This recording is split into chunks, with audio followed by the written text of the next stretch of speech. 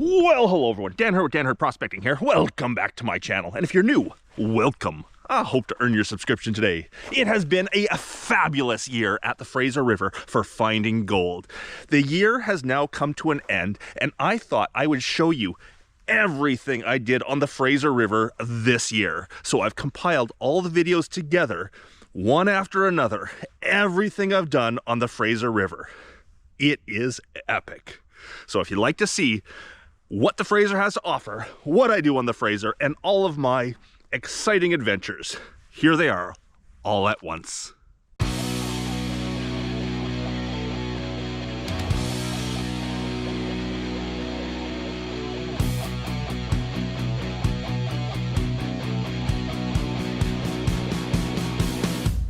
I'm back here on the Fraser River. The water's really high. Today I'm gonna be moving a bunch of big rocks and hopefully finding a bunch of big gold. So wish me luck, and I hope you enjoy. So it is the end of June. I think it's like June 28th today. And the Fraser River is still in a flood stage. It's nowhere near as high as it usually is this time of year. This time of year, it would normally be coming right over these rocks up here. It's still down 20 feet, 30 feet, way down there. But these big rocks up here have always shown us nice big flakes of gold and even a few small nuggets hiding underneath them. So today I brought some straps and I'm gonna see if I can move some rock and get some of the big gold that's hiding below. Don't know if I'm gonna tackle that pile there or this pile here. This one is really big. Those are manageable. Let me go and check. So my plan of moving rocks is not going so well. They are bigger than I was expecting. I got that one moved out of the way a bit. I tried that one, it's not budging. Tried that one, it's not budging. I think I need more than just straps and a ratchet strap. I need an actual come along to move these things. So I'm just trying to push this one here, like a couple feet that way, so I can get this guy out, and that'll open up a nice pocket in there for me to work.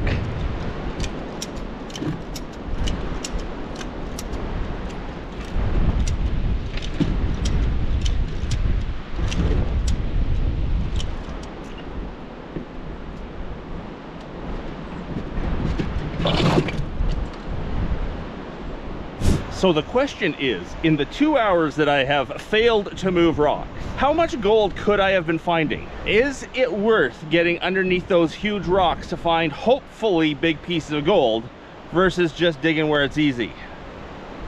Good question. So far, I'm failing bad.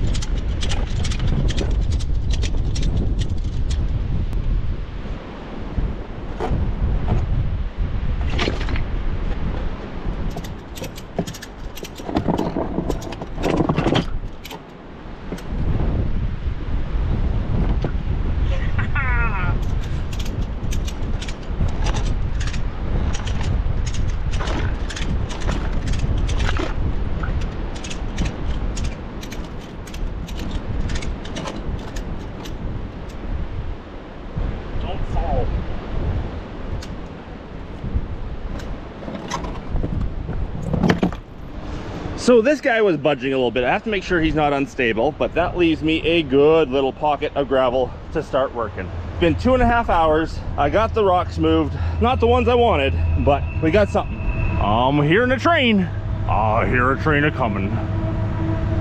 Coming around the bend.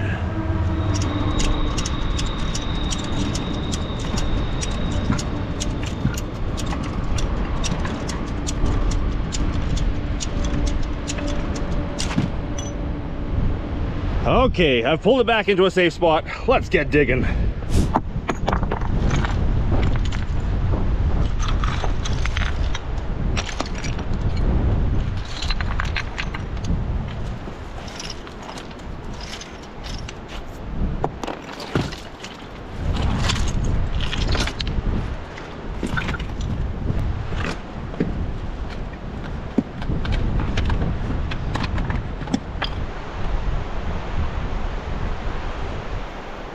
Now I do have the vacuum cleaner here today to get the bottom cleaned off nicely, but to start with, just grabbing by hand is going to be easier. And then we'll get the last little bit with the vacuum.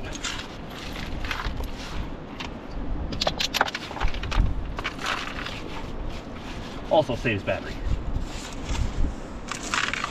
Right on bedrock. Exactly what I want. It's not quite a full pan, but let's go with it. Now, unfortunately, even with high water, it's a fairly good walk down to where I can pan. I really got to try this someday when the water's right up here, when I can just, you know, dig and pan all at one spot. That was my plan for this year, but the water just never made it up that high. We had almost nothing for a runoff this year. Okay, let's see if I can pan right here. Looks like this ledge doesn't get the waves up onto it, so I can sit here. Good sitting rock. And it looks like, so there's the high water where it flushes up, and then it goes right down to my boots being basically dry. So it's gonna be a challenge panning just because of the water fluctuation, but I think this is an okay spot.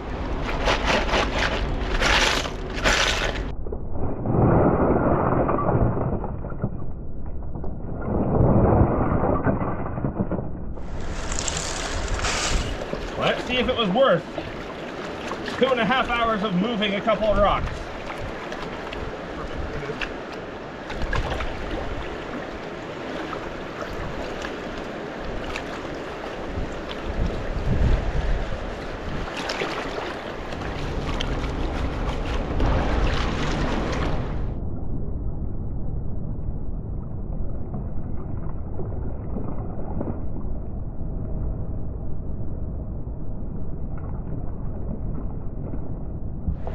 Some of those rocks I probably could have just moved with the pry bar, but I hurt my back last week, so that's why I decided to bring the straps and the ratchet down and see if I can move them that way. Gotta let my back heal. I don't know what I did. I just got out of bed one morning, my back was hurting. But it's been a couple of miserable weeks here, trying to get my back in shape. Okay, there's lots of heavy rocks down there, lots of black heavies. Let's see what there is for gold. Look at all those magnetite rocks in there. Those are all real heavy black magnetite rocks. That's a good sign. Heavies are washing out there. Iron nail, oh yeah. Couple of big pieces of gold. Not a big speck count. I've got 1, 2, 3, 4, 5 pieces, but they're nice size. This could be good. Now that is why I wanted to go in amongst the big rocks. Finding the big flakes of gold. Let's hope it really pays off. I bet you there's bigger down there than that. Now the brilliant Dan Hurd here left his snuffer bottle up in the truck. So I'm just gonna take one of my other pans and just load all my cons into a pan, and I'll clean it up and snuffer it up at home. But yeah, that's me, I'm forgetful. Don't know why it wasn't already in my backpack. And today I think my cons bucket will be my Tim Hortons cup. Works for me. A brief interlude to the video to say, if you enjoy watching my videos, a great way to show your appreciation is to make sure you're subscribed to the channel, or still subscribed to the channel. It's free, and all it takes is one click. And please make sure that if you have subscribed in the past, that you're still subscribed now, because YouTube has unsubscribed a lot of subscribers. Anyhow, back to the video. And on to pan 2. I think I'll do another pan, just grab it by hand, then I'll pull out the vacuum. Hand pan number 2. Ready to go. And back to my sitting rock. Strangely enough, about 2 feet off this edge, like there's a little ledge here about 1 foot wide, but about 2 feet off this edge, the water is about 50 or 60 feet deep. When this water goes down, and it goes down a good like 30 or 40 feet from here, it's just a vertical straight down, straight down, and the water is still way too deep to know where the bottom is after, you know, 40 feet down from here. It's a cliff, all right. Let's get panning.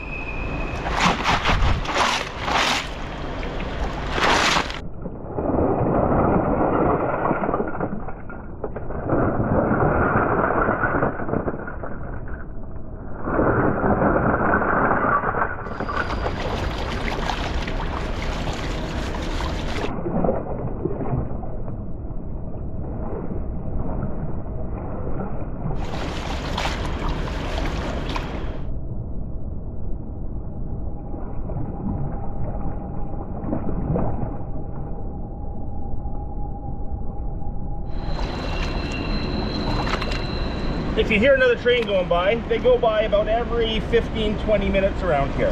There's 2 tracks that go down the Fraser River, one on either side. One goes up, one goes down.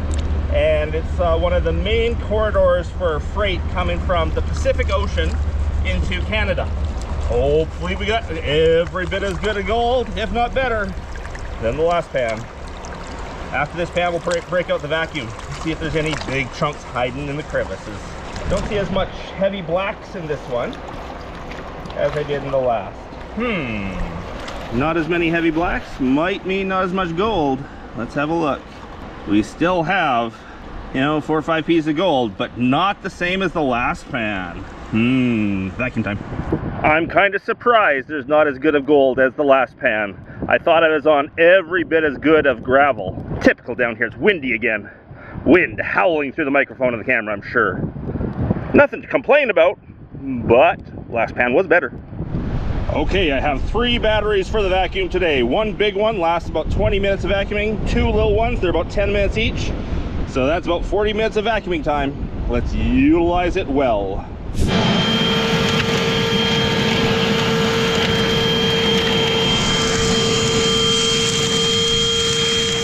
Some of the best pieces of gold, the nuggets I've found on this claim, have all been down in cracks just like this. So I'm gonna make sure that I do clean out the cracks very well. Want the bigger pieces.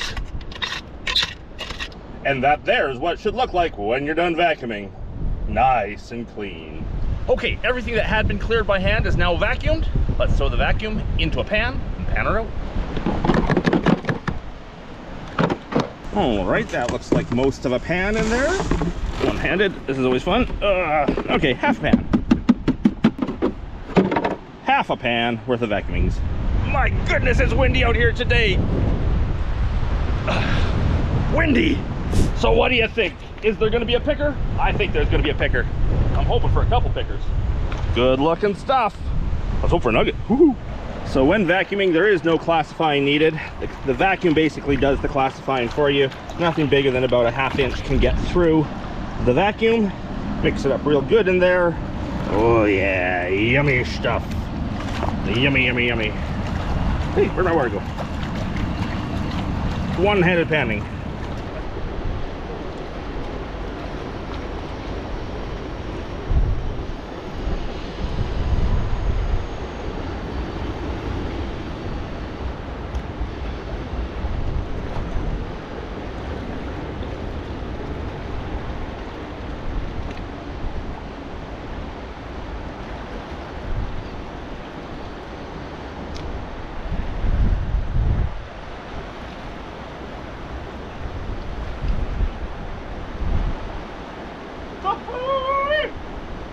That's a pan of gold. Now that is a nice pan of gold. We used to be able to do that kind of pan here all the time. It's getting harder and harder to find the good gold here though. But there's a couple little pickers. They'd be little pickers. Bunch of big flake. That's a nice pan. That is a fantastic pan of gold. I would guess in there's a 1/10 of a gram of gold in the one pan. Now, people are always asking me, or actually what people are always saying is, Dan, you find so much gold, you must be a millionaire by now. Well, that there is about a 1/10 of a gram, which comes out to about $10 Canadian. So, you know, add that on to the other $5 Canadian I've got so far, and I've got $15 for, I've been here for over 3 hours now. So, no, you don't get rich doing this, but it sure is fun finding nature's treasure. Just moved it around a little bit, get a different look at this. Still the same pan. And how about in the sunlight? I know it looks better in the sunlight. The problem is out here in the sunlight, the sun is so bright on the screen of my camera, and my camera screen is so scratched up, I can't see what I'm focusing on. I'm hoping it's all in frame right now.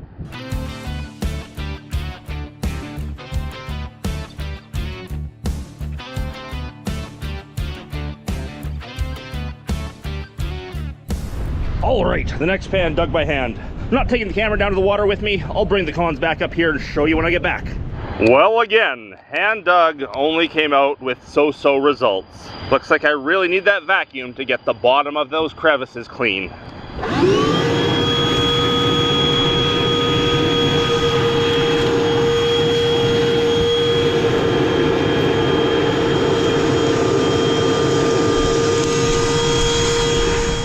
So if this load doesn't show a good take, I think I'm gonna move on and vacuum up somewhere else. I do have some other good targets for the vacuum, places that we dug last time we were here, and we didn't have the vacuum with us, so we just did what we could, but left a lot of material on the ground. Woohoo! So there are other areas that I can vacuum that might show us real good gold. If this doesn't do it, we're moving on.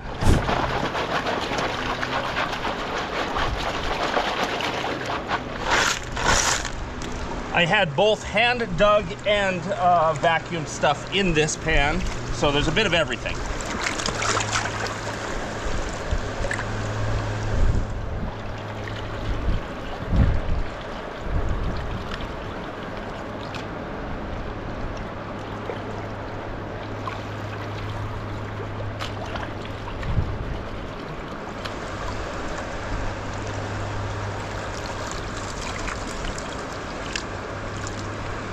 Okay, let's see.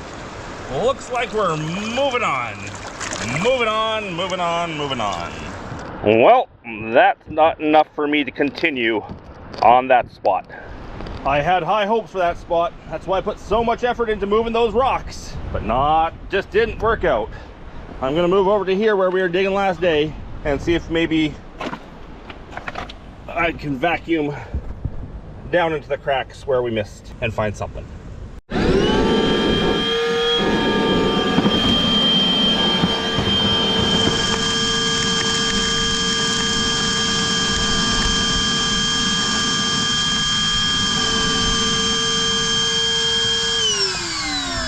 Well, we'll try that, and then we'll go and try the other spot I was digging last day. Unless that's really good. Well, panned that one out down the river, and it had some nice gold in it. Those are some nice flakes. I think I need to do one more pan from right there and see if there's more of that. Well, the big battery is done. Now on to the little batteries. They don't last long. So the last pan was taken from over there, and it was good. But I decided to come up under here for this pan. This is right on the, I was just digging over there.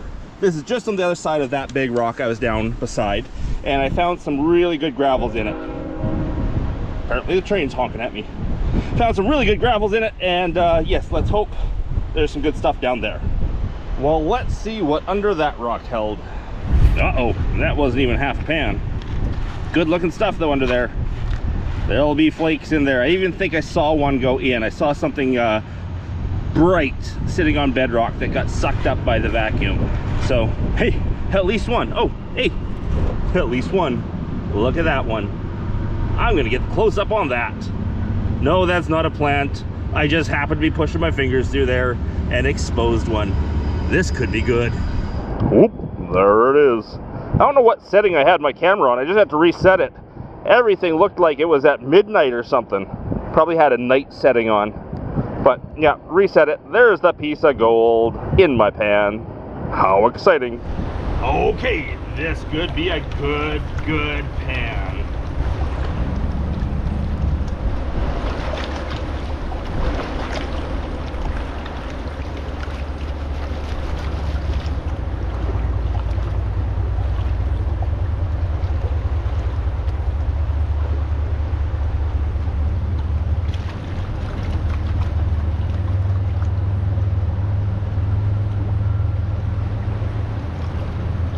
Okay, let's see what this looks like.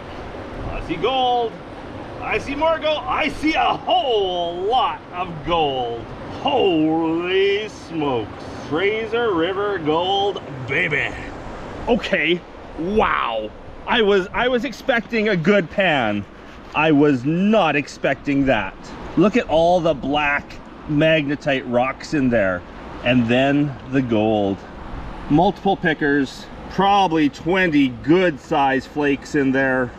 That is a pan of gold. Under that big rock, I was just on the wrong side of it. I'm gonna see what else I can do over there. No, this is not the contents of my snuffer bottle. This is just one pan, and one pan only. Beautiful Fraser River gold. Well, that is one windy day on the Fraser. I sure hope the cameras aren't annoying to listen to because of the wind noise. I hope I'm the only annoying thing here.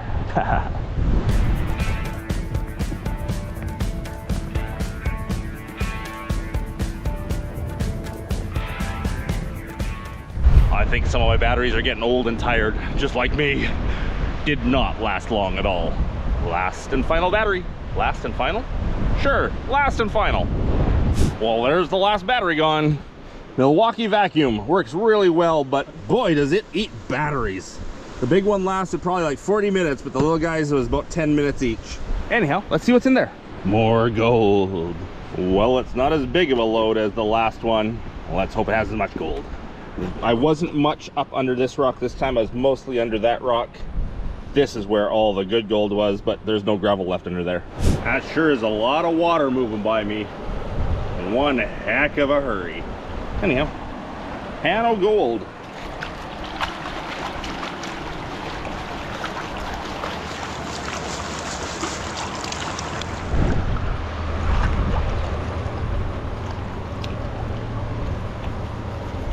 Shake all the gold to the bottom. Wash off the lighter material off the top. Shake again to make sure the gold's still on the bottom. And wash off the lighter material on the top. That's all gold panning is. Keeping the heavy on the bottom and washing off the light off the top. Come on, gold.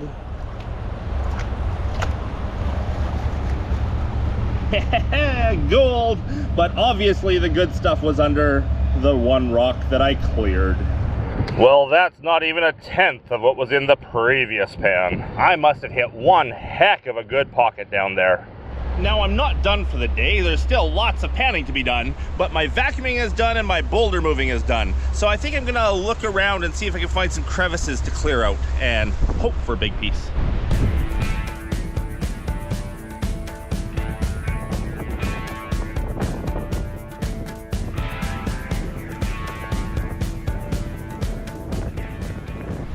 Well, I went and did some basic prospecting, just trying a whole bunch of spots. I probably tried 6 different spots, few flakes in each. Then I found one little pocket. It was very small under a rock, and I cleared it out, and I did all right. It's not great, it's all small stuff, but yeah, it's not too bad. Let's get the close-up on that. Now, a couple of these flakes are from some of the previous spots I tried. I didn't dump the pan each time, but most of this was from that one pocket underneath a big rock.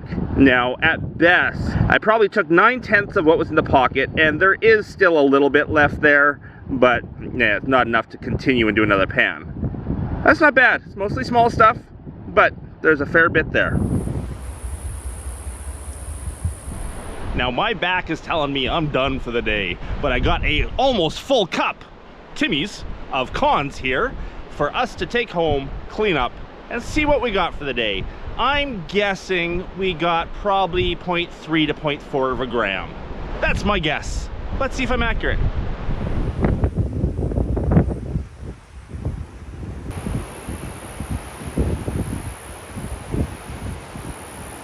As I'm cleaning up all my gear, I'm looking all around and I can't find my classifier anywhere.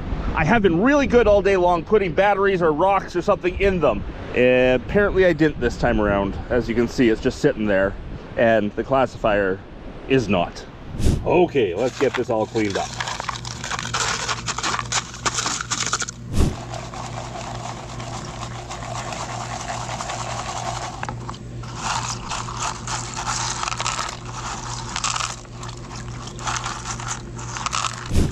What do you think about my safety sandals? Nice thing about working at home. I'm in my pajamas, you don't even know it. No, I'm not.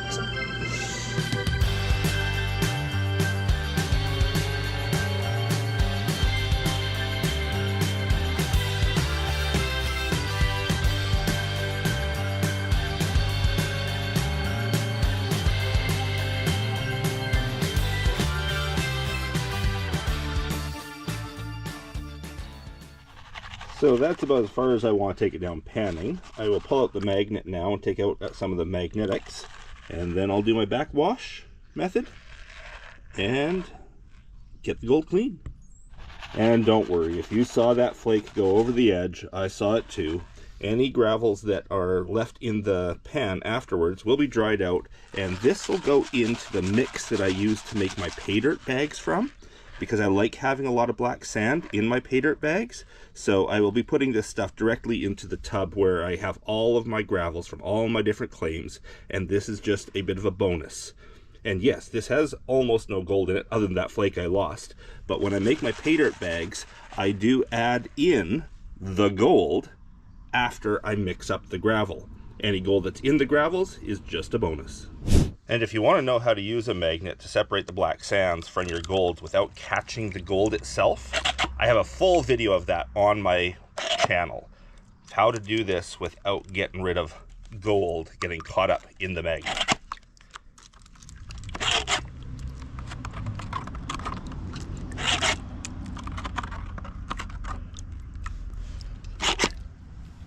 There we go. The magnetics are gone. And it'll be easy to clean the gold from there. Alrighty, we're going to slowly backwash the black sands. And as I get a full line of black sands in there, take the snuffer bottle and get rid of the black. Again, backwash the black sands. And you can see gold that comes down, just push her back up, suck up the black. There's a tiny bit of jet dry in here to make sure that the gold does not float away on the surface tension. And this is how I clean my gold to the final clean stage. Backwashing the black sands and then snuffering them up. Oop, got some gold coming back. Get out of there. And now to clean the gold, we're just going to slowly backwash the black sands away from the gold. When I get a full line of black sands in there, take the snuffer bottle, avoid that one little piece of gold there, and snuff it up. Let's try that again. We backwash the black sands all into one line. Oops, see that piece of gold that came back? We just push him out of the way. Take the snuffer bottle and suck up the line of black sand.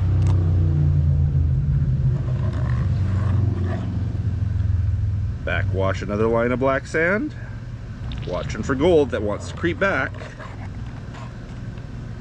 Suck up the back here, and this is how I get my gold perfectly clean.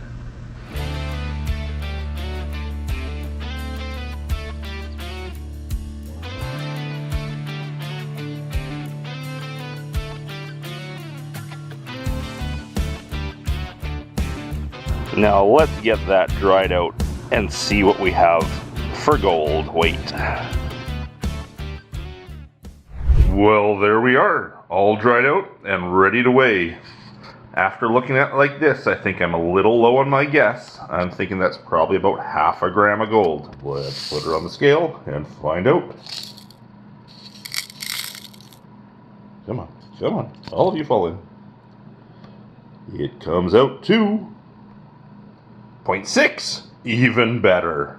Not bad for a fun day playing around on the Fraser River looking for gold. Oh look, even a bit more when I put the rest in. And if you're wondering about some of the white looking metal you see on some of these pieces, that is mercury coating a few pieces. Strangely enough, I didn't see any mercury when I was panning yesterday, but there must have been some hidden in there somewhere, because I see evidence on a few pieces of the gold. Mercury coating. And if you're wondering, mercury comes into the rivers from old-time miners. They used to use mercury to collect the gold, and a lot of it escaped into the rivers. And now modern miners are there trying to get rid of the mercury from the waterways because it is quite poisonous. Well, it's time for me to start that hike up the hill. Hope you enjoyed the video. If you did, please leave me that thumbs up. If I haven't earned your subscription yet, I hope I earned it today. And a big thanks to everyone for watching. Until the next one, bye!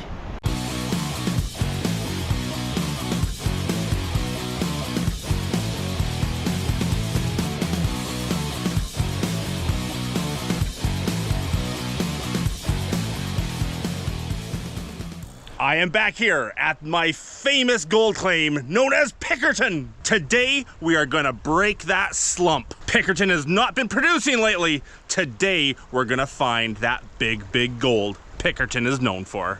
So wish me luck, and I hope you enjoy. Now, it is July 1st today, and Pickerton is flooded.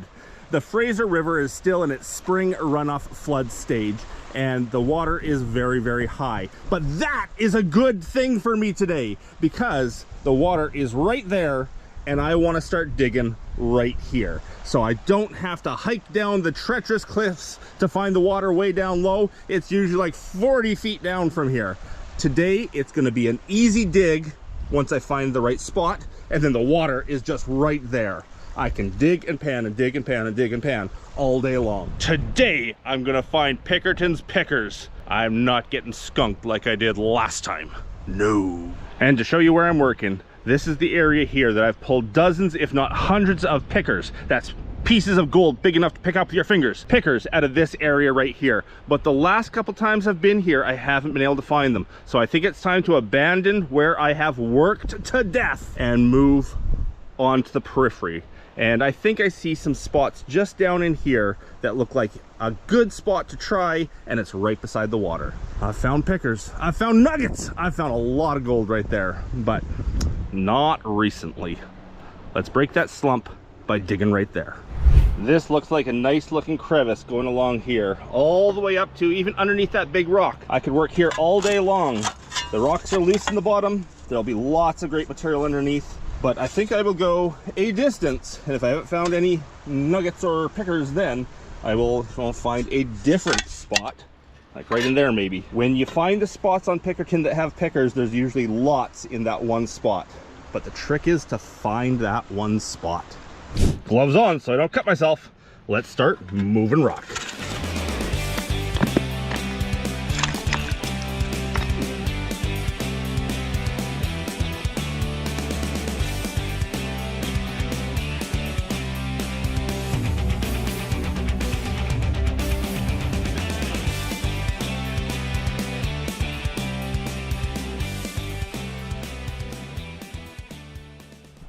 Well, there we go. The first pan is full. Now, unfortunately, as I was digging out of here, I did disturb a few pieces of greenery off the bar. You're not supposed to do that, so I'm going to take those right now. I'm going to find a moist place down by the water's edge, replant them, just to make sure if there's any chance of the greenery still surviving down here, it has the best chance possible. And I try not to disturb greenery any time I can. And when I do move rocks that were like moss covered that were in there, I always place them so that the moss is up again so it can continue to grow. That's the plan. Oops, another one. All planted nicely.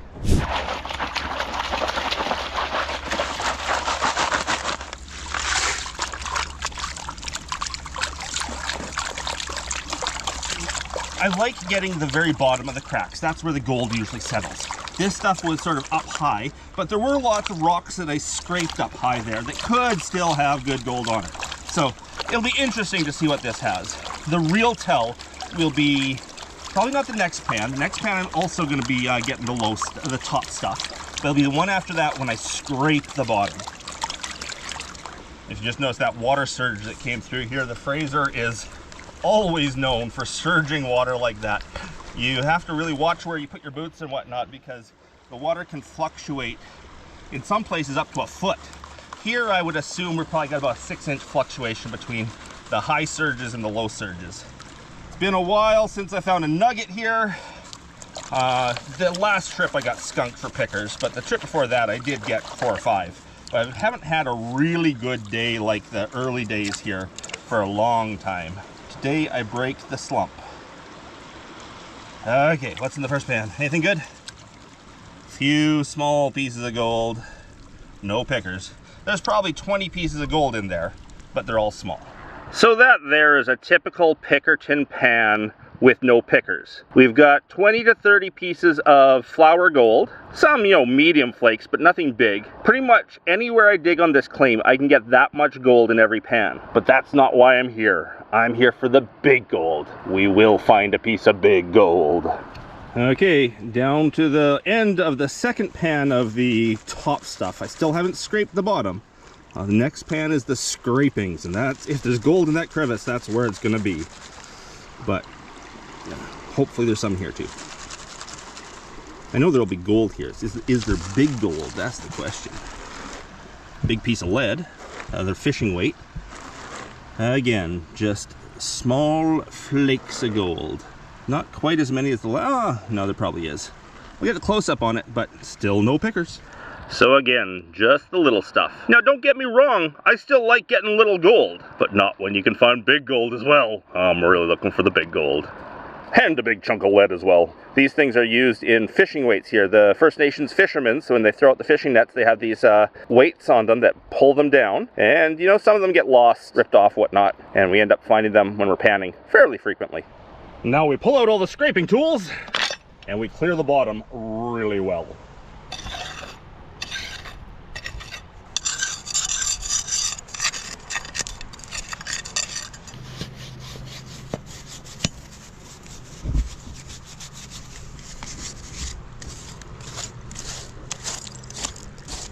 Well, that's clean enough to tell me if I'm on the right track or not. Let's see. It's only about half a pan, but if there's gonna be pickers in the bottom there, they should be there. Otherwise, I'm gonna ignore here and move one step over. And was that crevice worth it? No. More of the same, maybe even a bit more of the same, but no pickers. Let's move up to the next step up.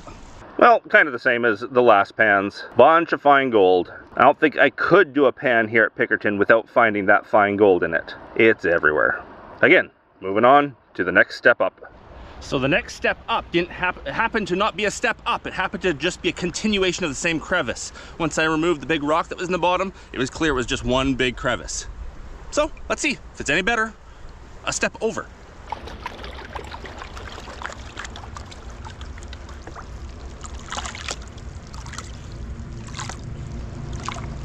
A lot muddier, the material over there. That might be a good sign. Maybe it means it's been there longer. Okay, let's have a look. Nope. Maybe, there's more gold, more fine gold, but no pickers. At least we're getting some gold in every pan to make it worthwhile. Keep the excitement level up. But I tell you, when I find that first picker, oh, then the excitement's coming up. I think these are bigger pieces in this pan too. Yeah, slightly bigger pieces. However, that's still not a picker. Well, this will be pan 7 from that spot. If it doesn't show anything, I'm gonna go find a new spot because it's not even showing hints, and that should be enough to show hints. Nope. Let's hit another spot. Little stuff, but that's it. So that crevice didn't do it. I did find another one just a couple steps up here. Let's see what this thing holds. I've moved a couple rocks out of the way already. And let's see if it's got any gold in it. So did a so-so job of clearing out the crevice. Got a full pan. This should tell us. Honestly, we are like right in line. Like right there is where I found all those pickers. It's sort of just downhill from this crevice. If it was flowing down this part of the bar, it should have caught here as well as there.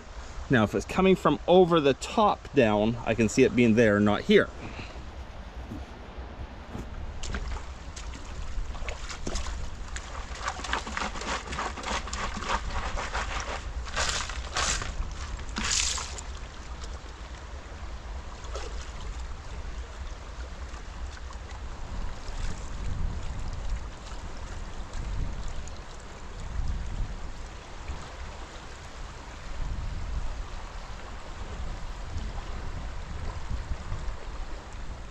Nothing. Well, small gold. 3 pans from the new spot, nothing but fine gold. So, yeah, I don't know why. I don't know why there was so much right there and none right here. Maybe I do have to go up top and see if maybe it's coming down from above. One more from right here. One more. Well, got the bottom of all 3 pockets in that one. If there's gonna be a piece of gold in this section, it'll be in there.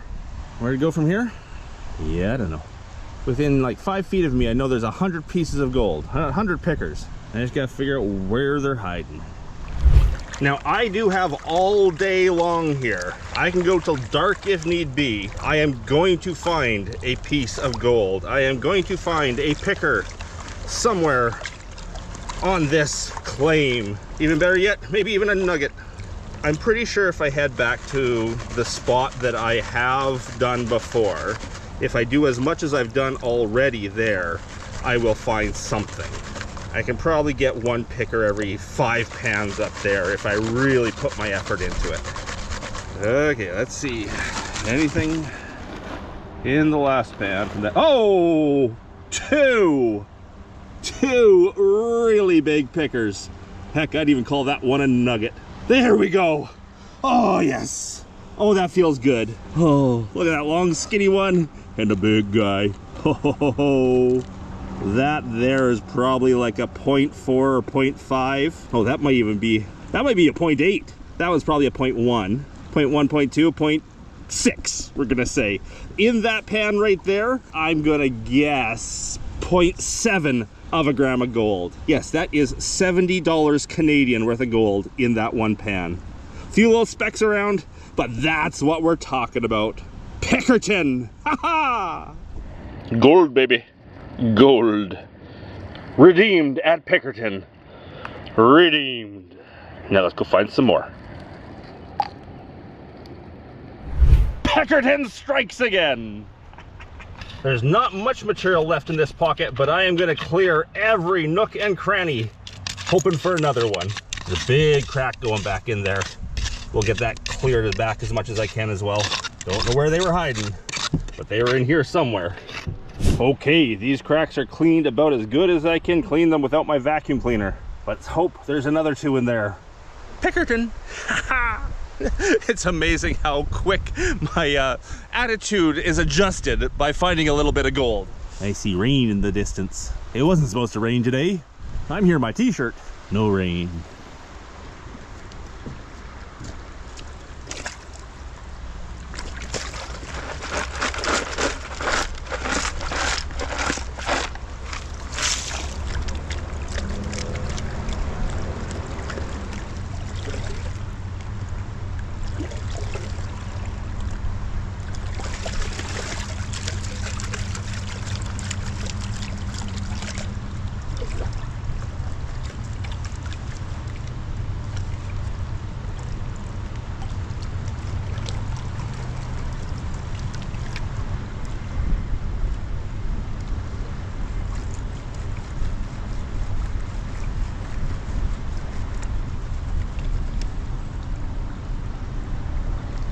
And is there more in this pan?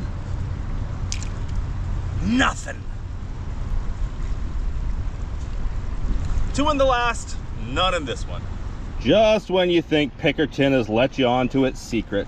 There's a whole bunch of small gold in there, but no pickers, no nuggets. There is a hatchet on that rock right there. I think that's left over from the claim jumpers we found here last time. Okay, quick bite for lunch, then back to finding gold.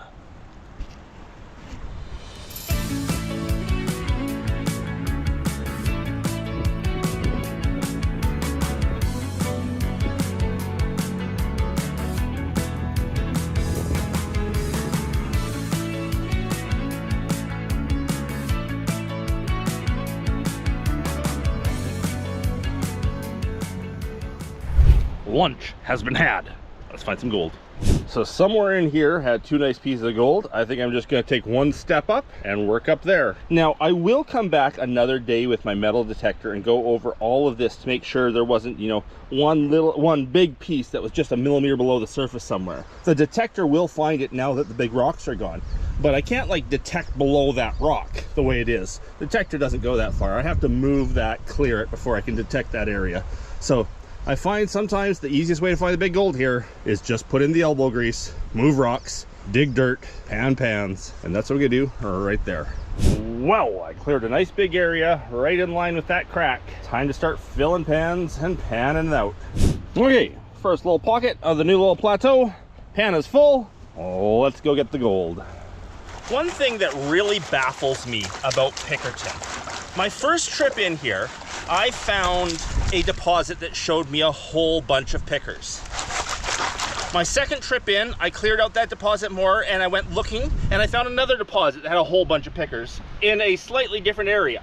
My third trip in here, I worked that different area and I got a whole bunch of pickers. My fourth trip in here, I brought the family down and we found one of the best deposits on the site. So that would be like 4 trips in and I found 4 different great deposits. Now, am I just so lucky that I was able to find all those deposits with so little effort early on, and then later, like now, I struggle and I can't find more deposits? Are there other deposits around that I'm just not finding like those? Were those spots just so obvious, my intuition just led me right to them really quickly? I don't know why I was able to find so much early on this claim, and then not finding it once I cleared out those deposits. Were there really only those first 3 good deposits? Was that it? I don't know. One of my reasons today for trying different spots is because I want to find the next big deposit. Those were fun. Okay, new spot. Is there gonna be any gold in this one? A lot of people have been asking for a geology lesson of the day in every video. Sometimes I just don't know what a good geology lesson would be to talk about on a new spot like this. Should I talk about the slate or shale that I'm digging in? I think I've done that before, actually. Talk about why there's big gold on Pickerton and not on other Fraser River sites? I don't know. That baffles me. I don't know what a good geology lesson would be in each and every videos. If you have some suggestions on a panning video like this at Pickerton of what a good geology lesson would be, leave a comment below. It's raining again. If it's something I can easily talk about in a video, I'll try to do it. Come on, gold, come on. Maybe it was just all up on that one higher ledge. 10 pickers in one pan, come on. I'm not greedy. I've had that here. I've had 10 pickers in one pan. I think I had 13, 15, something like that. I had a lot in one pan. That's that really good deposit I talked about. Okay. Come on, show me the money gold. The money gold? The money shot. The gold. Show me something. Wah, wah, wah. No pickers that time. The next one.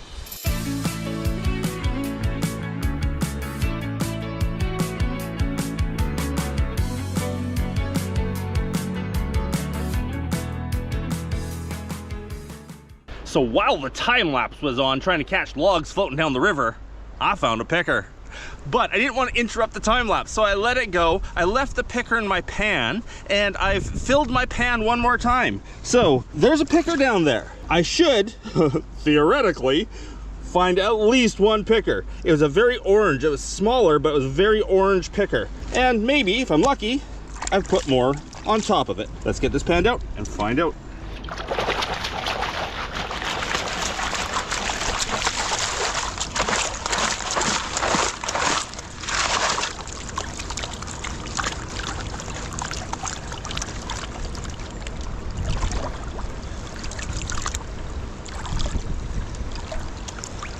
Now, I am not worried about losing my piece of gold that's in there. Leaving a piece of gold, especially one of a substantial size, in your pan is a pretty safe thing to do. Gold being 19 times heavier than water and at least 5 times as heavy, well, about 3 times heavier than anything else in the pan, stays on the bottom pretty much no matter what. I would have to do a pretty bad job of panning here to lose that piece of gold. Come on, 2. Come on, 3.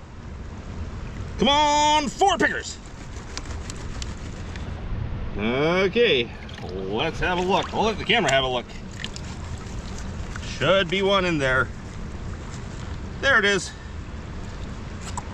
Picker. And picker number 3 for the day. Can I pull off a 4th picker today? That is now the question of the afternoon. And that one is substantially smaller than the last 2. Does that mean the next one's gonna be bigger? I'm getting tired. It's getting late-ish. You know, I still have a 3-hour drive to get home. So I think what I'm gonna do is I'm gonna continue panning until I find one more picker.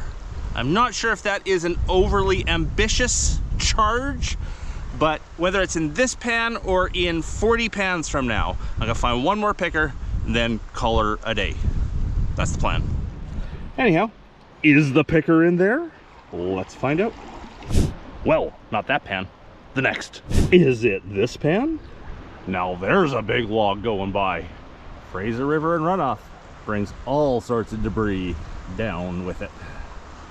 Well, 6 pans later and I've learned something about myself. I should not give myself ultimatums like that. I can't leave until I get one more. 6 pans, 2 different spots, everything I could think of, and what have I found? Another picker. But I am tired. That's a nice picker. One last picker to end off the day with. And that there is what Pickerton's known for. It's nice gold pickers. 4 for the day. Well, 3 pickers, 1 nugget. I finally ended that dry spell of nuggets at Pickerton. Okay, let's have a look at the gold here once in the field, just see what it looks like, then we'll take it home and weigh it up. And there you be, folks. 1 nugget, 3 pickers, a bunch of fines. Not a bad little nugget. I'm guessing that's half a gram. Couple of 0.1s or so, and then a bunch of fine stuff. Now the fine stuff isn't what we're going for when we come to Pickerton, but it actually adds up. There's a fair amount of fine material here. But you know, I could go with that stuff all day long and not equal what's in one of those pieces. So make your guesses right now. Leave them in the comments. How much gold do you think that is? I'll be taking this home, weighing it up, and leaving a total right here. Well, there it is, the gold from the trip. Let's get that on a scale and see what it says. So the big one comes out to 0.46, 0.47. Basically a half grammer. And the smaller one,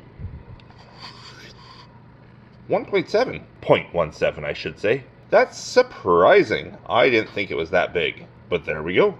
And all together, all 4 pickers and the fine gold,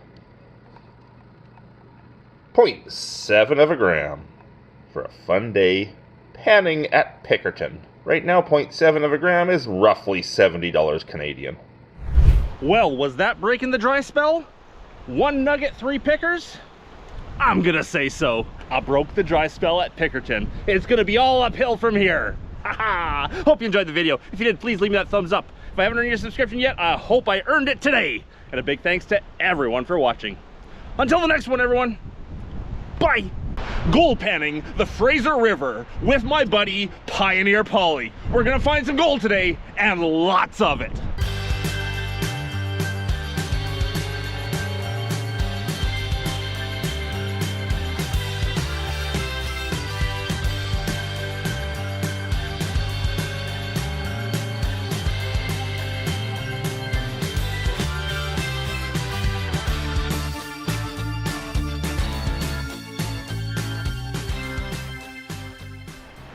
Well, hello everyone, Dan Hurd, Prospecting here. Welcome back to my channel. And if you're new, welcome. I hope to earn your subscription today. I am out here gold panning on the Fraser River with my buddy Pioneer Pauly. I told him today we're gonna find him lots of gold. So I've taken him to our best site where we know we can get gold in every pan because there's gold everywhere on the Fraser River. And this spot is really good. The weather is not really cooperating. It's really windy out here.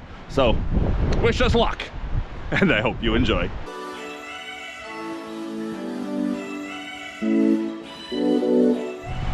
So with Pauly here today, I might be able to pull this piece of serpentine off the bar. We will. He is tough. Other than the wind, it's a beautiful day. And the Fraser River is on its way up. It's probably about 15 to 20 feet higher than the last time I was here. So we won't be able to get the low stuff, which was the best, but I know a good spot that will get some pretty good gold. So Paul, anywhere through this flat area in here is good. We're gonna be rich. Just walking the bar now, looking to see if I can find a good spot to start. I like the looks of all this pea gravel down through here. I think I'm gonna try behind that rock as a starting point. Where I want to out on the point is underwater. So let's see what's right there. I really like the look of all the little black rocks that have washed out in here. It means that there's heavies washing off on the surface. Let's hope part of those heavies is gold.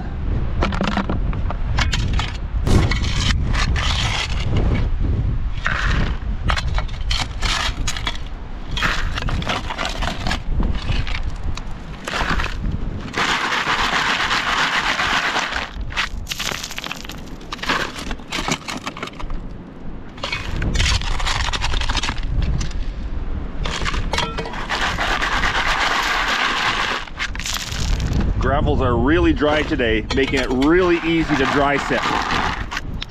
There's a full pan. Let's see if we got gold. I'm gonna get gold before Pauly. I'm gonna get gold before Pauly. Hey, look, a sitting rock. If that one doesn't work, that one will.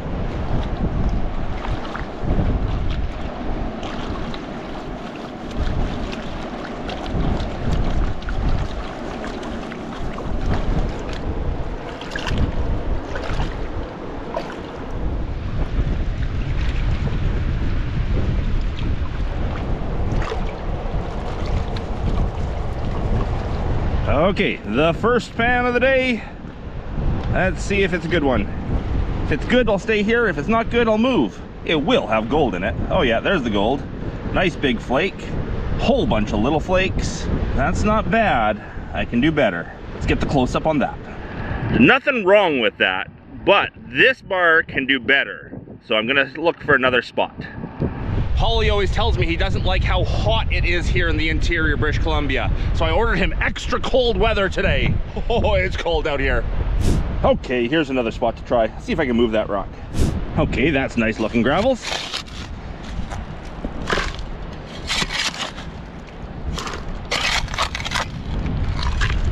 I just heard something from Pauly. He either found gold or he's complaining that it's raining. I don't know. It's so windy out here, I had to put my wind strap on. Otherwise I'm gonna lose my hat. This material was a bit wetter, so I didn't dry classify it. I'm gonna wet classify it to make sure there's no gold sticking to the rocks.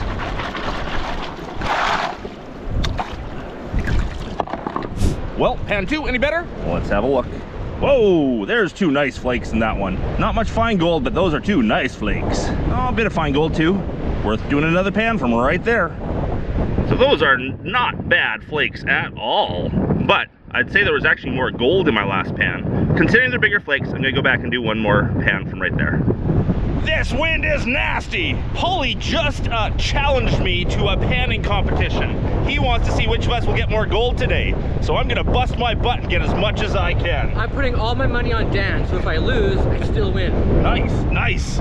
Now, if you want to see how much gold Paul gets today, you have to check out his video. I'm not gonna show any of Paul's gold on my video. If you want to see what he gets and how the competition goes, you gotta check out Pioneer Pauly's channel. That was nice. Now, Paul told me he has some good advice for me. This should be good. So because the wind is coming in from the northeast, I noticed this rope right here. And because this rope is kind of to the left, it's on a weird angle. So that helps this rock point in a direction where there's gold. That makes complete sense.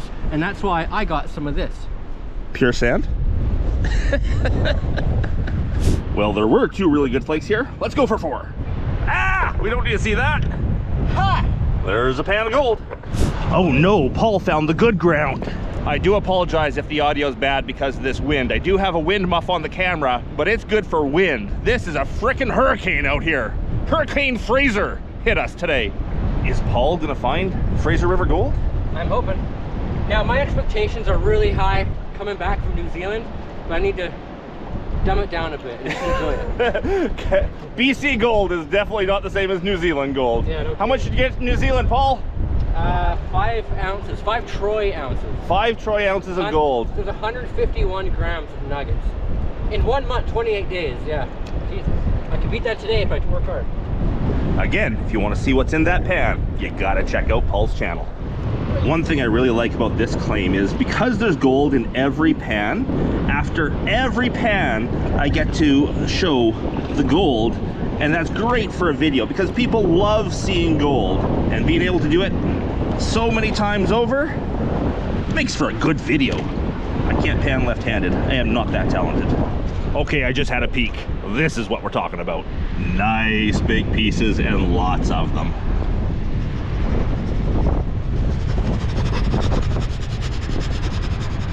You smell gold?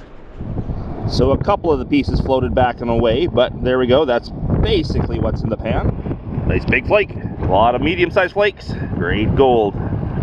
Paul just said he had a better pan than me. Okay, back for more. Best cameraman in the industry. Now I'm gonna be really bad. Well, hello there, Dan Hurd here with Dan Hurd Prospecting here. Welcome to my channel. If you're new, welcome. I hope to earn your subscription today. I nailed it! Almost!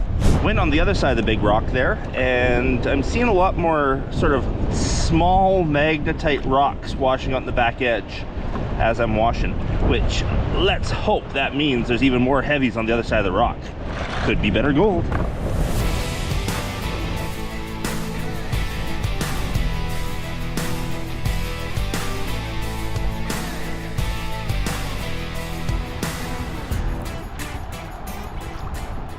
The wind is so much here that it's actually blowing our pans and classifiers away. Spring in British Columbia, very unsettled. It's raining in the sunshine with a hurricane. Well, it's definitely consistent here. Nice gold in every pan. Almost as good as the last. Not bad at all. I'm on a good spot. Nice. Okay, let's go there. Well, I believe this is pan 11 or something like that. Well, let's go see. Well, it's consistent, that's for sure. Maybe this is what we need, a hurricane every day, because it seems to be giving us nice gold. Okay, I'm getting some pretty darn good gold down there, and it's very consistent. But you know me, I can't stick with one hole. Paul, you can have that spot. I'm gonna try right there. Well, my new spot ended up being very sandy, so we'll see. Pan in pure sand here. Hopes are not high for this pan. Let's hope the Fraser proves me wrong.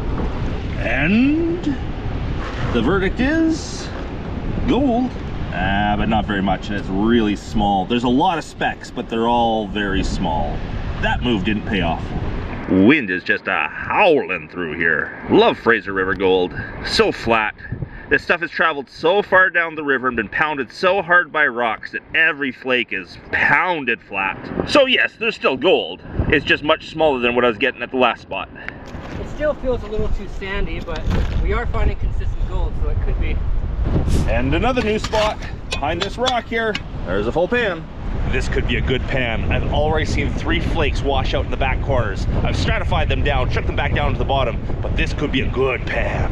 So often you'll see gold flakes washing out in the back corners while you're panning. That's a good sign it's time to stratify it and get it shaken down again. But if I see lots coming out there, it tells me there may be lots in this pan.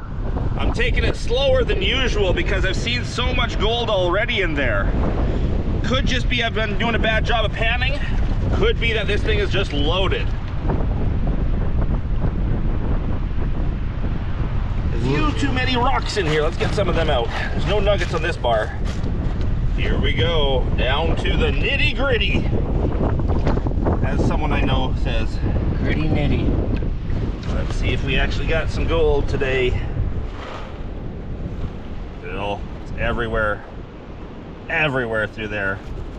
You get that all in one spot and take a picture. Wow! Whoa! That is not bad at all. That is a nice pan. Lots and lots of gold in there.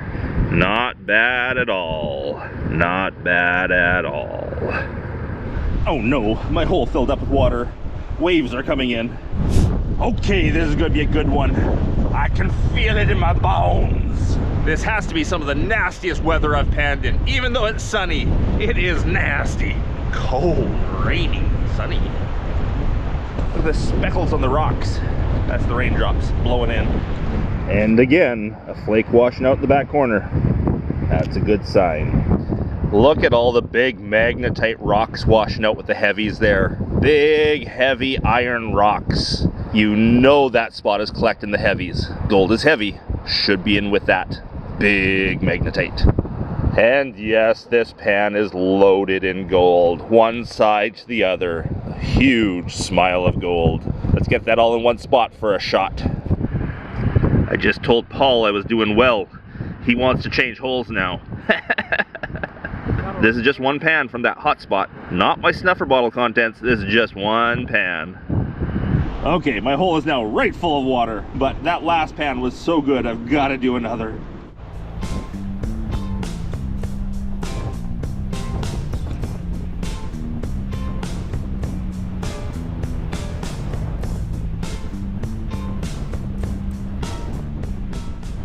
I'm a little worried about that cloud bank coming this way. That could be a storm. Let's get all the gold while we can. So for this pan here, I tried going as deep as I could, but often on these bars, it's flood gold that we're working, so it's up near the top. And I haven't seen any gold washing out in the back corners of this one. So I'm thinking that it's probably better to stay up shallow than go deep.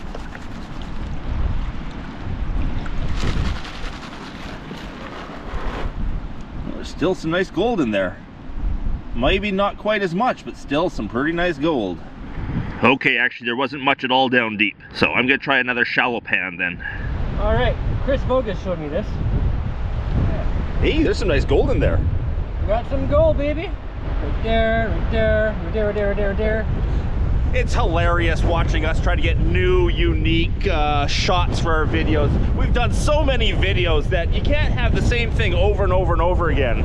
So we try new things. I'm up to like over 1,000 videos now. You can't have the same panning video every time.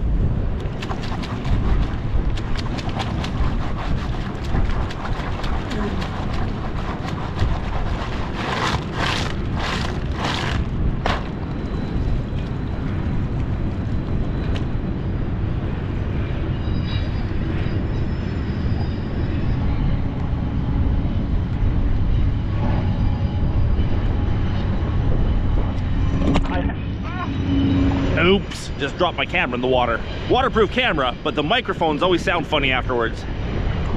Anyhow, back to panning.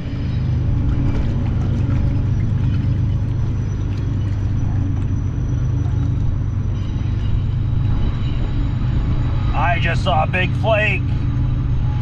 Let's see if I can get it exposed again. Oh yeah, 2 flakes back there. Nice. And there's one over there too. This could be a good pan. Let's get the close up on those. That's looking like the biggest flake of the day so far. Plus there's another one right up there and one, oh, way over here somewhere.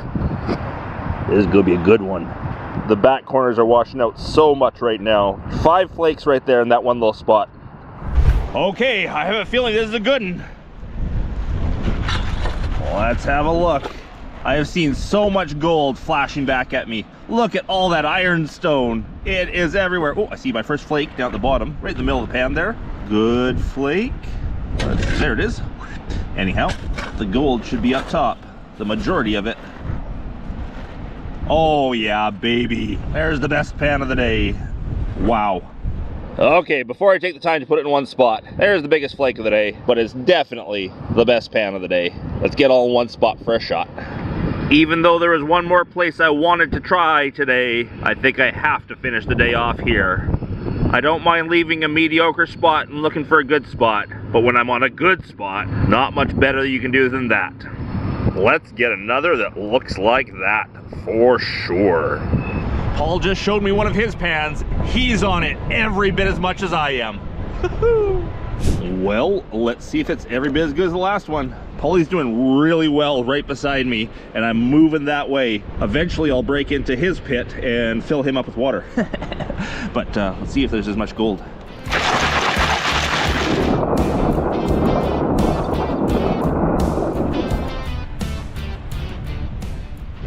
So this pan is filled with material from down deeper. I think I went too deep because there doesn't seem to be as much in it.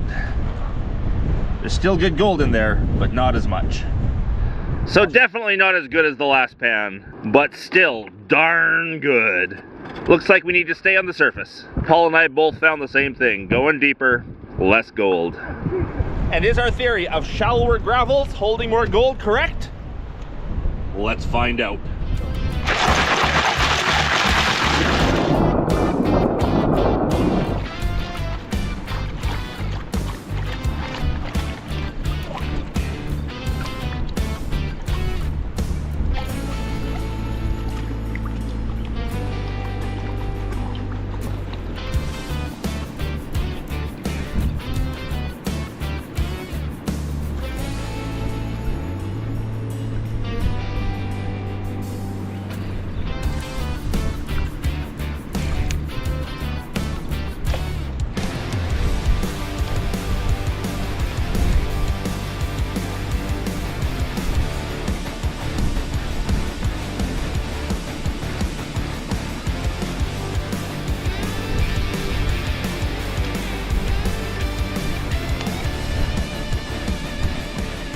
not bad gold, not great gold. I kind of thought that pan was going to be better than that. Don't get me wrong, that's awesome. But I thought it was going to be ultra awesome gold. Maybe going to the left wasn't the right idea. Maybe I should go to the right. Let's try that. So Paul and I want to do some filming of some other things here today other than just the gold panning. So we're going to make this our last pan of the day. Let's hope the last pan is better than the second to last pan, for sure. Hey, on to the last pan of the day, and I made sure it was a doozy. I filled it right to the brim. Let's hope there's some nice gold in there. End the day off with. And here we are, I'm down to the end. Let's see what she shows. Lots of heavy ironstone. And no gold! Oh no, there's one piece. There it is. Ooh. Gold throughout. You know how GoPros work. You can't get that close, Paul. Let's get out the close-up for this. This is kind of weird. I have not seen much lead all day long, and then all of a sudden, this one pan, there's about 10 pieces of lead in it. Lead shot, lead chunks, lead. I was definitely on the heavies there. I think the sun might be too bright here. Too bright for that. Let's put it in the shade to get that close up. There we go. That's the way to end off the day. A pan like that is amazing. Now I did manage to find another snuffer bottle to snuff up all my gold today, so it's not part of the cumulative total of the last 4 days on the road here. I'll show you what today's take is, but I will add it to the cumulative total so that you can see what I got for the last 4 days. If you haven't seen those videos, this will be the last of a 4-day road trip where I got lots of gold. Go check out the previous videos to see the chunks I got there.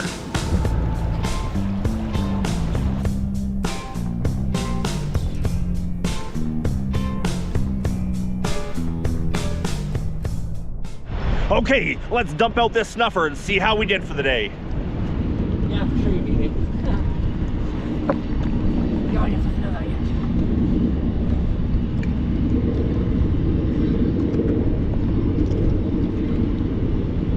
yet. Well, damn, we did well today. I just had a glimpse of what's in there. That is some gold. And a lot of it.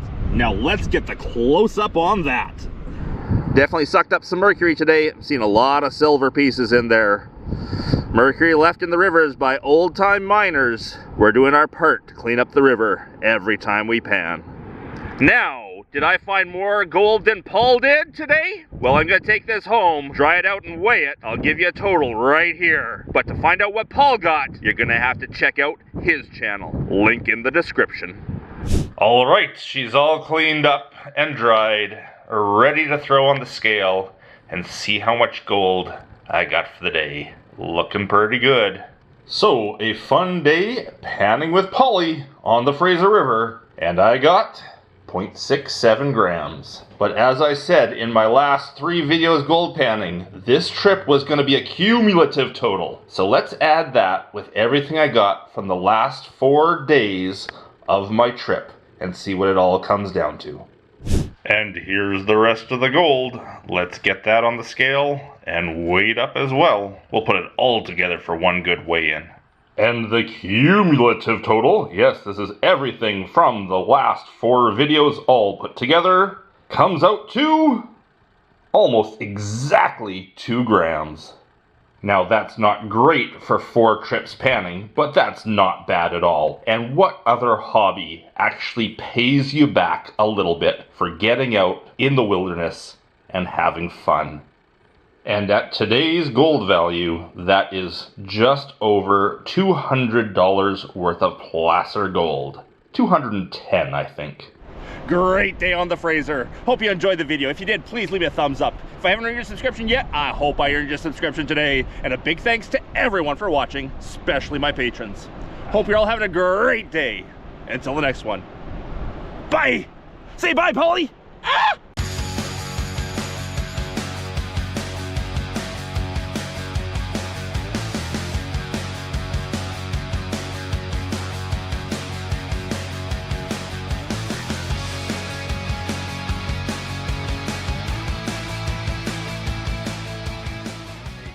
I am back here on the Fraser River with my buddy Pete. Say hi, Pete. Hey, how's it going? The water is still crazy low. It should not be this low. We're gonna take advantage of low water and try a few spots that we can't usually get to. If we don't find gold down here, we'll move back up top to where we know there's good gold.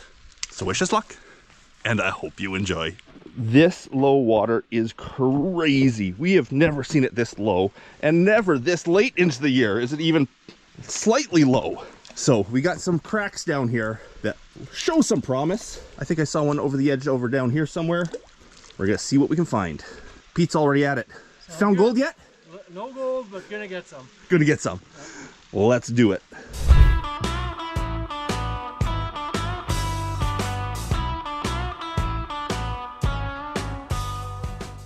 So we've each grabbed a crevice. Pete's over there having his morning snack, it looks like. But he's gonna clear out a crevice there. I'm gonna clear out this crevice right here. If we don't find gold, as I said, we'll move up top. But actually there's another crevice right there I might get to. We'll try them both. And there's a tiny little spot where I can pan. I think Pete's just having fun throwing rocks. Yep. Okay, let's see if that piece of rock there is free and we can get the material that's in behind it. There's a little bit there. There's not much. Not much at all. I'll be lucky if I can fill one pan from down here. Oh yeah, really easy to move the rock. And a little bit of material behind it. Well, that's gonna be my first pan, right there.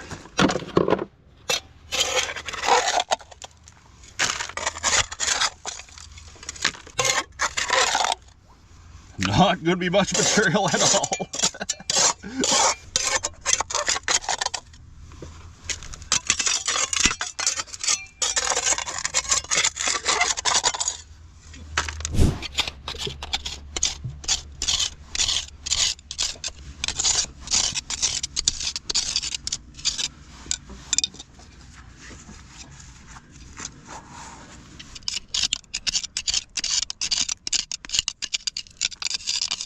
So no, that crack didn't even have enough to fill a quarter pan. There might be a few other little tiny deposits here I can grab, but let's pan that out and see if there's anything. See if we're just wasting our time. Okay, I did find another tiny little crack there, but basically just, you know, not even half a cup of material, just little bits like that in the pan. Let's see if there's anything in there. What's that, Pete? Zero. I'm probably gonna get the same in mine. So Pete didn't find anything in his first pan. If I don't find anything in mine, we're moving. There's places on this bar where you can get like 30 pieces in one pan. And I know exactly where they are. Just with this water being so low, we thought we'd come down and try right at the water's edge. A, stuff that we can't always get to, and B, the water's right here for panning. Up top, it's a long ways away. Oh, there's gold. Let's get the close-up for that. So yes, there's gold. We'll snuffer that up, but we're gonna find a better spot than this. I know there's much better spots than this on this claim. Okay, maybe one more try down here. This rock is loose. It's got some nice material behind it. One more little handful. And there was nothing in that spot either. Moving on, moving on, moving on. Alrighty, now that's some good gold. I decided to change spots. I've come way up the hill, up into this spot that has a whole lot of fractured up shale here, and just dug into some of the pockets, and wow, wait till you see what I found. Now my first indication I might be onto something good is I found 3 lead fishing weights up there. That is always a good sign. Heavies are washing out. Then, below the lead, oh my goodness, there's gold everywhere. Let's get the close-up on that. There we go, first good pan of the day. Gonna do a few more pans from this spot here, maybe move some boulders, and see if maybe we can find some bigger gold in this area. Just pushed it all into one spot so you can get a better close-up look of that gold. Let's snuff it up and get another pan.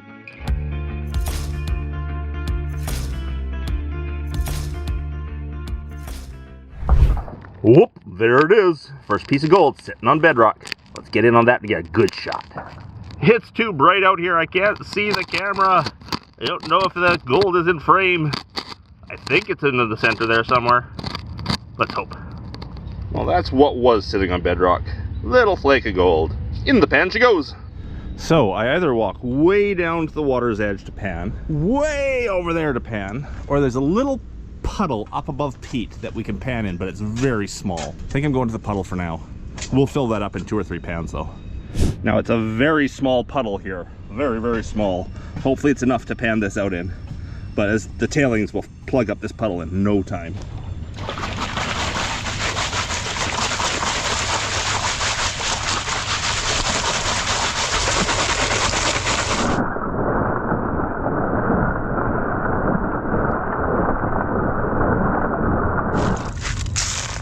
Come on, gold. More than the last pan. More than the last pan. I hope so. I just started panning. Oh, here comes Pete with a pan too. Pete's gonna have good gold. I can feel it in my bones. I may have to shovel out this puddle every once in a while. Yeah, I'm working this one here. You're working with that one? Easier than going down to the river, even though it's hard panning in the puddle. Yep. What are we, like 30 feet above the river here? Probably? At least. Yeah. At least? And the weird thing is the river gets up this high and higher when spring runoff comes. Okay, come on gold. We can do it. There will be gold. But how much? I know there's at least 1 flake. Oh, 2 more pieces of lead. That's a good sign. Down on the heavies. Oh, not quite as much as the last pan, but still pretty good. There's probably 20 pieces of gold in there. A couple of okay flakes. Pete says nice. That's the way to do it. And how many are in yours? Big guess. I had 10 last time, so I'm going 14 this time. 14. Awesome. How do you feel about that pan, Pete? 10 or 12. I'm used to 20 or 30. But I got some, but not much. Counting the wee little ones. Oh yeah, there's gold. Yep. There be gold in your little pan. Yep. Little pan for little man. Yeah. Well, there's my pan. Pete had about half that amount of gold in his, but he was doing some topsoil stuff. He's now down onto the bedrock, so his next pan should be better. Zoom in a little closer. Okay, on to panning some more. You still have a ways to get down to the bottom there, Pete. I know. I got this crack here, right here. Oh, that'll be good. That's right above the crack that we had so much gold in. Yes. And it's kind of similar. Running down. Nuggets, man. You're finding nuggets today. Yep. Once you get it cleared, we should try to move this thing out of here. And me, I'm just clearing bedrock. I think I'm just gonna keep going up to the rock face there. Just keep going, going, and going. Hopefully somewhere in there, there's a big one. Found a great little pocket going down that way. Cleaning out the best I can into my pan. My pan is full. Haven't seen any gold on bedrock, but I know it's there. I know it's in the pan. And before you waste any of your time typing it, yes, I could be using a vacuum to cleaning this up. I often do bring my vacuum down here to suck up the material that's sitting on bedrock. I decided not to today because it's a long hike in and I just wanted to take it easy. I didn't want to be packing a whole bunch of gear. Yes, I could be using a brush to brush it down. There is reasons why I could and why I shouldn't. But today, I'm just taking the easy stuff, finding easy pans, taking it easy, and enjoying myself. All right, here we go again. I'll show you what I got in there in 1 sec. And in this pan, we have another, another lead weight, an unshot bullet. So a 22 bullet there that's unshot. And another chunk of lead.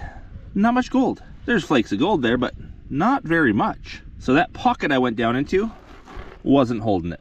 Let's go the other way. So yes, gold, but not as much. Next pan will be better. Hardly nothing for me. Hardly nothing for Pete? Yep. Uh-oh, maybe it's time to move again.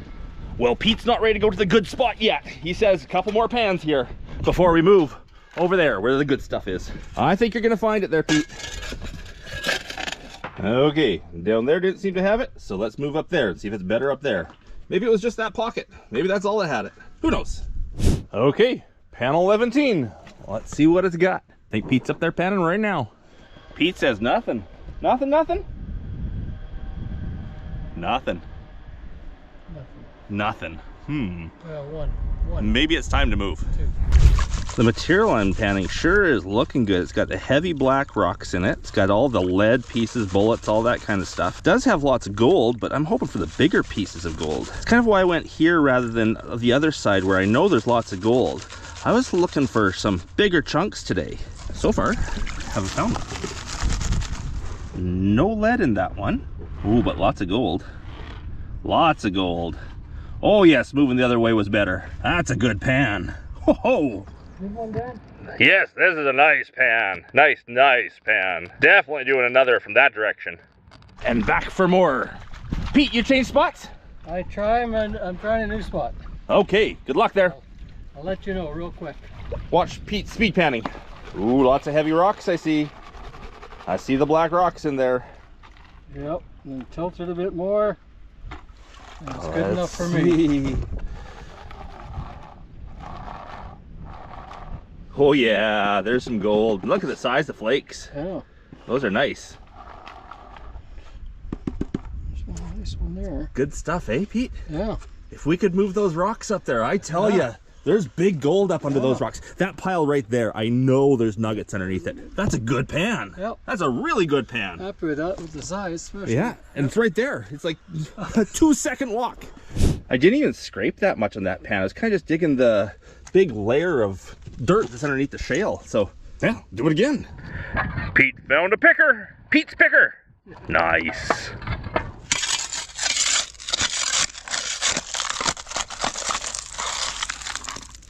Really easy digging. Less than a minute to fill the pan.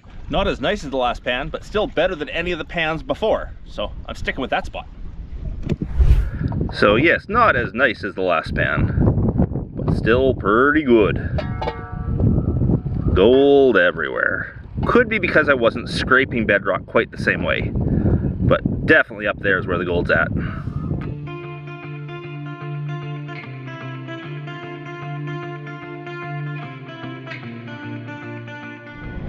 Okay, this time is a lot more scraping and brushing and cleaning bedrock. Let's see if it means more gold. If not, I'll just take the easy stuff every time.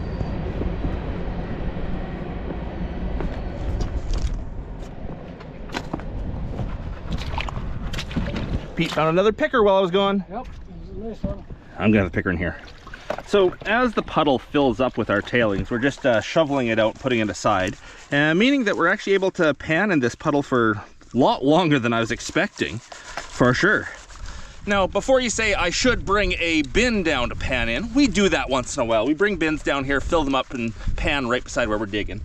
It's just a long hike in. The more you carry, the harder things are to, you know, get in. So we don't bring too much stuff down here. And today we have a puddle to pan in, so we don't even need the bin. Some days you have to walk down to the river. Sometimes we bring a bin. Okay, let's see if scraping the bedrock does a better job than just digging the easy stuff. Still no lead. That's interesting that I had so many pieces of lead in that first section and none up here. Ooh, nice big piece of gold. Not quite a picker like Pete's. And not all that, oh, it's a good pan. It's a nice pan, but yeah, I'm not sure if it was worth the extra time to scrape the bedrock. Well, it's nice and consistent, especially for easy digging. Gold in every pan. Yep. What'd you find, Pete? Oh, another, that's even bigger. Pete is on the big gold. Bigger, yep. Pickers in every pan. And nice. That'll add up way faster than what I'm getting. Right. You have half the number of pieces, but they're bigger. Yep. Adds up way faster. Yep. Well done, Pete. Ah, that's awesome. So the bedrock took a bit of a step down. I didn't get it on film because I left my camera up here, but took a step down. Looked like really good stuff, and I saw 2 flakes go in. So, could be good. Oh, Danny boy, that's the way to do her. Yeah, still nice, Pete. Still nice. Yep. Not as good, but nice. I'm running out of water here. Yep.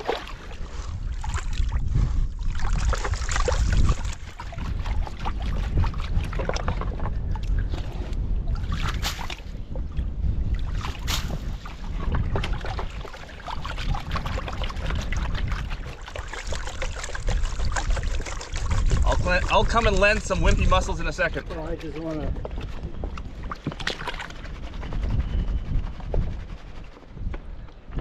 This could be a good pan. Seeing 2 going in makes me think there could be a lot more there. especially since the bedrock stepped down like that, could make a natural catch. The material was wet down there, as in it might be a low spot, and I just have a good feeling about it. Okay, let's see what's in here. Another 22 bullet, unshot. Oh yeah, there's some nice gold up there. Not much better than the last pans though. Very consistent, very, very consistent. But I said I wanted the big pieces today, and I'm on a spot that has consistent small stuff. I might need to move up to where Pete's at, get some of those pickers, steal Pete's pickers. Okay, we'll see how this pan does. If it's not really good, we're gonna move up top here. Well darn, it's one of the best pans I've had today. Not the best, but one of the best. Now what do I do? Well, those are bigger pieces than I've been used to down there, but they're not the pickers that Pete's been getting. So let's move up top and see if we can find one of Pete's pickers. That's right, I'm gonna steal from Pete. Okay, it's a pan from Pete's spot, which was actually my spot. Just underneath that green rock right there, we found a whole lot of pickers, a lot. The problem is we can't move these boulders.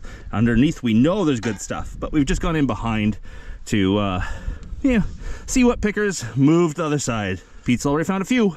Hopefully I can find one.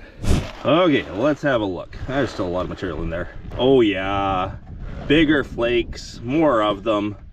I gotta say there's two in there I'd call pickers. Yep, Pete's on the pickers, that's for sure. Nice.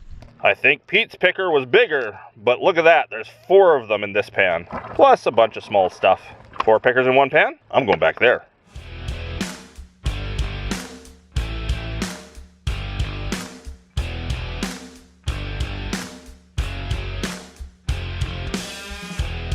Okay, I must be getting tired. Pan number 2 is only half a pan. But let's see if we have as many pickers. Not just half a pan, but a very small half pan. You grabbed a different spot there, Pete? Yeah, just to test it. Let's see. Gold, not nearly as much though. Nah, I just didn't take nearly as much material. Almost pathetic considering what was in the last pan. Now I'm just getting greedy.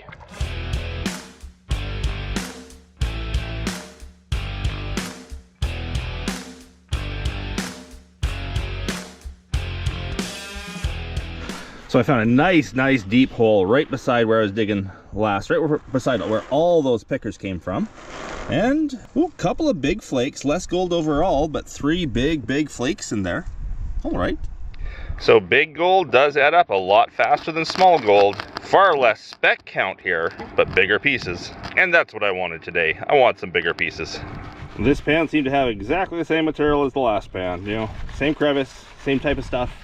Really sandy. Right down the bottom.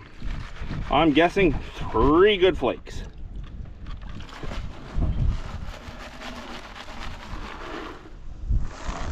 One good flake, 2 good flakes. 2 good flakes, exactly what I said. 2 well-right flakes? But that's not what we're looking for. We need bigger and more. I think I'm gonna take Pete over to where Jason and I were digging last time I was here, just to compare the 2 spots. Can't quite remember how much we were getting. Let's go have a look.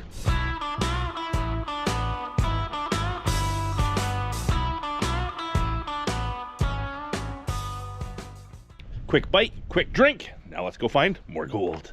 Now this is where Jason and I were getting really good pans our last trip here. So let's try one.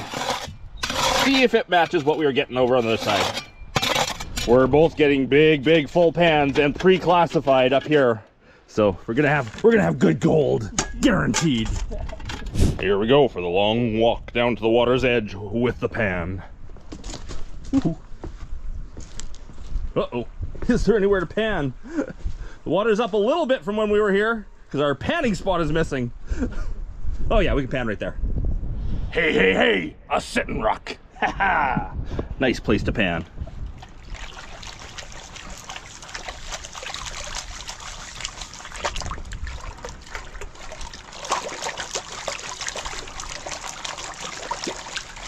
The river's colder than the pool was, the pond was, the puddle.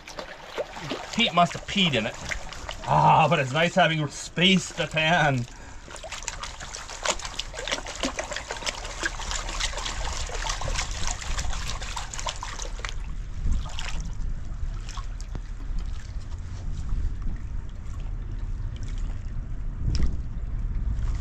think Pete's waiting for my sitting rock.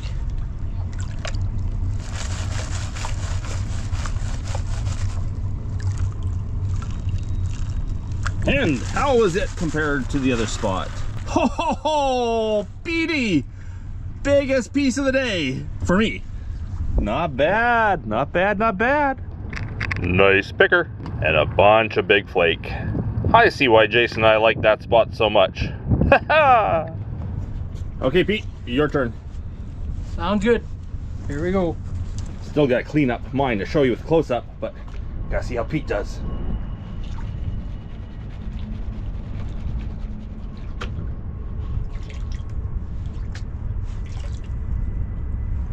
A few pieces. 2 pieces? A few. You were digging the same ground as me. Yeah, but I only did 2 classifies. You did about 4. Your pan's bigger. I think Pete ran back for another one. I know I'm going to. One more time in there because the last one was so good. It was definitely in some different material down there. Big haul, really crunchy stuff, lots of bedrock. This looks good. Pete and I were just talking. We're both getting pretty tired. I think this is my last pan today, Pete. Same. I think. Okay, here we go. Wish us luck on the last pan.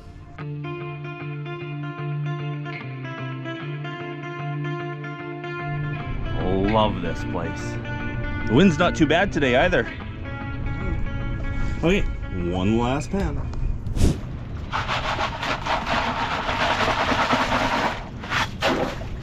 Let's hope there's no nuggets in there. There he is, Dan doing the washing machine effect, I call it. Circulation and movement. My cameraman, Petey. Yep. Checking it out, nice and close. So Pete says that if either of us get more than 20 pieces in these pans, that we have to do one more. I don't know if I have another one in me, but still hoping for more than 20. What if it's just one really big piece, Pete? Yeah, we're going back for another. Okay, a big one is equivalent to 20 little ones. Yep.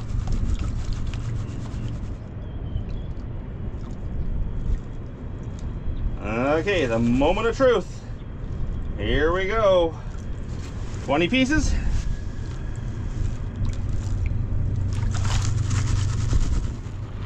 Not in my pan. No. 2, 3, 4, 5. Not maybe. much. Nope. Well, it wasn't my pan. Maybe it'll be Pete's. Stir it up. Washing machine. 1, 2, 3. Stir it up. Sometimes I do that. Just to mix it. Stir it up. 1, 2, 3. Now I switch to one hand. Panning lessons by Pete. Yep. Generally 3 each time. Pull her back. Stir it. 1, 2, 3. Pull it back. 1, 2, 3. Pull it back. I'm ready to take a look in a few minutes, not even a minute. A little steeper as I get close. I'm gonna pan your tailings, Pete. Yep. Yep, it's been done, and Bones done it, and all the black sands. No gold. So yeah, and I tried a new spot, but lots of blacks, but it was a lot of surface gravels. Yeah. I didn't get down. Well, there we go. Neither of us got the 20 pieces, so let's check out what's in our snuffer bottles. Let's start with Pete's. Okay, here we go. Take a look at today's haul. You're just prolonging the anticipation here, aren't you? Yep.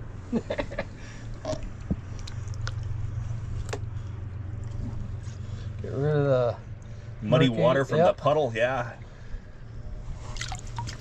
Okay. Nice, Pete. Very nice. Yep, some really nice here. I'll let you shake her. Here's Pete's haul for the day. Not bad for a fun day out here panning and enjoying the wilderness and hanging out with friends. Yep, amen. And now mine. We'll start with a shot of the lead for the day. 6 fishing weights and 2 bullets. Unshot bullets. Very strange. And then the gold. But of course, you want to see the close-up of that shot. And my take for the day, possibly a little bit more than Pete's, but I do use that bigger pan, which just means I can go through a bit more material. I think Pete was actually on the better ground today. But doesn't matter how much gold I found. I got to hang out with Pete for the day. Yeah, it was a lot of fun. Makes me happy. And great weather, great spot. Love the Fraser. And when this water comes back up, we're going to be able to do a whole lot more up there where we don't have to walk so far to the river. There's a lot of gold left to be had. Of course, I'll be taking this home, weighing it up, and giving you a total right here. Well, the results are all dried up, cleaned up, dried up, ready to weigh.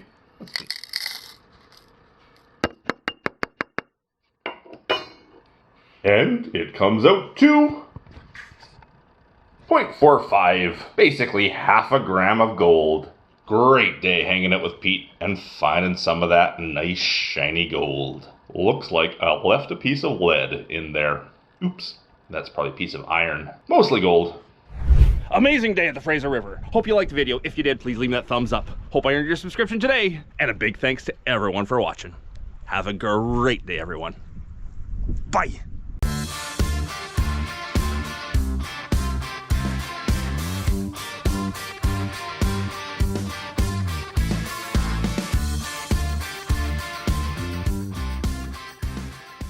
I'm back here on the Fraser River. It is December 21st, the shortest day of the year, I think. And we're here to do some gold panning. A few days before Christmas, I thought I'd get out and relax a bit and see if I could find some of that yellow shiny. So wish me luck, and I hope you enjoy. Now, I actually had some other plans today than just sitting here panning, but unfortunately there is one heck of a windstorm out here. So I am hunkered down in this little alcove trying to get away from the wind, because you can't film in the wind. It is just terrible, and my other plans would have been just miserable in this kind of wind. So I brought down the pan, I brought a shovel. I'm gonna see if this little alcove here has any gold in it, and hopefully this wind dies down. Now, I chose this alcove right here because it looks to be that water has come around that point, swirled through here, washed away some of the bigger rocks, and scoured a little bit. And I want to see if the scouring water dropped any gold right on that spot. It's also a nice little spot out of the wind that I can work. Well, let's see. Let's see what Mother Nature did here for concentrating gold. This claim always has good gold. Let's see if it puts some of it right there. Well, let's see how long the bare hands can take this cold water. I do have gloves up at the truck.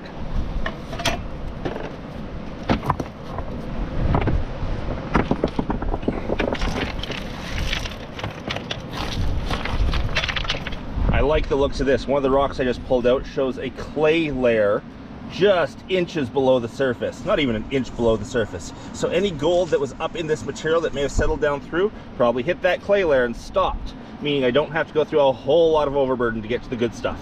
Let's try one pan and see if my theory is correct.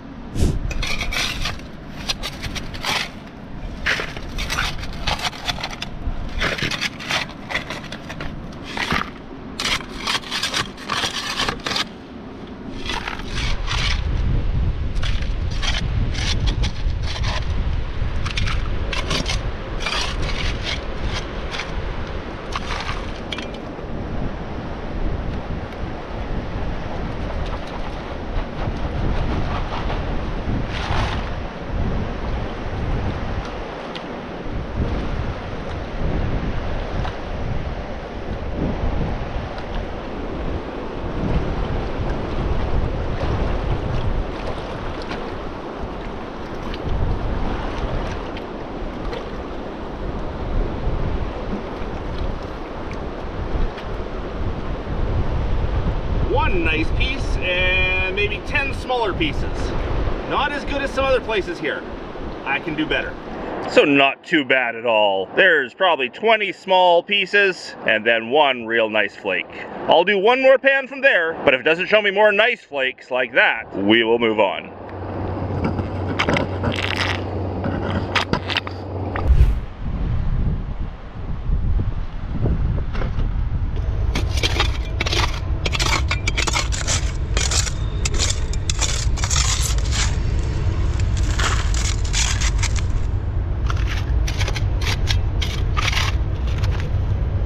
and pan 2, and train 1.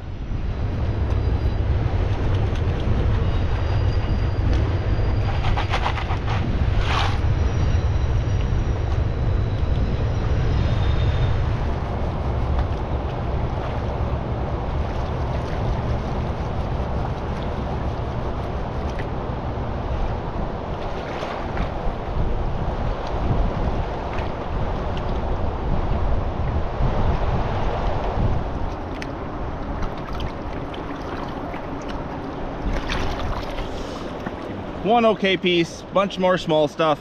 Not what we're looking for. Let's find a better spot. So not quite as good as the last pan, still not terrible. I'd take that over nothing any day, but this claim can do better. So this was more down into that clay material. Let's find a place that's into more of the sandy stuff.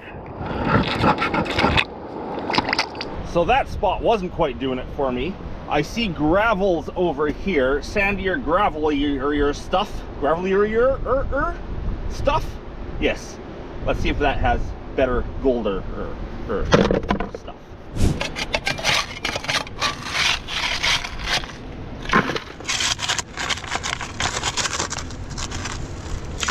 So there's the clay down there. We got about 3 inches of gravel versus what was about 1 inch of gravel. Let's see.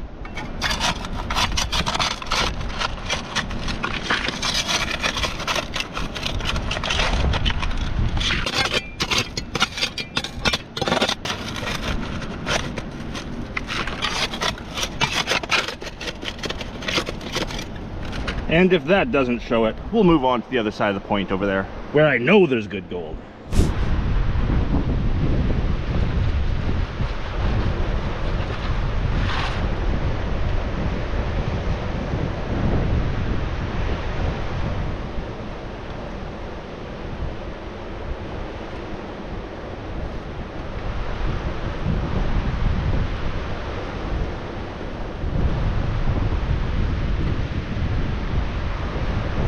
Well, pan 3 and train number 2 doesn't show much more. I'm gonna suck that up and move on.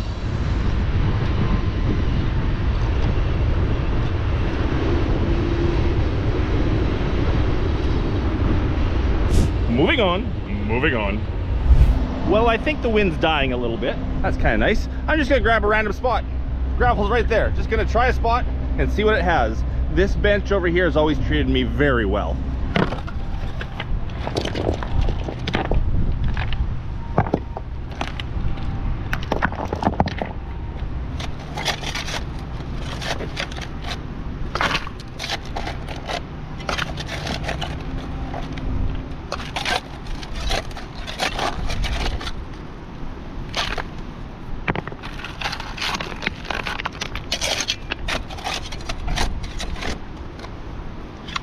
There we go.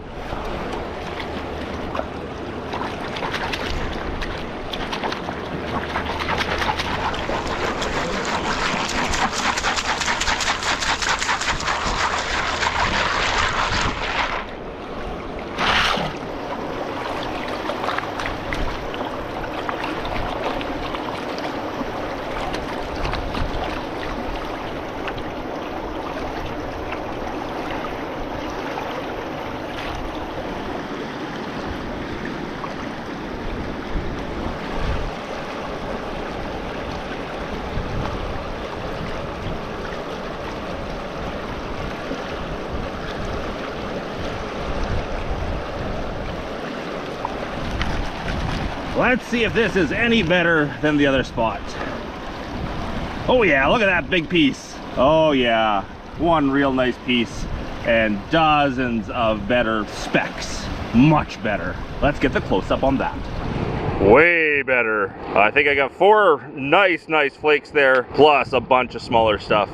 I'll definitely be doing another pan from there. And for those of you who keep telling me that, hey, you can't make money on that, or you would make more money working at McDonald's than what you're finding there, well, I absolutely love doing this. Absolutely love prospecting. It is great. If you would rather work at McDonald's than get out here in the wilderness finding nature's treasure, fly at her, man. Fly at her. I'd rather be here. And trust me, between the minerals I mine, the YouTube revenue, and the prospected claims that I option off to big mining companies, I'm doing very well. Doing very well. Could not make that kind of money at McDonald's. And because people keep asking, about 60% of my annual revenue comes from my mining activities. About 40% comes from my social media. I won't tell you the actual numbers though. Pan number 5. And so far, my hands are taking it not too bad. They're chilly, but I can handle this.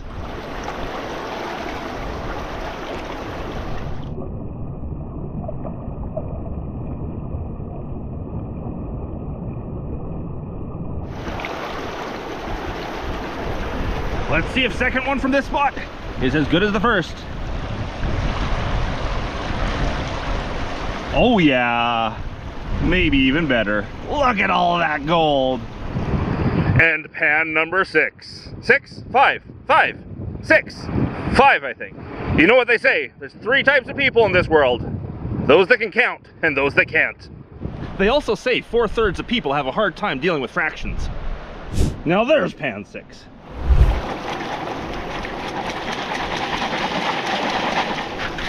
A lot more bigger rocks in that one, so I only ended up with a half a pan of sand, which probably means I'll have half as much gold.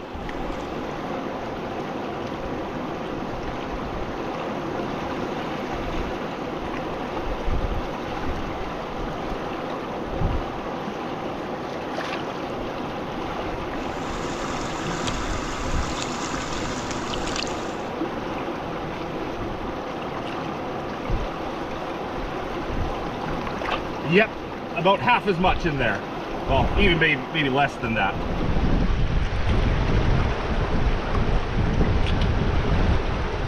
About half as much gold in that pan, maybe a bit less because I just wasn't on the good of stuff and I had a lot more big rocks. I like where I'm at.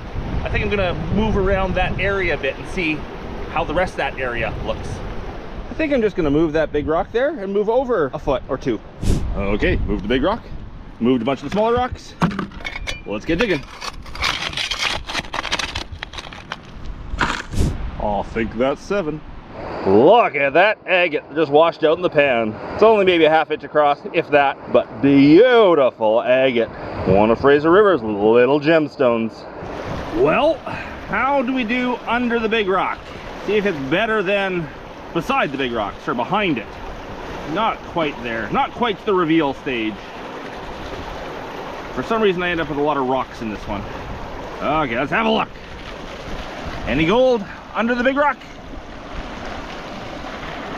Oh, I see some. Oh yes, oh, gold everywhere. Yes, there was a lot of gold under that big rock. And there it is, but let's get the close-up on it. Gotta love that. There was a lot more gold under the rock than there was behind it. Love this spot.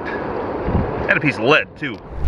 The goal for this video is actually to be high banking on this claim, but when I got out of the truck and realized how much wind there was, I thought, I don't know if I want to spend the hour it takes to set up high banking, spraying water all over the place, getting cold, and I didn't know how long I would last here. I thought, you know, an hour set up, 5 minutes running and I was done, not worth it. So I just grabbed the pan and went panning. In the end, it looks like I probably could have spent the whole day out here. It's not that cold, it's not too windy, but I'm panning and I love panning, so why not? Next time I'll bring the high banker down. And since I'm only panning today, I might as well explore more and see where else we might find good gold. Pretty darn good gold here, really good gold right there, but let's see, maybe up there is even better. I don't know, I'll go find another spot. Sure, let's try right there. I love the search. Well, let's see.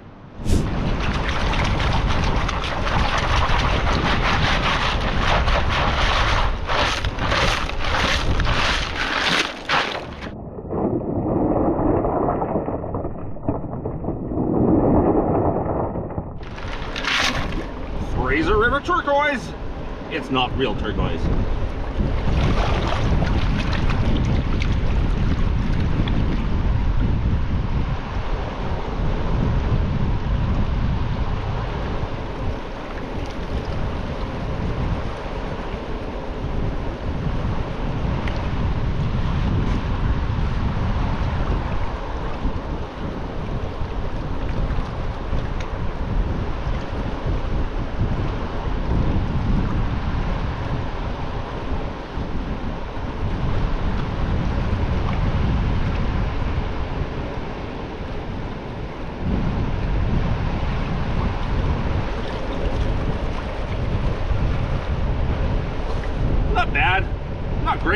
not bad. Okay, that spot wasn't that good actually. Let's move on to a better one. That's pan 8. I plan to go to pan 10 on this video. 2 more to find a hot spot. Interesting looking gravel pile right here, all small pea gravel. It's kind of in front of this rock. Let's move the rock and see what in there holds. 2 pans left to find a real good hot spot.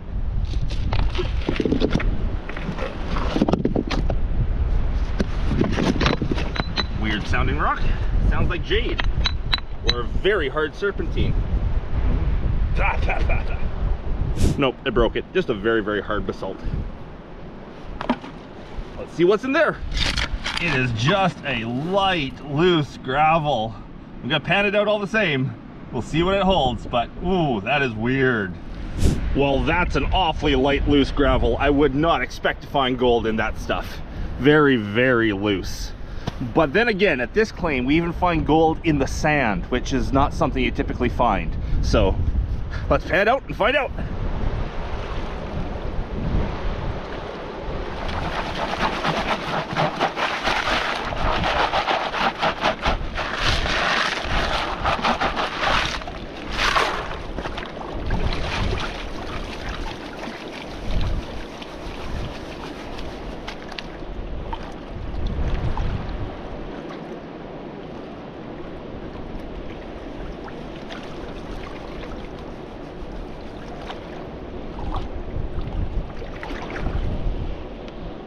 Saw a flake of gold. I'm not skunked.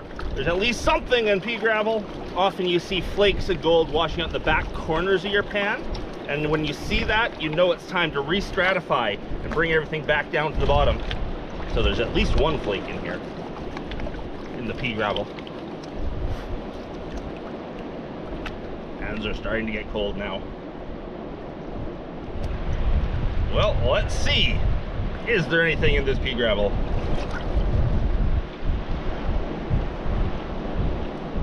Oh, the nicest flake of the day, and a whole lot of good stuff. Okay, I may have to do another pan there. That might be my hot spot for the day. I'll take that. I think I'll do my 10th pan from right there. We will definitely be ending off the day from right there. So whatever action was concentrating this coarser gravel here was definitely also concentrating the bigger gold. I will do a real good pan here, nice big one to end off the day, and see if we can get one more really nice pan before we clean up all this gold and show you what we got in 10 pans? Yeah, 10. There goes to me counting again. 10 pans. Sitting here on the side of the Fraser River gold panning, and I had to take a phone call, a conference call with Grizzly Discoveries, talking about our plans in the future. Check back to my channel for lots of great things with me and Grizzly Discoveries coming up this season. Well, there we go. That is a big pan of gravel. Let's end it off with a doozy. We're gonna get some good gold here. Let's do this.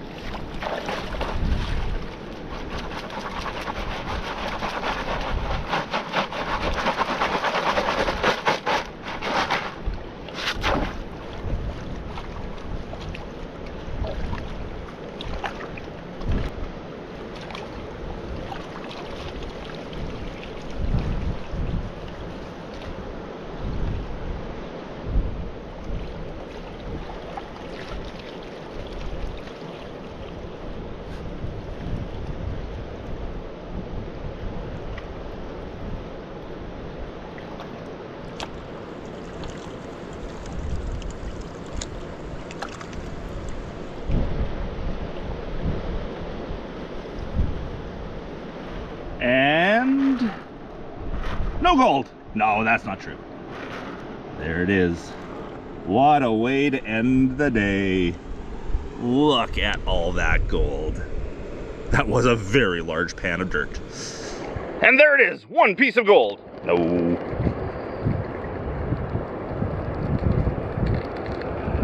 Let's get it all in one spot for a good shot.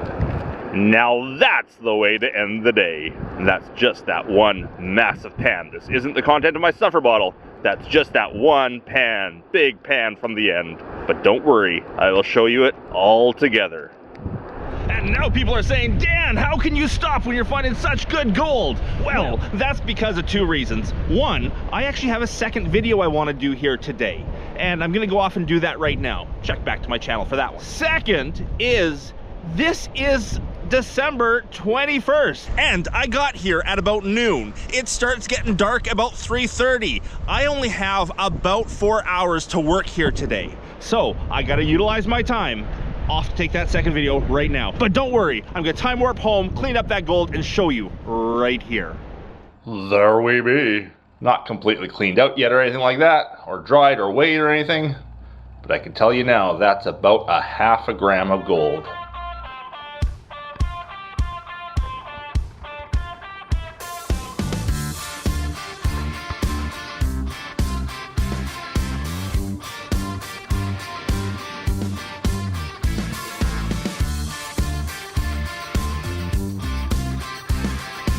Hope you enjoyed that video. Thanks everyone for watching. Bye. This is going to be a slightly different video than normal. I have had hundreds, if not thousands of people ask me to give an update on my claims and the Fraser River after the landslide. So here I am, standing over the Fraser, letting you know what's going on. Wish me luck, and I hope you enjoy. Now, right now, I'm standing on the old bridge in Lillooet, British Columbia, Canada, standing over top of the Fraser River, British Columbia's largest river. And yes, that thing is colossal. Now, if you haven't heard, British Columbia had a very, very, very large landslide that blocked one of our major rivers, the Chilcotin River. The Chilcotin River empties into the Fraser way up there. And when the landslide hit the Chilcotin River, it went down one side, completely across, and up the other, and blocked the river completely. And not just a little bit, it blocked it a whole lot. A huge, huge natural dam formed on the Chilcotin River. Now, the Chilcotin River isn't nearly as big as the Fraser, but it's not a small river. It took 4 days, 5 days. It took a long time for the Chilcotin River to back up behind the natural land dam. I think the lake that was created behind that dam was something like 12 kilometers long. That's, oh, what is that in miles? That's more, oh, that's like 8 to 10 miles long. That this lake that was created behind the land dam on the Chilcotin River. Millions upon millions upon millions of gallons of water backed up behind that dam. And it was known that at some point the water was either going to crest over the dam or it was going to saturate that land dam so much that it would just burst. The mud would start to flow like water and just give way. Luckily, it overtopped it. If it burst, that would be like the worst case scenario. As it is, it overtopped it and let the water free as it eroded down through that land dam. Now, the Chilcotin River empties into the Fraser River like 100 miles up that way. I'm not sure how far, but a long ways. And the Fraser River is huge. It is a massive river. It takes a whole lot of water to raise the levels in the Fraser.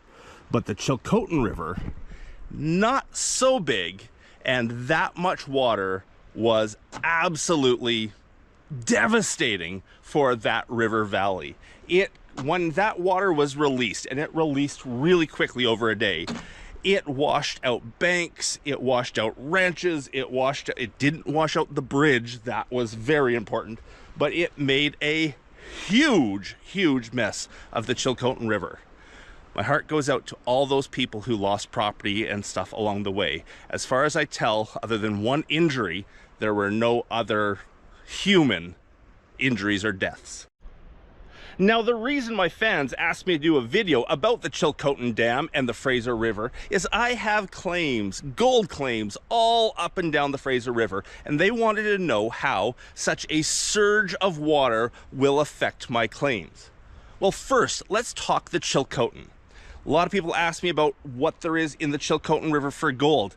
I don't really know. It's not a river people talk about. So therefore, gold-wise that is, therefore there's probably not that much gold in it. I got some mixed results when I searched for it. I did see some things that mentioned gold. I saw some online posts saying that there should be nuggets everywhere now. I don't think the Chilcotin has very much gold, and if it does, it's just not one that's talked about too much. Now, the Chilcotin did dry up completely. The land dam stopped all the waters. The channel, the whole river valley from the land dam down to the Fraser was dry. And a lot of people were saying, oh, get in there and find gold. You will never get to the bottom of a river like that again. That would be just idiotic to go behind that. As I said before, we had no idea how that dam would release. We didn't know if that mud would saturate with water and then all at once burst. If that happened and there was anyone in that river valley, it would have been just an absolute torrent of water coming down there. You would not have been able to get out of the way. You would die for sure. That would be a death wish to get down into that river valley.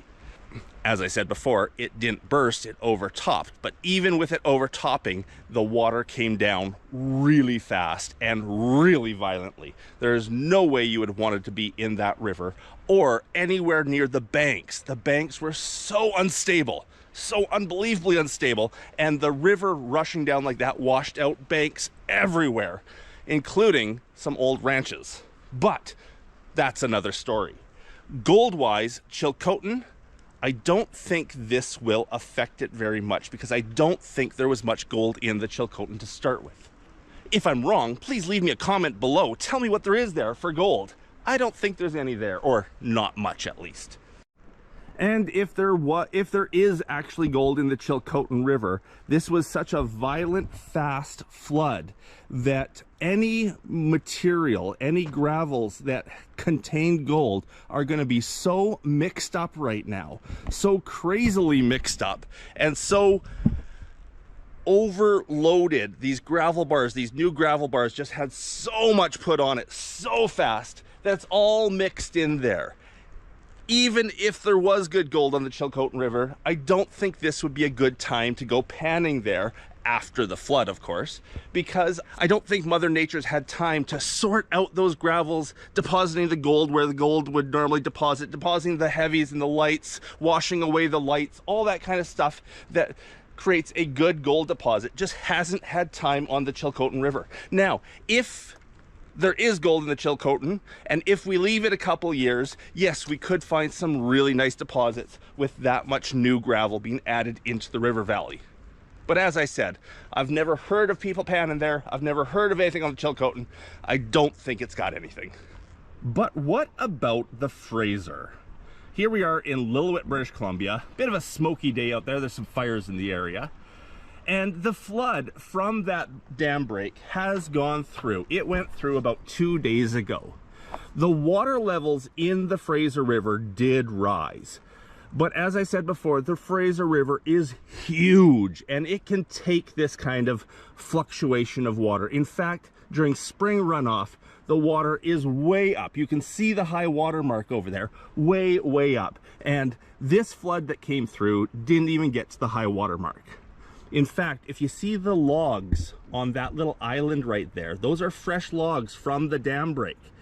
The height of those logs gives you an idea of the height of the water from the surge of that dam break. Looking down the Fraser, every gravel bar, every island, everything has new and fresh logs and debris on it. And they give an idea of what height that surge was. It wasn't as high as spring runoff. In fact, I would say between sort of current levels and where spring runoff is, it was probably, half to 3/4 of the way there. Not an extreme event for the Fraser. Now, saying that, spring runoff every year on the Fraser does move gold around. It adds new deposits, it sorts out old deposits, it does change things. And spring runoff is higher than what this flood was. This flood will have acted like a small spring runoff, a small freshet. And it will have moved some of the materials around on those gravel bars a little bit. It will have sorted some of the gold a little bit more. but it won't have made that huge difference to the gold deposits.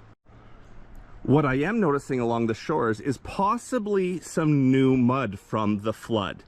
I see the line of where the water washes the rocks free right at water level right now, and I see mud right above it. That might be new mud from this extra spring runoff we had, this extra little flood.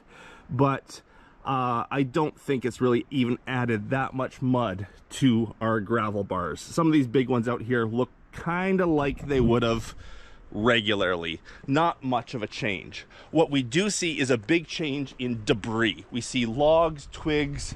Look at that little island out there, out in the middle. It's got some fresh logs from the flood sitting on it. A few minutes ago, I saw a whole bunch of sticks and twigs and everything float by. That was just something that got caught up briefly, let go, and is coming down. The water is muddier than I think it would normally be, but the Fraser is always really muddy. We just maybe have a little bit more mud than normal.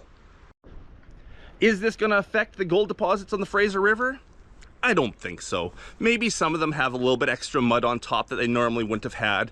Maybe a couple of deposits have been resorted a little bit, but nothing that spring runoff doesn't do yearly to the river.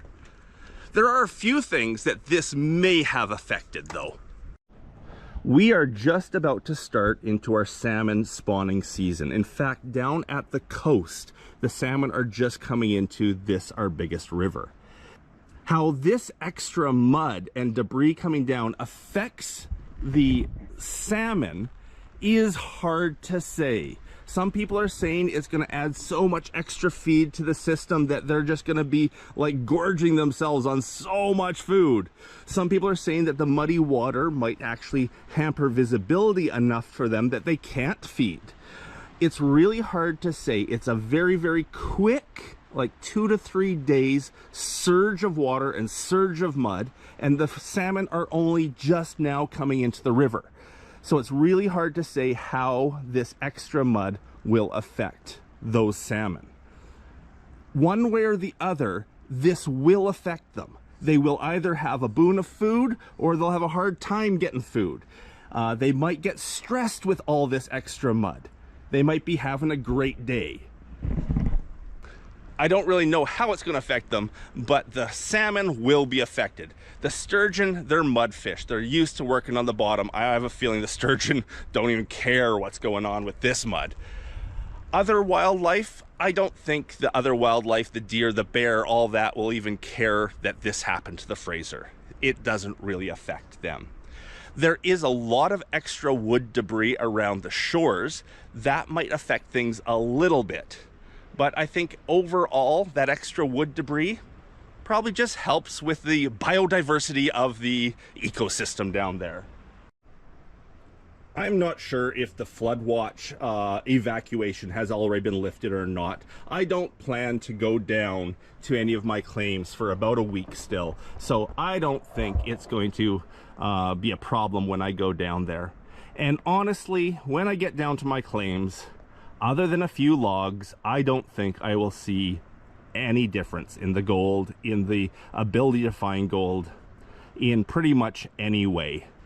So after about 100, if not 1,000 people leaving comments, sending me messages, emails, text messages, Instagram, everything, please tell me what's happened to the Fraser River because of the flood. My overall conclusion is not very much, but it will be interesting to see when I get down to my claims. And I will have videos coming from all those claims very shortly. So check back on my channel and I will try to talk about it when I get down to those claims. There we go. Update from the Fraser River on the Chilcotin mudslide, landslide, and dam break. Hope you enjoyed the video. If you did, please leave me that thumbs up. And please, if you think you're subscribed to my channel, do a little double check that you are. And if you're not subscribed to my channel, consider it. Hope you're having a great day. And until the next one, bye. Well, people liked it so much last time, let's do it again. But we'll step it up a notch this time. In the fall, I came down to this spot here and I did a video where I did one pan from start to finish. No cuts in the video, no edits, no special effects, no drone shots, none of that stuff. Just one continuous shot. I'm gonna do that again. Same spot, but I'm stepping it up. Ooh. There we go. First edit that's not gonna be there. I'm gonna step it up a notch this time, and we're going to do 2 pans at once and see what's in this spot for gold. Wish me luck, and I hope you enjoy. So, right here, this is the spot we're gonna be working. I dug right underneath my boots last time. I'm gonna move over a little bit, maybe off on this side, and get a full pan. Let me set up the camera and get digging. Ah, there we go. With rock.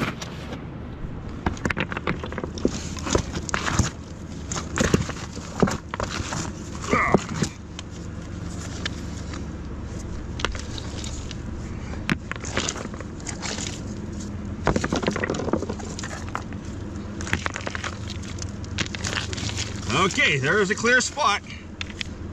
Time to dig. Now this gravel is very loose, and if you saw my last video, you'll know I mentioned gold is often not in loose gravel like this, but hey, it's here, so gold is where you find it. Let's get that camera in a bit closer.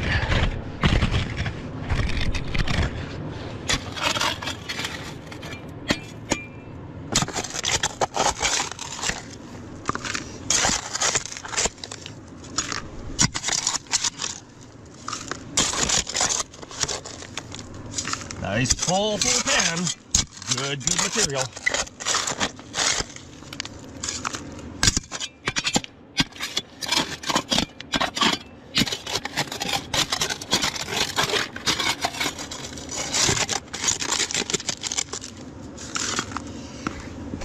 Is that enough?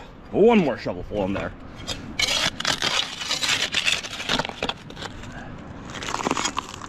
Let's go find a sitting rock. Where am I gonna pan today? Right there looks good. Find a place to put the camera.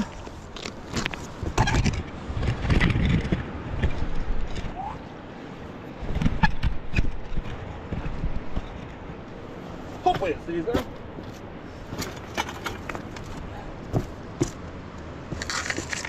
All right.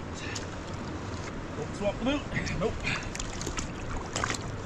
I'll sit and rock.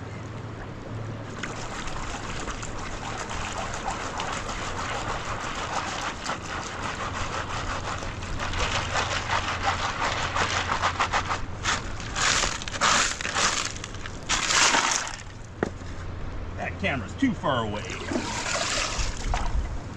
Let's get her closer.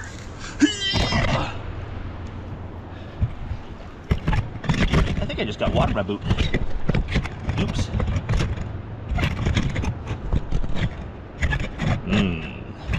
Camera don't want to sit there. Don't want this camera falling into the drink. There we go.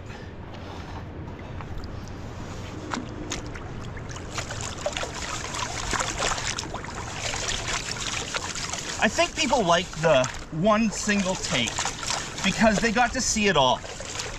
They didn't question whether I was doing things during the cuts. They didn't think, oh, maybe I planted gold. They didn't think all those nasty things. And they got to see everything I do.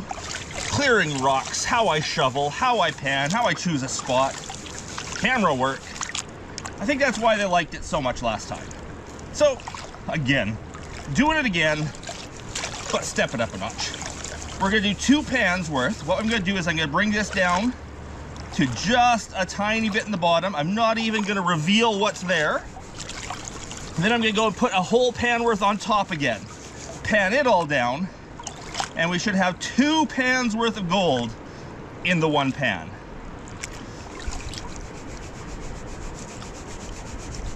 Hopefully it makes for a good reveal.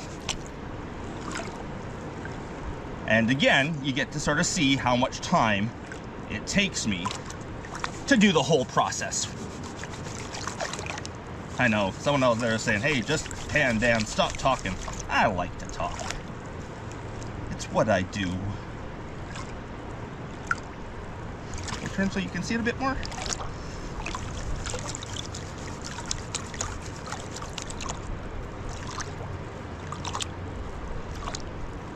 If you saw my video last year, in the fall, there was some pretty nice gold here.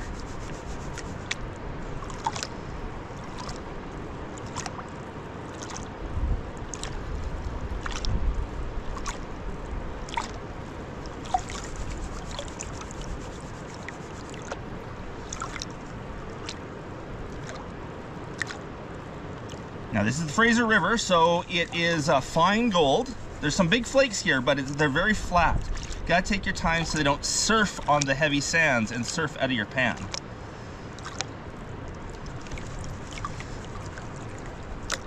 But in this part of the Fraser, I've never found any nuggets, so it's all gonna be flakes in there.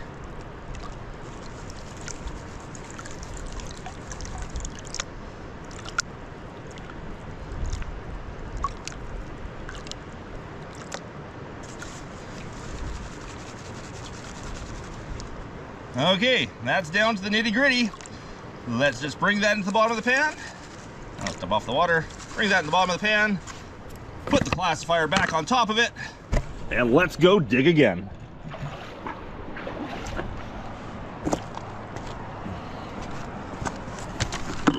Where are we going? I'm gonna go over there this time. If I can move these rocks. One-handed, because I'm holding the camera.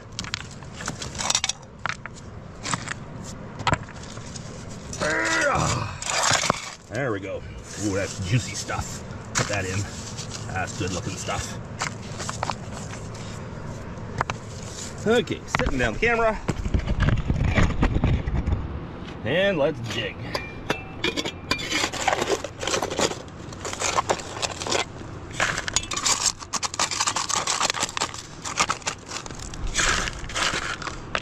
Yeah, those big rocks. Those aren't nuggets.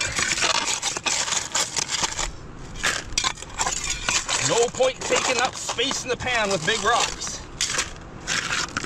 Let's put the stuff in it that could have gold.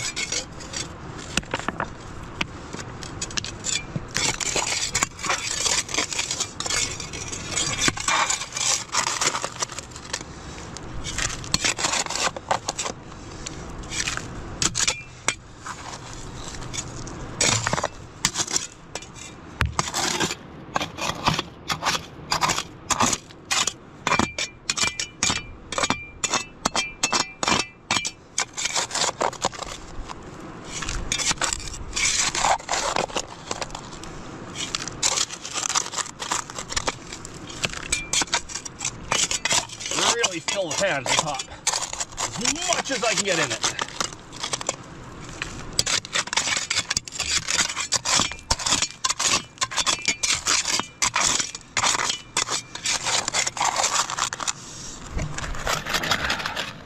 As much as I can get.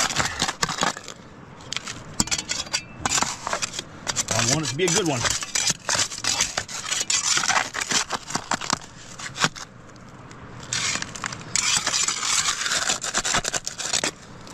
Okay,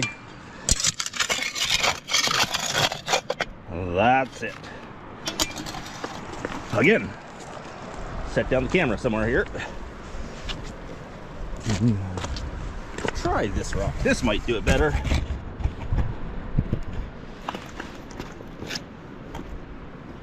I'll be back. I'm coming. Here we go.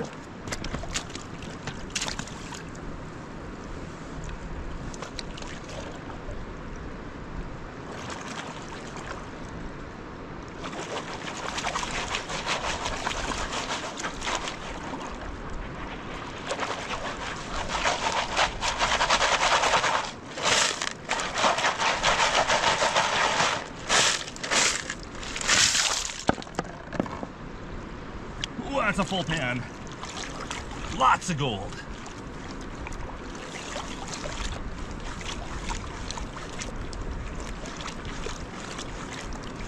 This water is cold. It's February 22nd today, I think. still the middle of winter, and this water is cold. Yes, I got rubber gloves back in the backpack right over there, but tough it out today. Freeze those fingers today.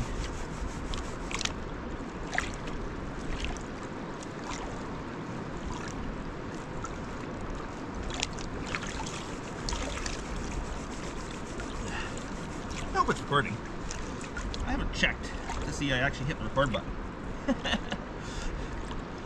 I have a wind muff on it right now, so I can't see the red light flashing. I really hope it's flashing under there. This would be pretty funny if I did all this without hitting the record button. Would not be the first time. In fact, I just lost an entire video because my SD card corrupted.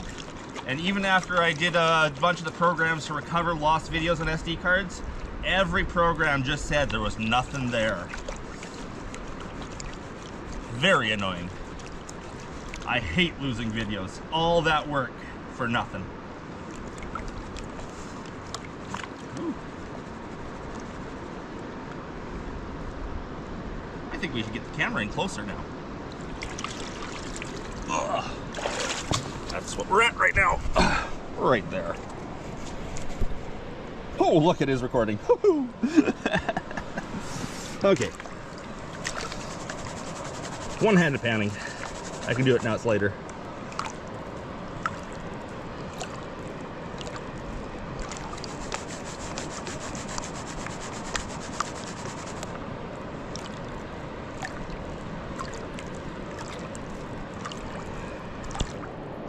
What a beautiful day on the Fraser.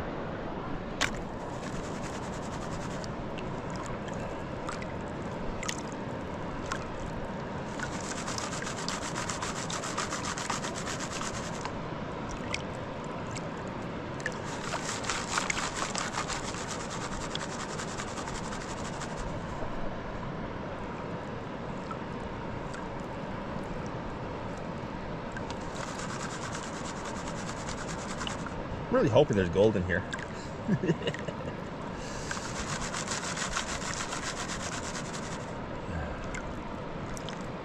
Oh, I think I just saw a flash in the corner.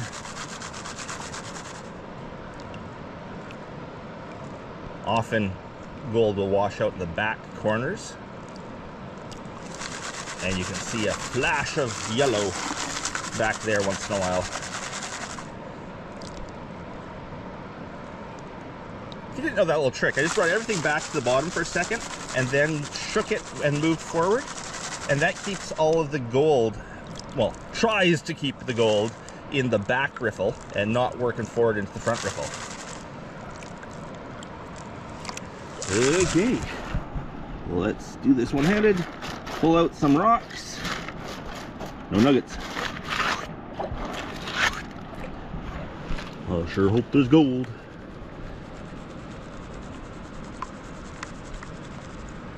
I think it's, oh, I saw a piece jump from the back to the front. I'd say that means it's time to have a look.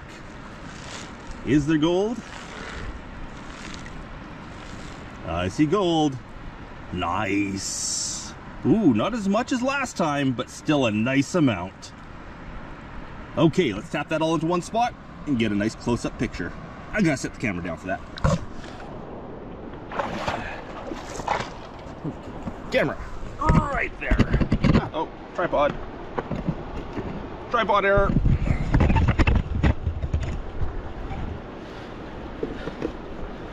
Okay. We're gonna move all that gold into one spot for one picture.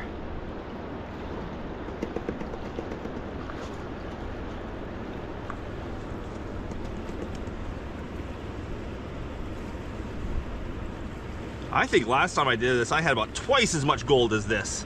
And I only had one pan. Well, there's one really nice flake in there.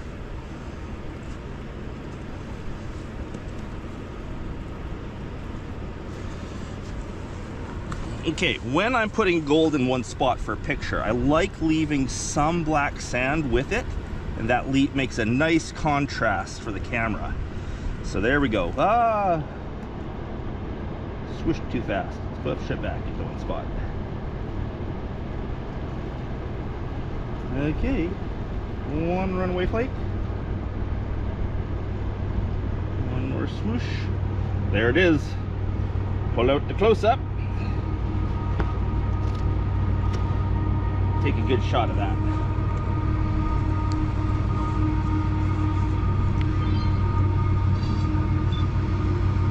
Get in there nicely. Now, typically on a video like this, I would turn on the record button. Yep, there we go. Look at all that gold. One pan. Well, two pans. Beautiful stuff. Then I stop the record. I zoom in as far as the camera will zoom. Maybe even a bit farther. Oh, too much. Went blurry. Focus again. And record once more. There we go. Amazing gold at the Fraser River. Absolutely love this place. You always have to have good commentary. Okay, that comes off. Throw the camera back in the pocket. Show the camera one more time the gold. And then stop the floating stuff and suck it up. Suck that up. Grab the one flake that jumped back here. Get that. Double check your pan that you didn't miss any. Oh, look at that. I missed one really nice flake. That would have been nice in the photo. One up here too. There's a couple. I'm rushing today. Double check a third time. I guess that'd be triple check.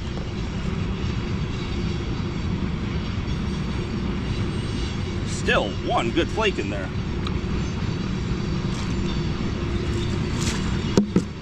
There it is. 2 complete pans, start to finish. Hope you enjoyed this one as much as you enjoyed the last one. And until the next video, bye. Well, hello everyone, Dan Hurd Prospecting here. Welcome back to my channel. And if you're new, welcome. I hope to earn your subscription today. I am doing a little bit of a different video today. I am gonna do one pan only, and I am not gonna cut this video at all. You get to see everything I do from start to finish. No cuts, no fancy editing, no drone shots, no nothing except watching this one clip all the way to the end. I've done a couple pans right here already. I know there's gold in this spot. Let's go see what I can do filling one pan and showing everything on camera. Let's find a place to set up this camera. We'll start with right there. I may move the camera a few times so you can see everything, but that's a good start.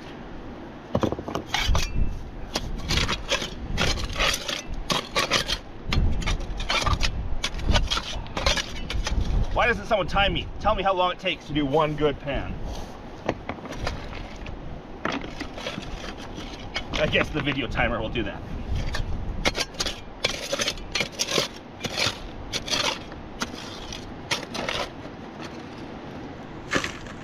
I often take rocks out when I put in my pan. No point in keeping those in unless they had lots of clay and stuff on them, which here they don't.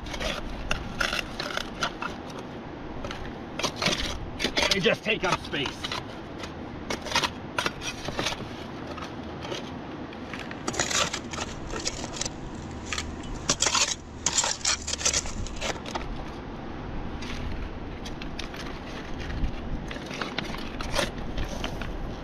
Little trick to get more in, since the classifier can't take a full pan's worth. Classify a little bit down, it brings the classifier level down, puts a bit in the pan to start with, and then you can get a full pan's worth in with just one run.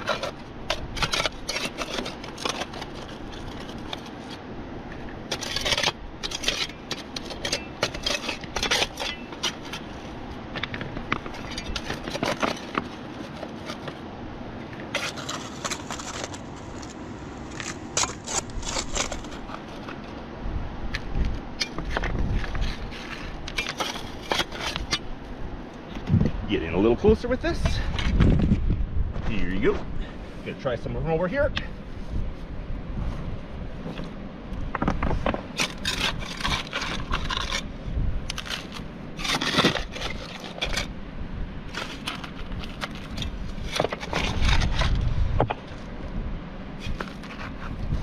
If you didn't see my previous video on my channel, I did a whole video on this bar here, including this spot, and I explained in that video about this extremely loose material, how you normally wouldn't find gold in it, but hey, it's here.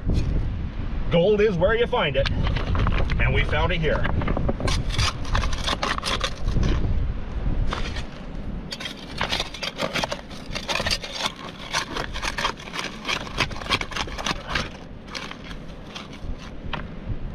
And that is a full pan. And that is an overfull pan. Let's go pan this out. Whoop, there it is. A little awkward, but hey, we can do this on one clip. Find myself panning rock. Here it is right here.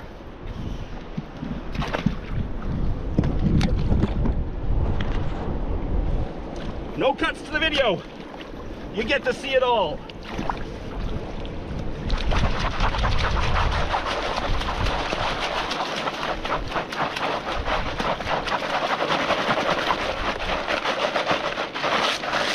There are no nuggets at this bar. No point in looking through the classifier. I've done 10 billion pans worth here and never found a nugget. Even one small enough that would fit through a half-inch classifier. Nope, nope, nope. Nice full pan. Gonna take my time here, stratify it, get the gold, sink into the bottom.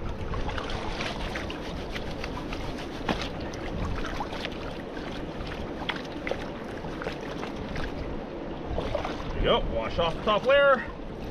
Any gold that was in that top layer will be gone down to the bottom. There we go, stratify a bit more, get that gold to the bottom. Easier to stratify when you have a little bit less material. That's why I wash off that top layer once I'm sure there's no gold in it.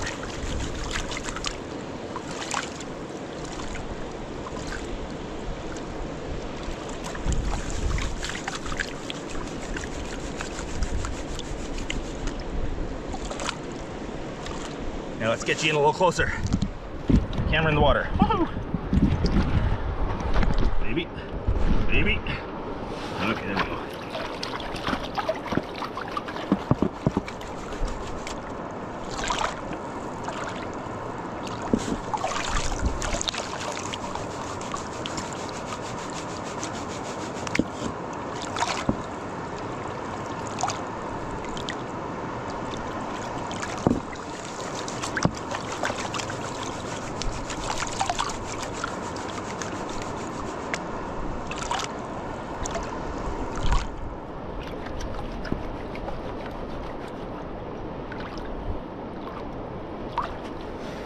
Handheld camera for a bit. Switch hands. Things that you normally don't see on my videos because I edit them out. Tossing around the camera, dropping it in the water, flipping it back and forth with hands, all that kind of stuff.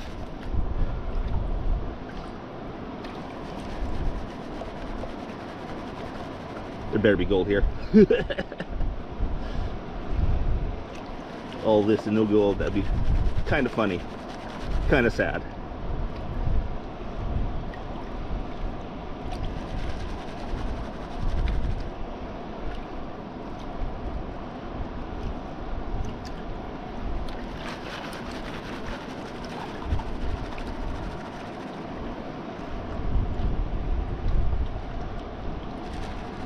Okay, let's see.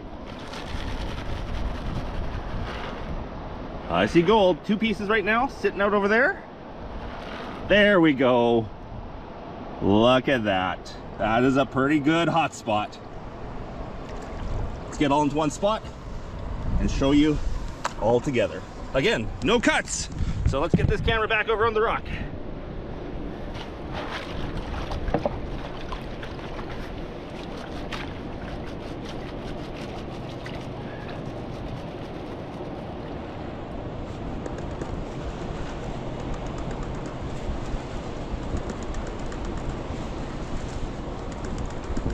I will pull out the close-up camera to give you a shot of this with the close-up camera, and obviously you need to get a cut between this and close-up, but hey, you want to see a close-up shot of this gold. I know you do.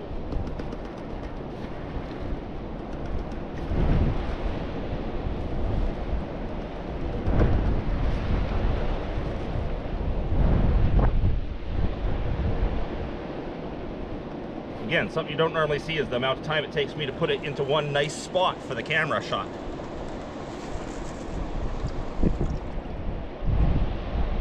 If I wasn't filming, I would just suck this up right now, but filming, to get a nice shot of it, I want to get all in one tight spot so the close-up camera can take it all in one frame.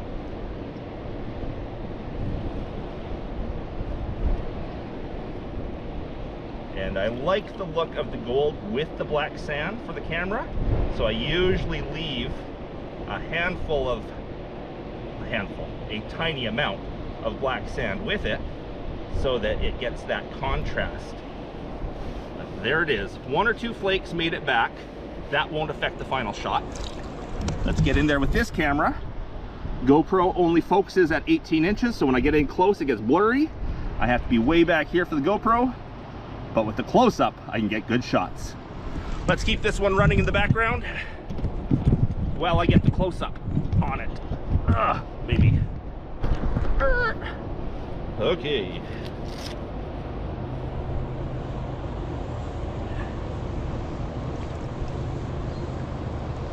Oh, that'll be a nice shot. Focus just right. There we are. And there it is. One pan only, start to finish, on camera.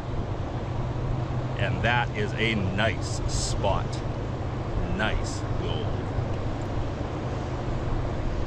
And then I tend to zoom in one more time with the camera, see how far I can zoom in. Take a second shot. There we go. That's about it. And nice and close to show you the detail of those flakes. Fraser River gold, baby. Fraser River gold.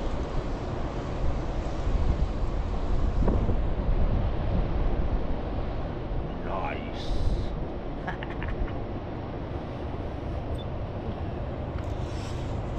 At that point, we can suck her up. Make sure I catch those flakes that got away on me. 1, 2, 3, 4. And then the majority of the gold.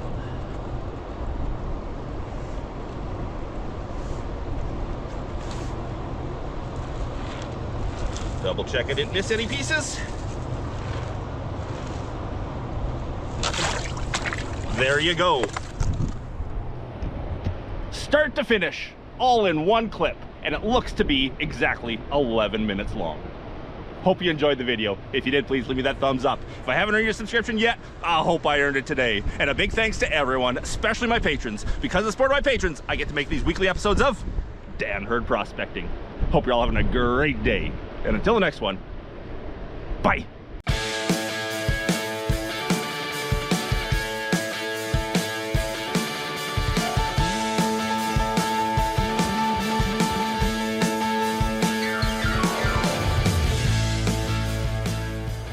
I am here for the first gold panning expedition of 2024.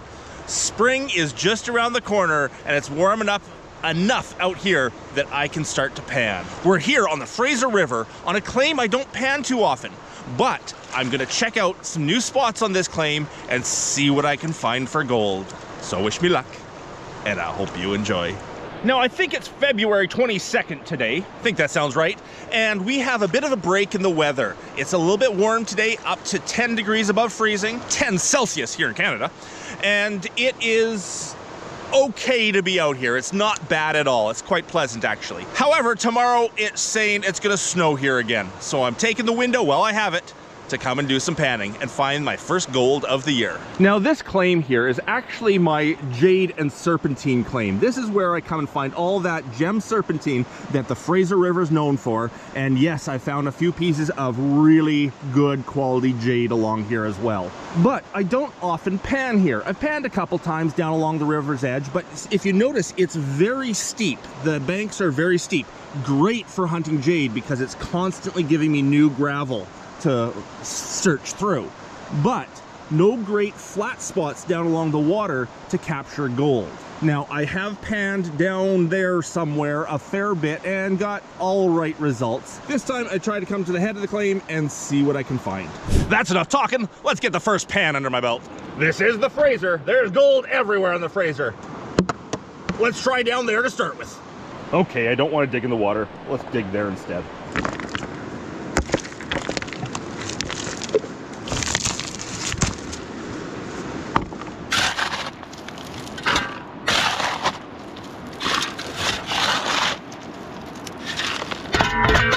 Well, that gravel seemed awfully light to have gold in it. Let's try and find out.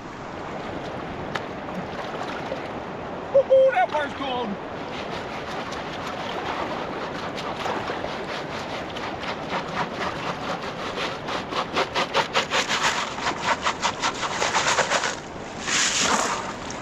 I might need gloves today.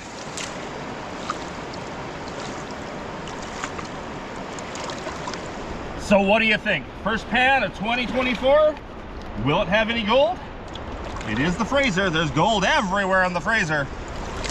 Definitely not one of the hot spots that I know of, but that's what prospecting's about.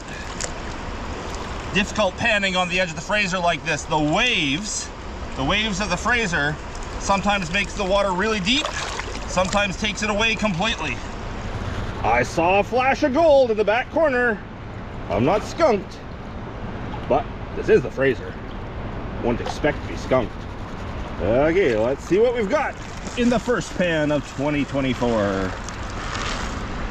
Hey, hey, hey, we got gold. What is there? 10 pieces in there. Let's get up the close-up. There we are.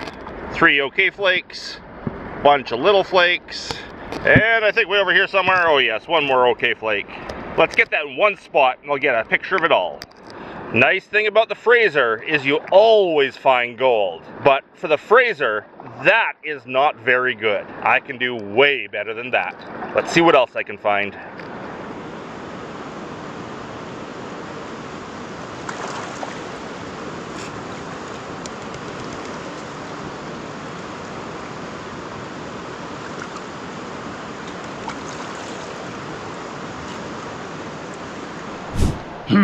Where to next?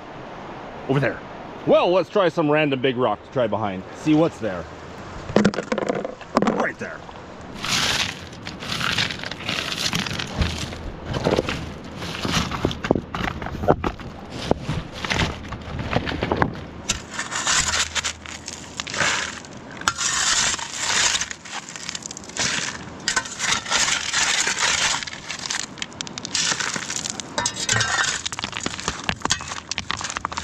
Now, something I don't like from either of these pans I've filled, when I'm digging, I get through about ½ an inch of good looking material, and then I get into this stuff, which is a bit muddier.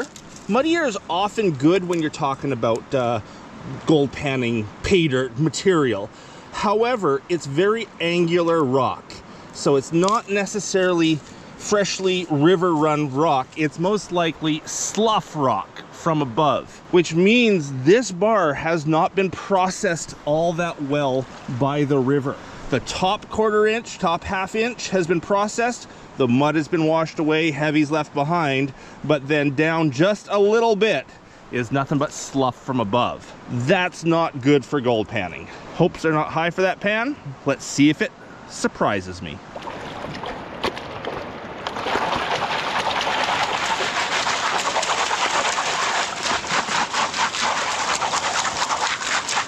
Let's talk about classifying the material for just a second. This site along the Fraser here, between my 3 or 4 claims in the area, I have done probably equivalent of 100,000 million billion pans. None of the claims I have ever found along here anything bigger than maybe a ½ inch flake. No nuggets. This place is not a nugget place. So when I'm classifying down using a ½ inch classifier like this, I am very, very, very confident that there is nothing big in there.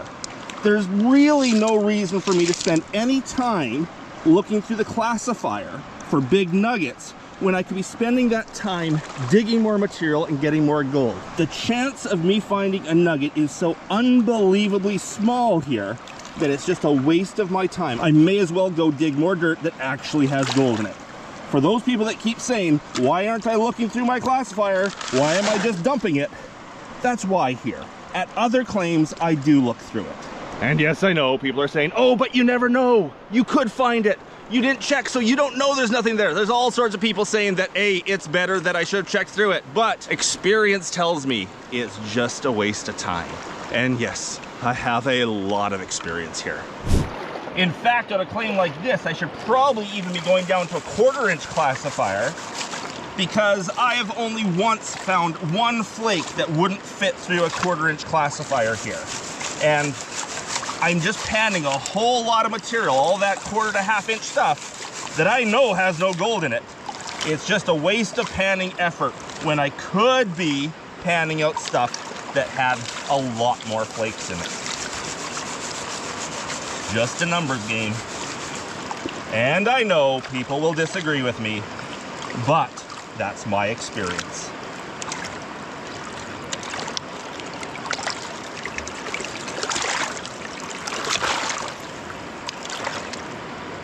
Okay, let's see if the next spot is any better. One okay flake there, one good one at the top, whole bunch of little ones, 2 okay flakes, about a dozen little guys. Oh, maybe 2 dozen little guys. Tapped it all into one spot, and that's what I've got. Those are tiny, tiny, tiny flakes. 2 nice ones though. The rest are tiny. Oh, I hear the train a-coming. It's coming around the bend. I don't think there's any bends up there. It's kind of straight. Always like seeing the trains along the Fraser while I'm panning.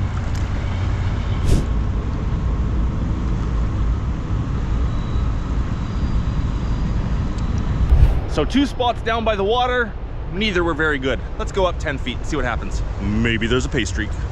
So the material up 10 feet, right behind that big rock right there, doesn't look any better. It's kind of the same angular, coarse sand underneath the top inch. I promise by the end of the day, I will find something good for you. So yes, there's gold, but if anything, up there was worse. The sun has come out.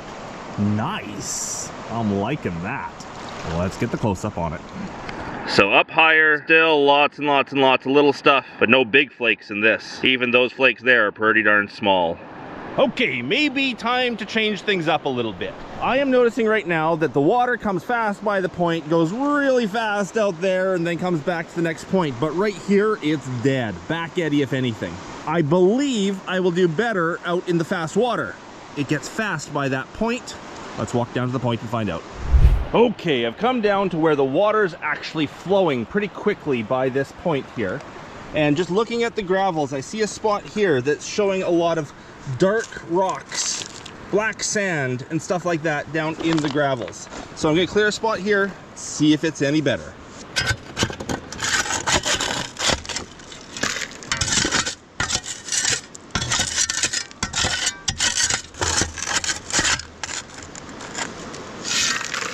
It's more difficult digging because there's more big rocks in it, but I have gone down 2 or 3 inches and I haven't hit that ugly looking slough layer yet. Can't speak today. And so I'm happier with what I see. Just moving a few more rocks so I can get a bit more material. It's hard to dig here. Gotta find myself a new sitting rock.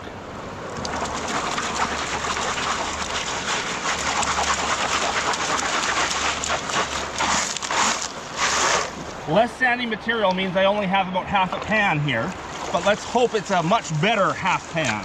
That was much better gravel that went in, looking gravel that went in.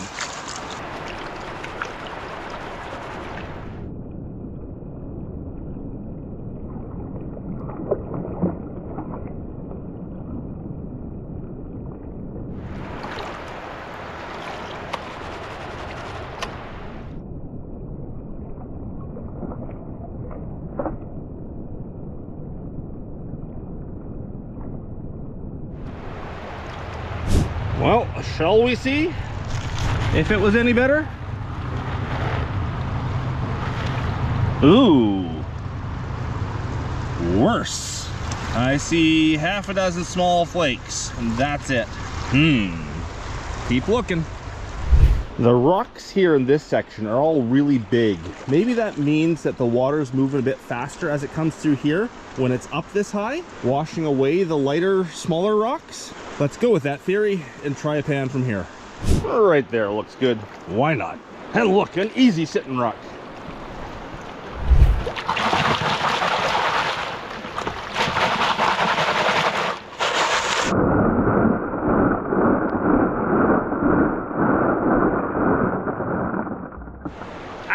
The wave almost took my pan away. That's what I get for trying to film and pan at the same time.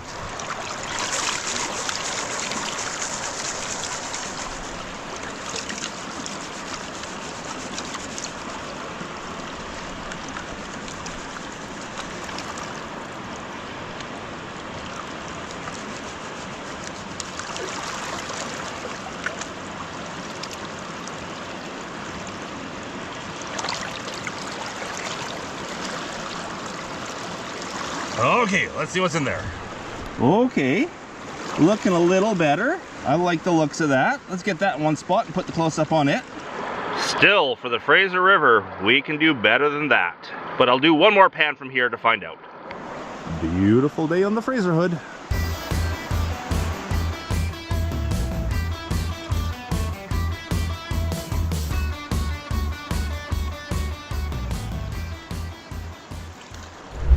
Okay, pan 2 from right there.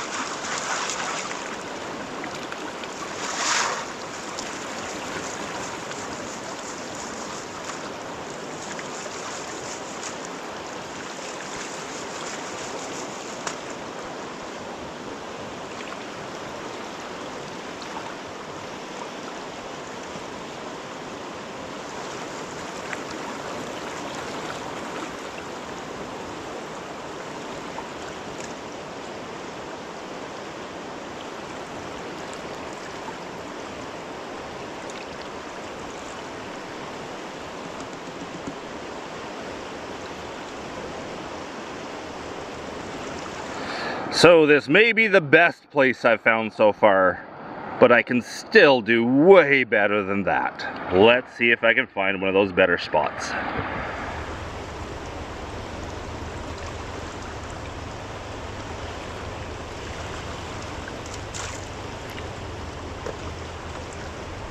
Getting a little warm.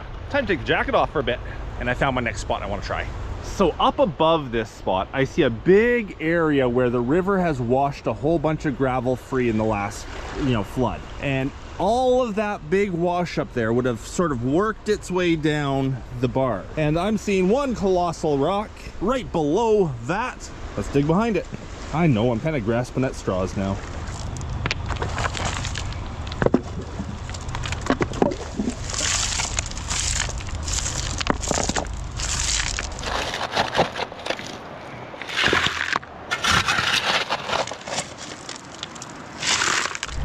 Well, let's see what right there holds. Kind of a coarser black sand. I see a couple pieces of gold coming out. That's nice. Get them over there. 1, 2, 3. Nice. Oh, a nice big flake. And another one. Okay, that's worth at least one more pan there. Not bad. I think that might be the biggest flake of the day. I hear another train a-coming. One more pan from right there, and then moving on. Pan 2 from right there, and train 2. And pan 2 from right there? Almost nothing. I dug deeper, so it must have all been surface. Moving on, down to that point. So I'm gonna go to that flat point right there because the gravels there are the flattest I've seen anywhere along the bar. And flat gravels seem to be where this part of the river deposits the gold. And I think that's where the river has the most time and effort cleaning the gravels, moving away the lighter materials, leaving the heavies. So I think we'll find better gold there.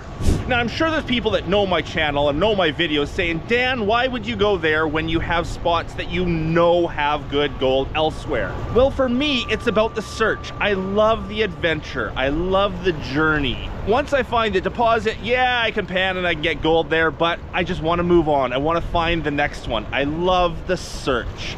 And that's why, even though I know a claim just upriver, I could get as much gold as I've got all day long in one pan, it's still more fun for me searching for new deposits. And eventually, I will find one. Great looking piece of Fraser River serpentine. Beautiful chunk. But I'm not here collecting that today. Alrighty, I'm out on the flattened point. Let's see what I can find. Gonna dig behind that rock to start with, just because. And train 3 for the day. That same muddy layer that I don't like the looks of it is down about 4 inches here, not half an inch. So I'm hoping that means there's a whole lot more good pay gravel. Let's find out. Now let's have a look. Oop, soft flake, goodbye. Oh, another one. There we go. Look at that. Flakes everywhere. Oh, I'm not sure if this camera's picking that up. Let me get out the close-up one. There's probably 100 flakes in the pan or more. Wow. That is a crazy amount of gold. And that there is why I continue prospecting even when I found gold. Because I would take good gold over mediocre gold any day. So I left my camera bag and lunch and everything way up the bar. So I only have my pan and shovel with me right now. My battery is just about to die on this camera. I am gonna save the battery and just show you a bunch of clips of finished pans. Amazing gold at the Fraser River.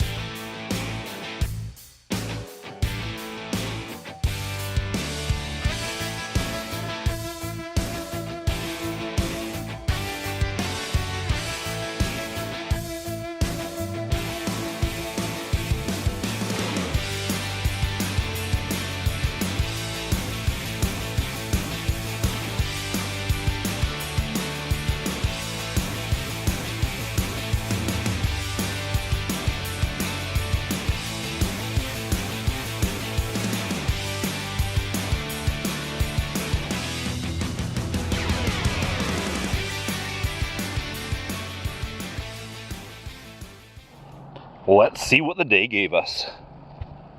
Oh yeah, that is a good haul of gold. Let's see what it weighs. There's a lot of mercury covered gold in this load. A little bit of lead still.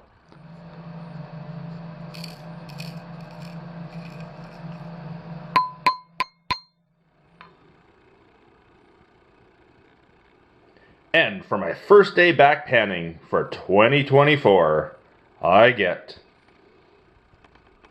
0.68 grams. Not bad for a fun day on the Fraser.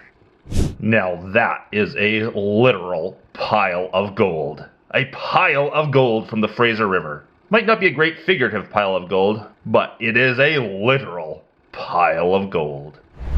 Well, there you go. A great new deposit found on my claim. Absolute pile of gold. Hope you enjoyed the video. If you did, please leave that thumbs up. If I haven't earned your subscription yet, I hope I just did. And a big thanks to everyone for watching. Till the next one. Bye.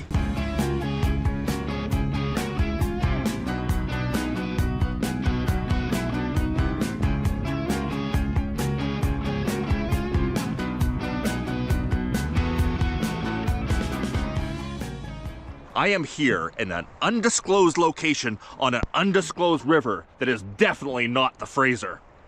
No, we are here today. I got a couple of friends that are here high banking. I'm gonna be doing some gold panning. I'll probably be helping them out with high banking too. We're gonna be finding some great Fraser River gold today.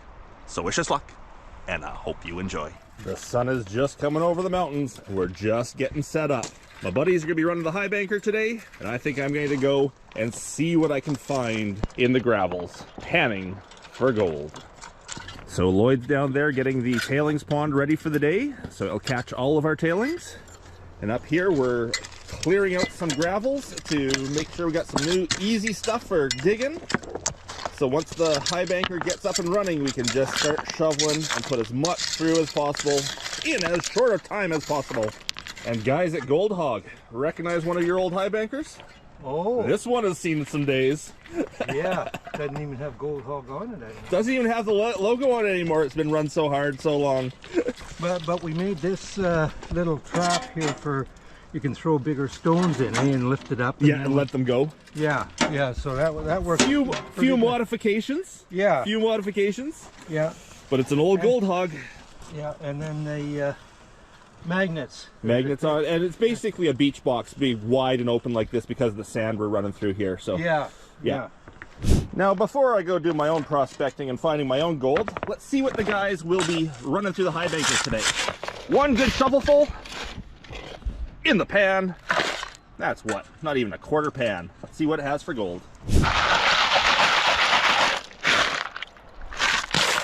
All right, let's see what she's got. Now, being the Fraser River, or not being the Fraser River, the gold here is very small and very, very flat. And it actually takes a little bit extra time to pan this stuff out to make sure that the flat, fine gold doesn't flitter away or surf away on the heavy black sands. So typically a full pan like this would take me 4 or 5 minutes to pan. Even though that this is only about a quarter pan, I'm probably gonna be a little longer than I normally would, 4 or 5 minutes on even a quarter pan, just to make sure that I don't lose any of that fine gold. And I re-stratify it fairly frequently. And because I'm panning slow, I end up with lots of little rocks in here, so let's just grab some of those rocks and get rid of them. Okay, they're down to the nitty-gritty. Let's see what we've got. There's probably 100 pieces of gold in that pan, but they're small. Let's get out the close-up. There we are. Probably about 100 speck count in that pan. You do have to remember this stuff is small. I do use a fairly good macro camera for taking these pictures so you can see what the gold really looks like. But all of this together would not equal one picker from Pickerton. But a pan like that means these guys are going to do very well in their high banker. And that many specks, by the end of the day, I should have some pretty good quantities panning to show off.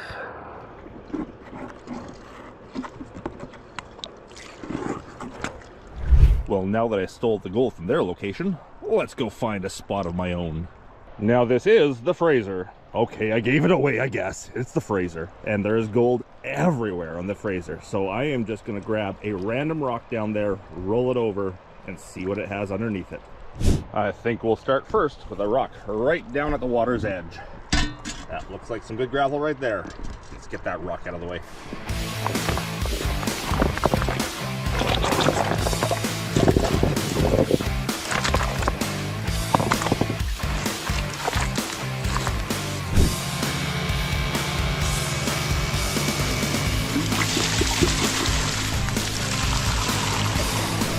No better, eh?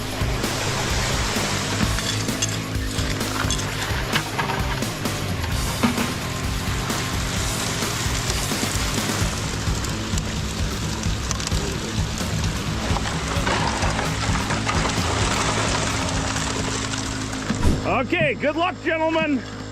I'm off panning.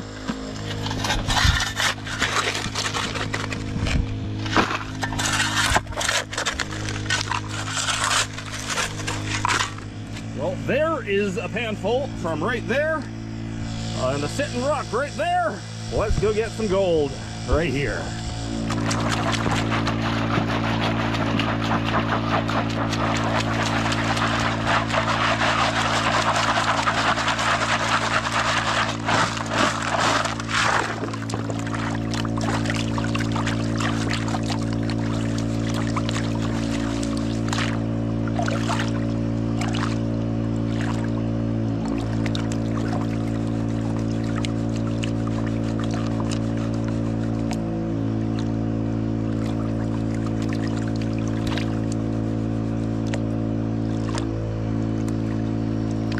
yeah, baby. We got a chunk of gold coming out the back corner.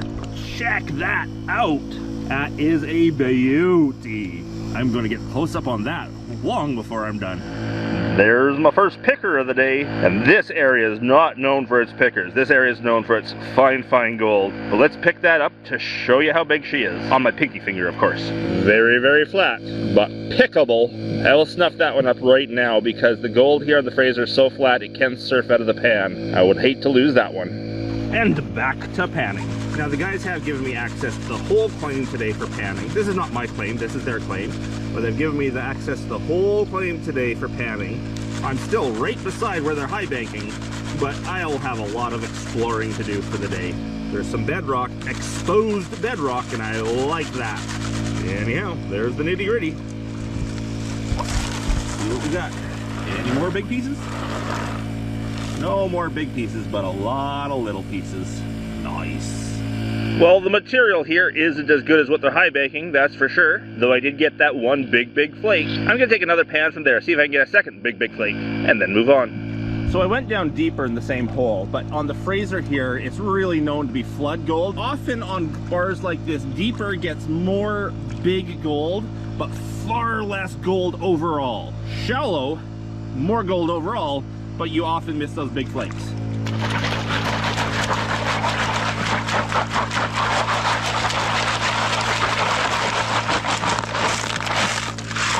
Almost forgot to film this pan altogether.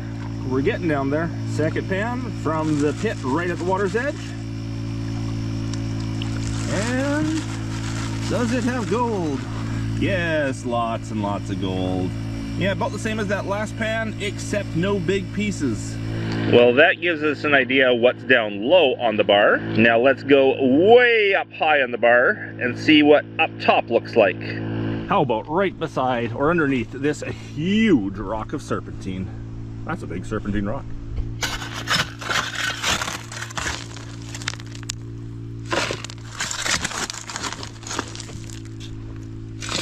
And it's a panful. I heard the pump shut down. Must mean it's time for a cleanup. See gold. Gold, gold, gold. All through. Oh yeah. All through it. Every rifle you look at, I see gold. Let's get the close up on some of those before they pull the mats. Gold hog mats, they are great at capturing this fine gold. Sure are. Gold in the riffles. Love seeing gold in the box. Now there are magnetic riffles at the bottom specifically for grabbing the black sands, because the black sands here actually run fairly high in gold silver content. And a bit of platinum too. So that's important stuff right there.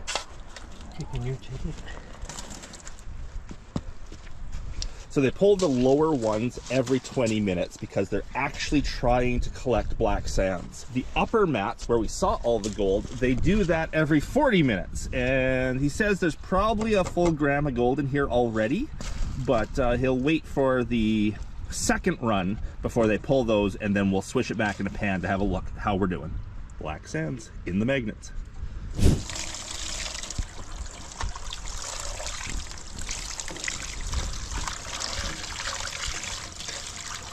I see gold. Oh, for God's sakes, yeah. I see gold everywhere.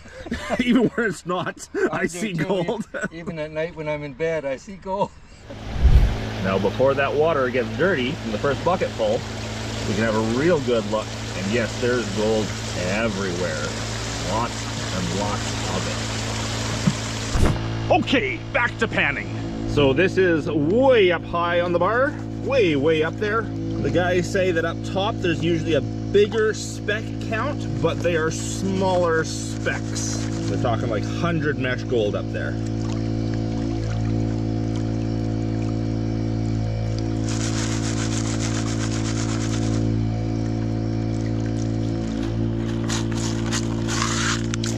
And what I found there was smaller pieces and less of them. So, not gonna go up top anymore. Well, there is gold, but I can do way better than that down lower. Let's start exploring a little.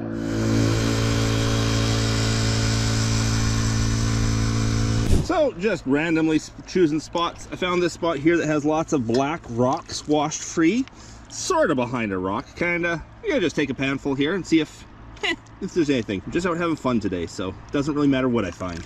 But of course I want to find gold. So I have to say that's probably the biggest chunk of lead I've ever found in my pan. Well then, there's a good looking agate in the pan. Oh, and a piece of gold. So I'd love to show you some of the scenery around here, more of the scenery around here, the river and whatnot, but the claim owner asked me to try to limit sort of what scenery I show because he's been having some claim jumper problems down here and doesn't want me to sort of advertise where this claim is at.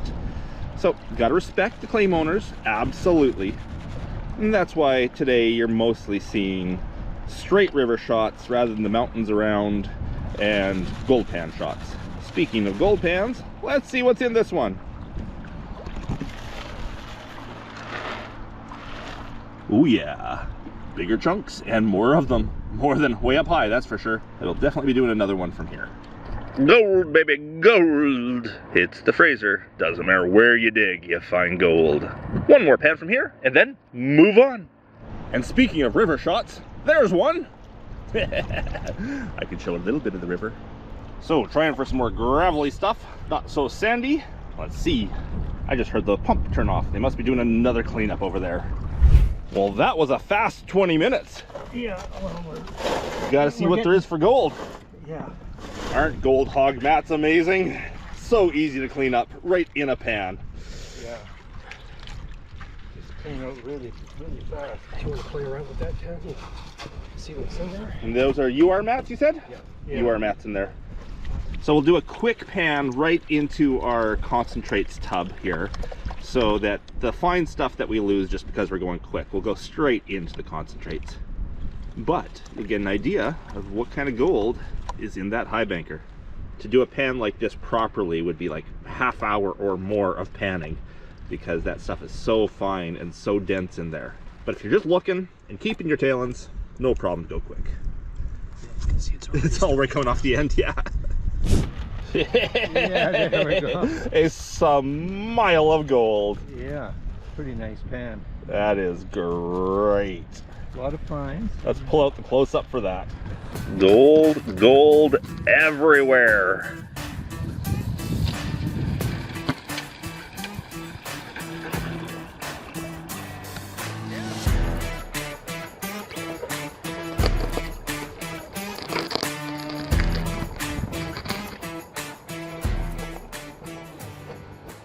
That is awesome. And that's one 40-minute run of what? You'll do about 10 in a day? Maybe not 10. Half a dozen. Anyway. Half a dozen for sure. You know, you're going to burn up an hour, I guess. You know, Doing the rest of the stuff, absolutely. But, yeah. Oh, that's great. Okay, back to panning we go. I have a pan full of gravel somewhere. Woo! All right, we're down to the last little bit here. Probably could have cleared some more of those little rocks, but let's see what we got for gold. I saw a couple flakes washing out in the back corner. I know there's at least a few in here.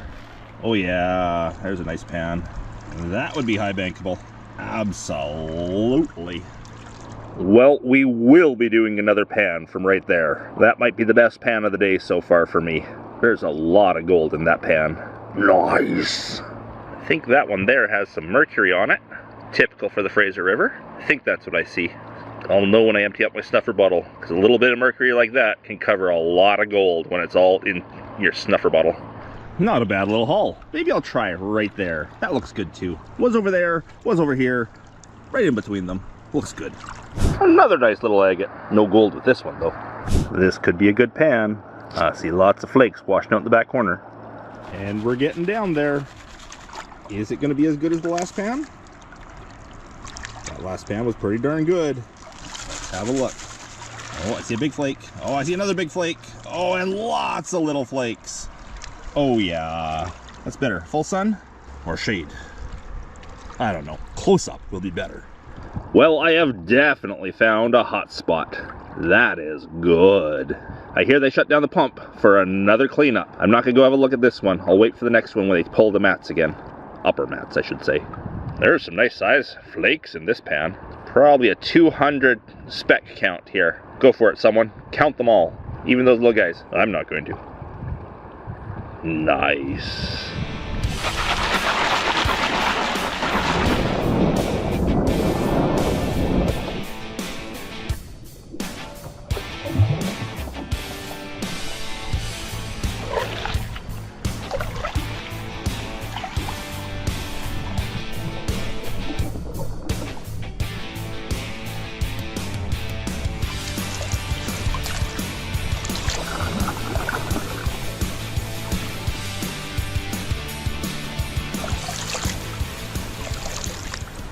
Few slow-mo shots of me panning there.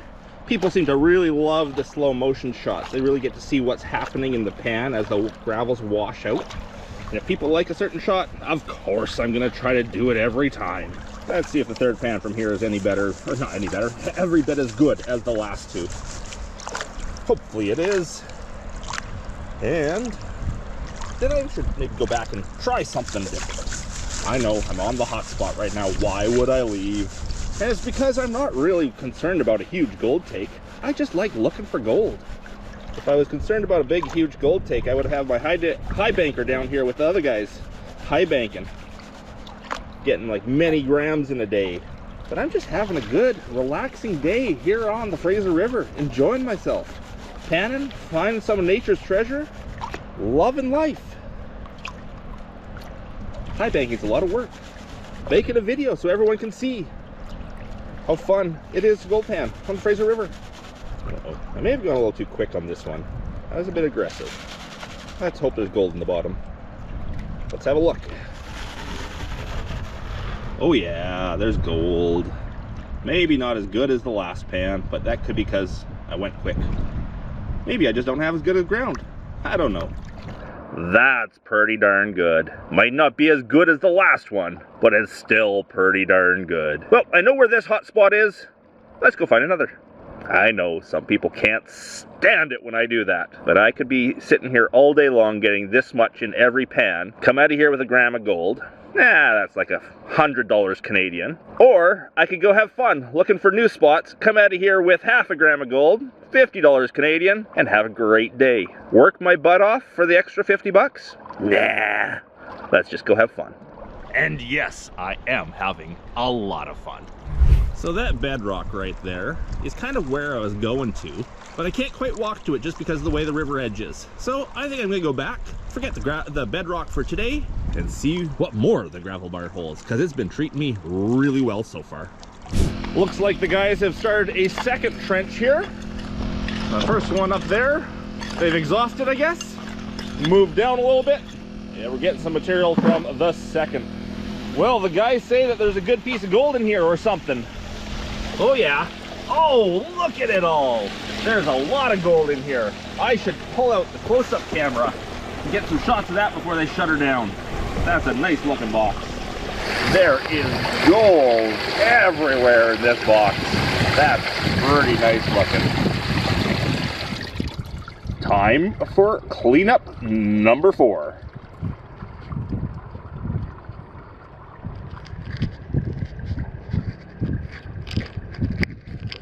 Now, as those guys clean up, I think I'm going to try a pan at the nominal low water level. Now, you can see that right here. If you notice the mud-covered rocks versus the clear-covered rocks, what happens is in the summertime, right after spring runoff is way, way, way up the bar. And once spring runoff ends, the water level comes down pretty quickly to the nominal summer level. And that's right there. And it stays at that level for a long time over the summer. Up here, the rocks are all washed clean from the runoff. Down here, all the mud in the summer river falls on the rocks and makes them really muddy. You can always see the transition between the nominal summer level versus high water and low water. And often, this bar, that band right between the two, shows good gold, because it has the surface of the river at this level all summer long, washing back and forth, cleaning the gravels that are there. So often, that's a great spot to try. There's today's geology lesson of the day. I'm gonna try right there and see if my Fury holds any water or gold. Well, after a good lunch, we're ready to go again. Let's dig right there. And after moving the first rock, see all the sand around it? But see underneath the rock, there's gravels. Those are the gravels that are processed really nicely and actually where all the gold's gonna be. The sand is all stuff that has blown in later and fallen between the rocks. This stuff would have been washed away in the spring runoff, but it reaccumulates from winds. This is the material that has been processed by the river, and even though it's usually not very deep, like maybe an inch deep there, who knows, we'll see, that's where the gold is held.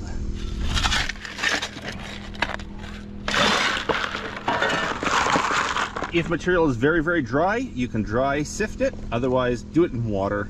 Otherwise there's too much attached to it, but very, very dry up here. I can get more of my hand that way.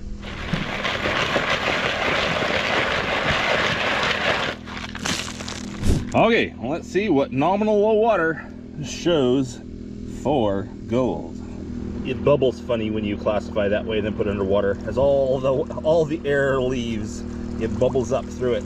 And classifying that way can also concrete down the bottom a lot easier. So not a bad idea to mix things up a little bit.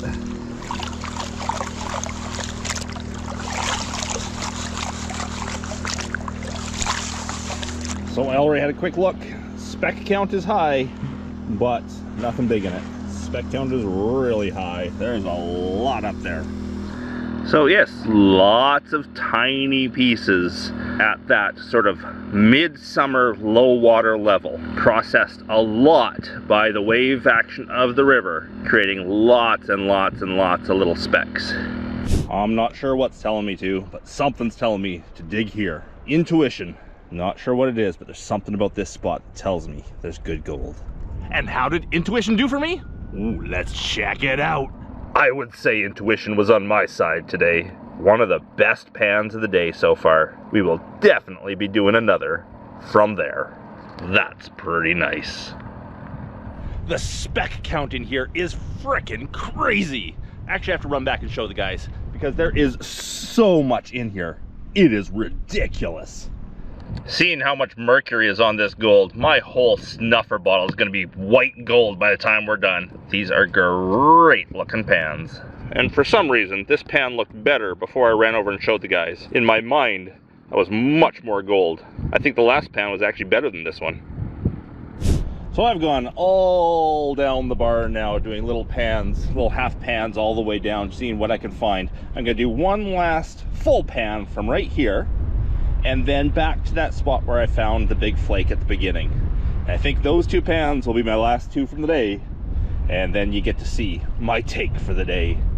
I'm hoping the guys will let me see one more cleanup before the day is done.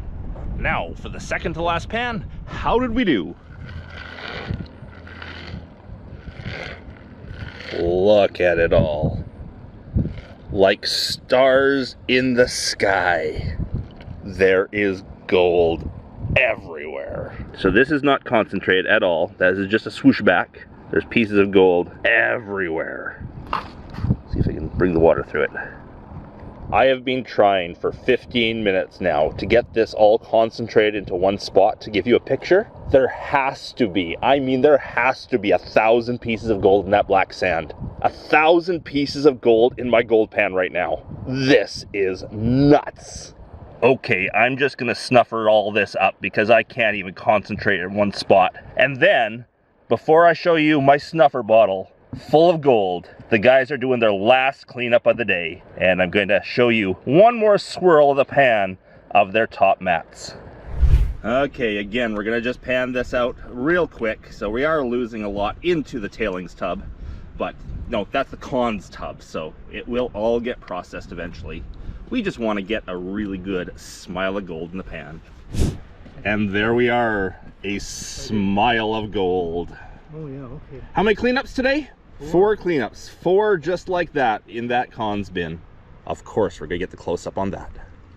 There we go. Cons from the high banker. Maybe a bit more than what I had in my last pan. Just a little bit. One nice little picker in there. A lot of great gold. Now the guys say that they're gonna take this home, clean it all up, and send me a total and a picture of what it looks like all cleaned up. I'm gonna leave the high banking results right here. Now I said I was gonna do one more pan from where I got that big piece earlier today, but I think I have to leave it at that pan that had to have at least 1,000 pieces of gold in it. So let's go see what's inside here. Maybe after I sign off the video, I will go back and do one more pan. Now, I'm not sure if I can get you a total of my take for the day. Ooh, 2 agates. But I'm on an 8-day road trip right now. And I'm gonna be filming 5 different sites. And I think I'm going to be actually putting a lot of the gold together. So you're gonna see cumulative totals. But look at that gold. So I made a little oops. I think I used the wrong snuffer bottle today, because as I emptied out the snuffer bottle to show you what I got, I found my Pickerton pickers from my last trip. So it's definitely going to be a cumulative snuffer bottle for this trip, including the pickers from Pickerton on my last trip. If you didn't see that video, it would have been out in the last 2 weeks on my channel. But let's get that tapped in one spot, and I'll show you everything, including the pickers. So there's the gold from the day.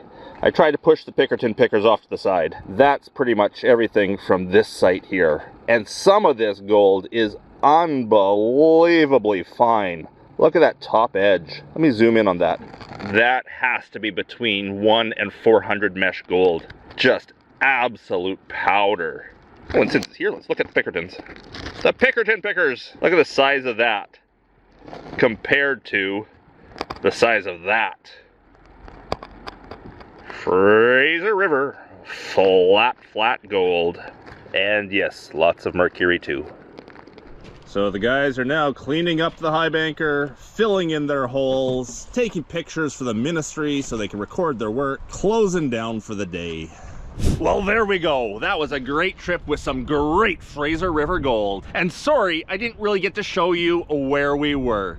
If you do recognize the spot, please respect the claim owner here and don't say anything. Hope you enjoyed the video. If you did, please leave me that thumbs up. If I haven't earned your subscription yet, I hope I earned it today. And a big thanks to everyone for watching, especially my patrons. Hope you're all having a great day. And until the next one, bye. It's the famous gold claim known as Pickerton.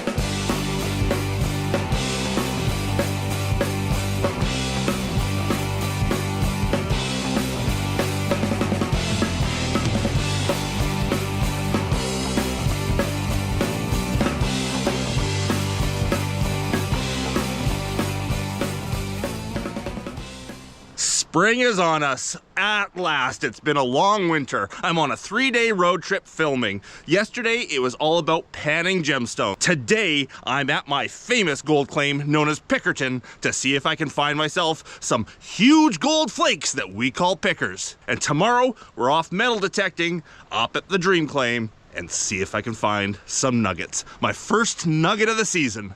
That's my goal. So wish me luck, and I hope you enjoy. Now it is March 19th, I think, today, and the Fraser River is at its lowest possible levels. Spring runoff is just about to start, and it'll start coming up really quick.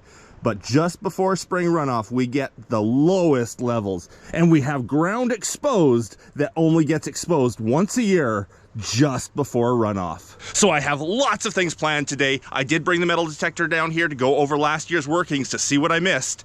I also have a spot over there where I was planning to vacuum last year, but mistakes were made. And of course, we've got the detector to go over the low ground and see if there's any nuggets down there. I've got the full day today. I really hope to get a lot of gold. So my first job of the day, last year I had the little high banker here and I dug a bunch and high banked a bunch along that side there.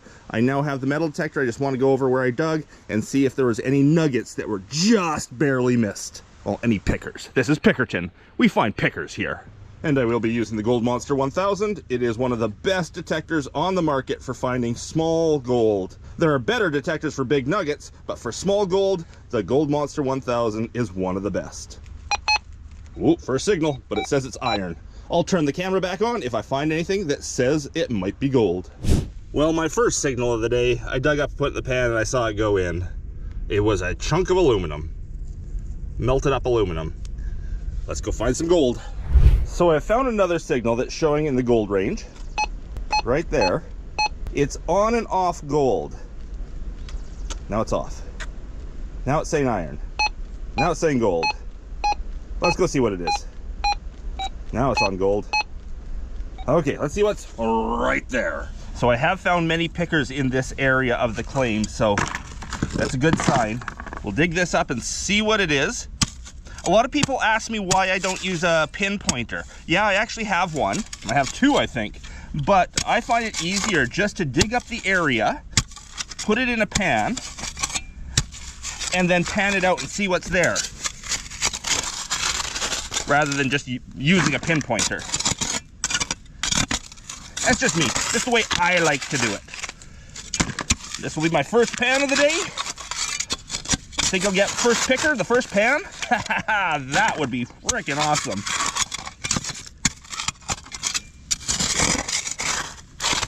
I really should get gloves on. Pickerton is known for how sharp this shale is and how often it cuts ya. Okay, let's throw the detector over that, see if I've got it. It's not in the hole. It's in the pan. Let's go see if it was gold. Okay, we're gonna take this one over to the little creek to pan it out, not down to the Fraser.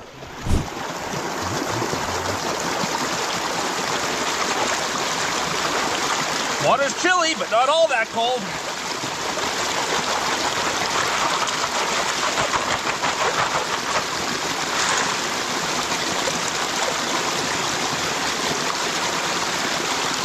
Come on, picker. Come on, picker.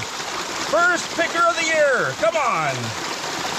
Pickerton has never let me down. I have always found at least one picker here.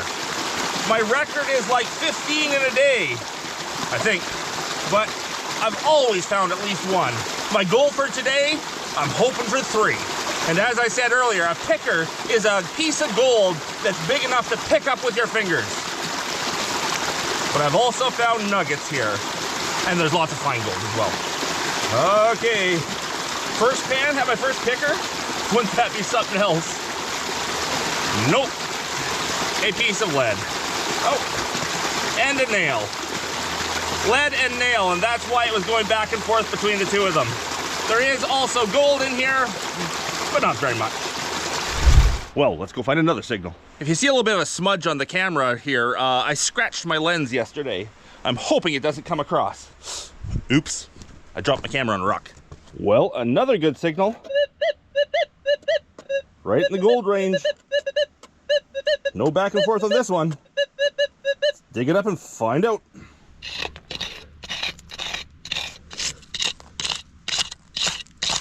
Oh, the bottom is deep here. I doubt that was gold.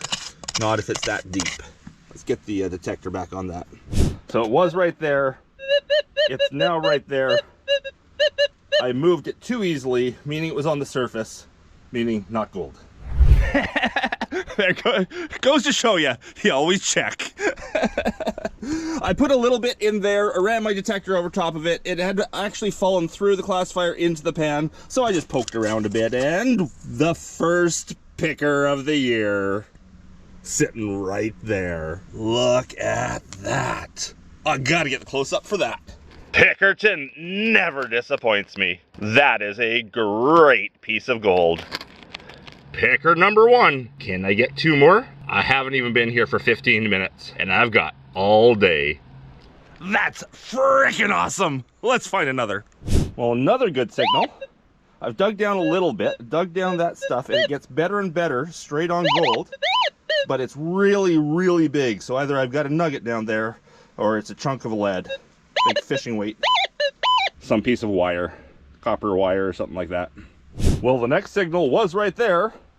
It's now right there. Let's go do another pan. I have high hopes for this one. It was right beside where that last picker came from.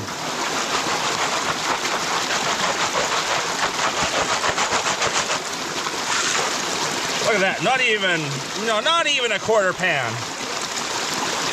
But I know there's a signal in there. There's one non-ferrous, which could be gold, and there's one ferrous, probably a nail or something. I was getting them both down in that hole, and they came out separately. Come on, picker 2. 3 for the day is all I want. Been here for about half an hour already. Okay, am I lucky? There it is. Another, well, look at all the gold. There's gold everywhere. One good sized piece. Not a picker though, just a big flake. Not big enough to be called a picker, but that is a nice big flake. And we got a bunch of other gold too. And there's the piece of iron that went in as well. Now there is enough gold down there that if I was out just gold panning for, you know, getting a gold take rather than looking for pickers, I might stick around there and pan a bunch, because that was not bad. But I want to find the pickers. Maybe after I get my third picker, maybe I'll come back there for panning. And another good signal. Down in there. See what it turns out to be. If you're wondering why it always seems like my signals are in holes I've already dug, don't worry, I'm not digging a hole and putting gold down there or anything like that. What it is when I get a signal up high that is very iffy, I move some of the top stuff away to get the detector close, because then the detector can determine if it is gold or non-ferrous or ferrous, or it can tell me if it's a good signal at that point. And then when I get a good signal, then I bring the camera out. Okay, let's get all that in a pan.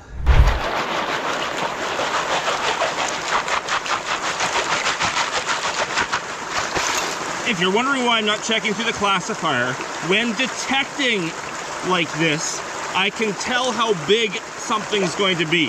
If it was big enough to not go through the classifier, it would be such a huge signal that I would have seen it. So if there's a picker in here, this one is going to be a fairly small picker. Okay, there's the iron signal that went in. A piece of wire, metal wire. I think I put 2 signals in here again, but they were not good signals. They were back and forth between iron and non-ferrous. So, could be anything. Not holding my breath on this pan. That's what I thought. Nothing. Okay, one last pan from here, and then we're gonna move over to where I actually meant to work today. Just a little pan. I tend to overfill my pans.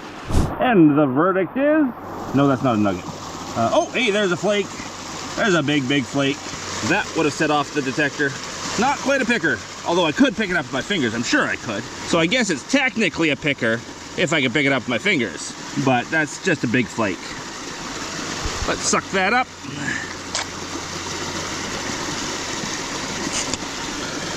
A few more little pieces. I'll put them back so they grow bigger.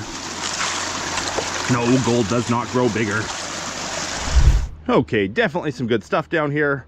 One massive picker, that was nice. Some good flake, but I need to go over where I planned to be today and do my planned jobs.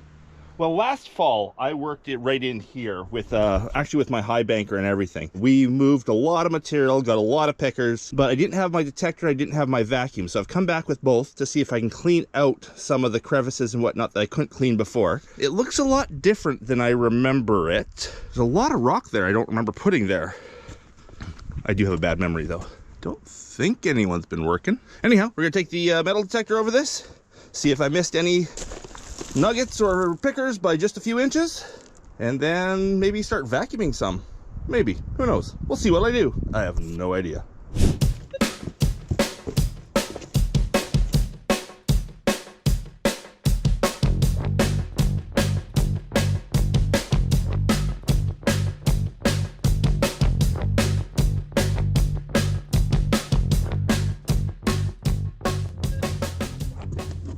So I've got a signal right here. Again, it's not a clean signal. It sort of flips back and forth between iron and gold. And unfortunately, it's in a place that I know I've cleaned extremely well in the past. So I'll dig it up, I'll figure out what it is, but I'm not holding my breath on this one. I'm pretty sure I got the signal in the pan, though it wasn't a good signal. Let's go pan it out. I get to find my way down to Fraser this time. I really should be taking advantage of this ultra low water here and seeing if I can find spots that I normally can't get to because they're underwater. Like, there's some good looking stuff down here. Maybe I should ignore way up there since the water's so low, do stuff down here. Kind of what I figured. Nothing but specks. Gonna do a little bit more looking up there and then I'm coming down. This is amazing. I'm loving this spring day. Well, that zipper pull there sure sounded like a big gold nugget. Straight on non-ferrous, straight on gold. Got excited for a second, but alas, no. Woohoo! That was a good call to move down. I just had to run back and grab my camera though. I've been working for a little while, way over there, and I got a signal that was really eluding me, but it looked like a good signal, sounded like a good signal. So I worked it and worked it and worked it, and I just saw a flash of yellow. So I ran back, grabbed a camera, and now I'll take you over there and show you. It's a little precarious. Never like actually stepping down into the river because it's so muddy you can hardly see what you're standing on. And it's always slippery. There we are. Okay. So I got a signal way up here somewhere. Started moving rocks and digging down, down, down. Can you see it down there? It's just sitting right on the surface now. There is a beautiful flake of gold. Of course, I didn't bring the close-up camera. That wasn't smart. Nice. Let's get that out of there. I don't know how big it is yet. I stopped the... Oh, it's big. That is awesome. That's what I was getting from such a distance. Let's clean that up. Oh, why didn't I bring the close-up camera? Ah! Look at that thing. Doesn't it look amazing? Unfortunately, as I cleaned it off, it's a piece of tin can that's yellow. Oh, was I excited. It's aluminum foil from a yellow tin can, and it looks just like gold. Foiled again. That's so sad. It's kind of funny. Okay, back to finding the next picker. 3. I want 3. I've got 1. So detecting hasn't been doing it for me, so I just opened up a crevice and filled a pan. We'll go pan that out and then maybe back to detecting. Hey, hey, hey, there we go. Picker number 2 for the day. Check it out. Whoop, there it is. Nice. I have to go up top and get my close-up camera for that. And that's not too shabby for picker number 2. I like it. Remember, use your pinky to show off the gold. It makes it look bigger. Loving this. Look at all the pyrite cubes in this pan. Each one of those little red things is a rusted out piece of pyrite. So obviously there were heavies down in that crack. Maybe one more pan from there. Well, Pickerton strikes again. I never come out of here without losing a little bit of blood. And of course, I have the glove on the other hand. Go figure. Anyhow, I've got a great signal right there. I'm moving a really nice rock here with lots of material behind it. My pan's full. Things are looking up. I got a good feeling about this one. I managed to get right into the bottom of this crevice. There's still a full pan's worth down there. And I'm not even sure if I can move the next rock. I might be able to. It might be another pan's worth. And I think there was still a signal up here somewhere. Under there. So, but I've got good feeling about this one. Let's get her panned. Well, nothing great, but there is one little chunky piece in there. It's pretty small. Still not big enough to call a picker, but a little chunky piece. And there's the 3rd picker there. I've got this crack pretty cleaned out nicely. I haven't even pulled out the vacuum that I brought today. I carry a very heavy vacuum with all of its batteries down here to vacuum out things. Having too much fun panning. Still got a lot of time though. Anyhow, well, let's go see what's in that pan. And there was nothing but small flakes. I had so much faith in that. But there is a signal up here. Let's hope it's a signal of gold. Not a very good signal. We'll clear it out all the same. All right, see what's in there, and then, I don't know, detecting, vacuuming, lunch, something.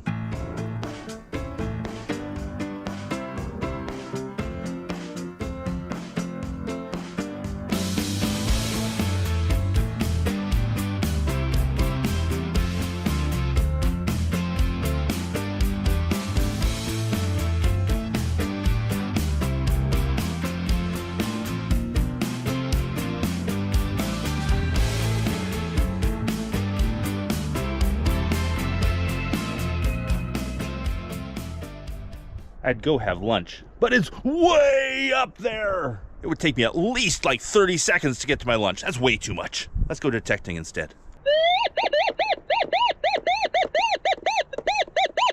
Let's check it out. Nope.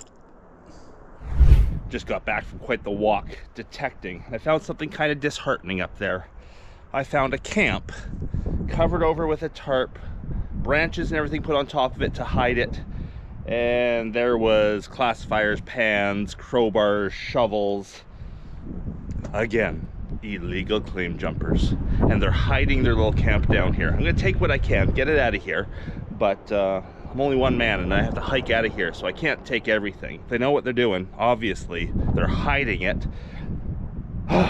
Illegal claim jumpers, yet again. People, don't go on someone else's claim. There's lots of open ground that has great gold. If you want to find some gold, go find your own. Don't steal someone else's. Okay, ignore it, let it go. I'm having a great day. Let's focus on the positive. Yep, here's the camp, which is somewhat hidden, sort of. Not really. Garbage everywhere. Not sure what else hidden underneath the tarp, but I did find pans and crowbar and stuff strewn about the claim.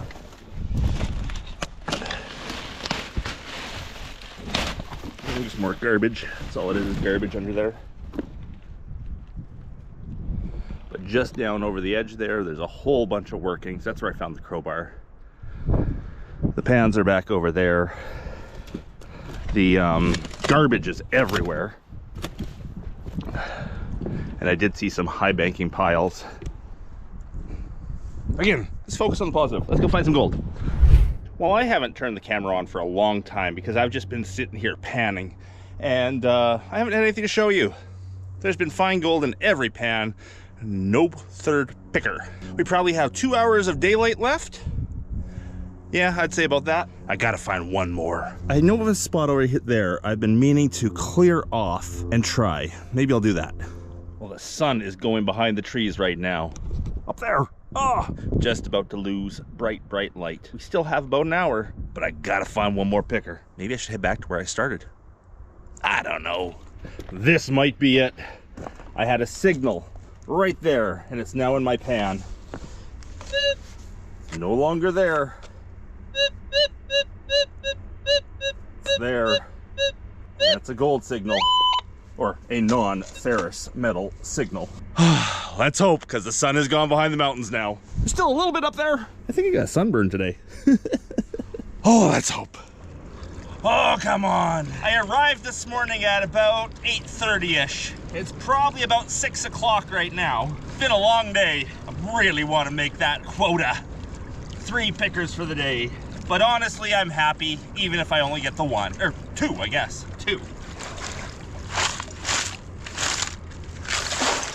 Here we go. Come on, picker. Might have to put my jacket back on soon. It was a nice signal that went in the pan, but I couldn't see any gold, which might mean it was lead. The shale here pans way different than rounded river cobble. You almost have to throw it out of the pan. It kind of grabs on.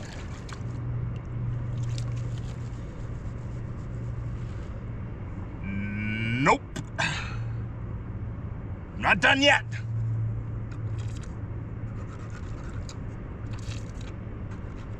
Oh man, that's a long ways up. And it seems to be more and more every time. Will this one have it? So what do you guys think? If I take the equipment from the claim jumpers, is that stealing?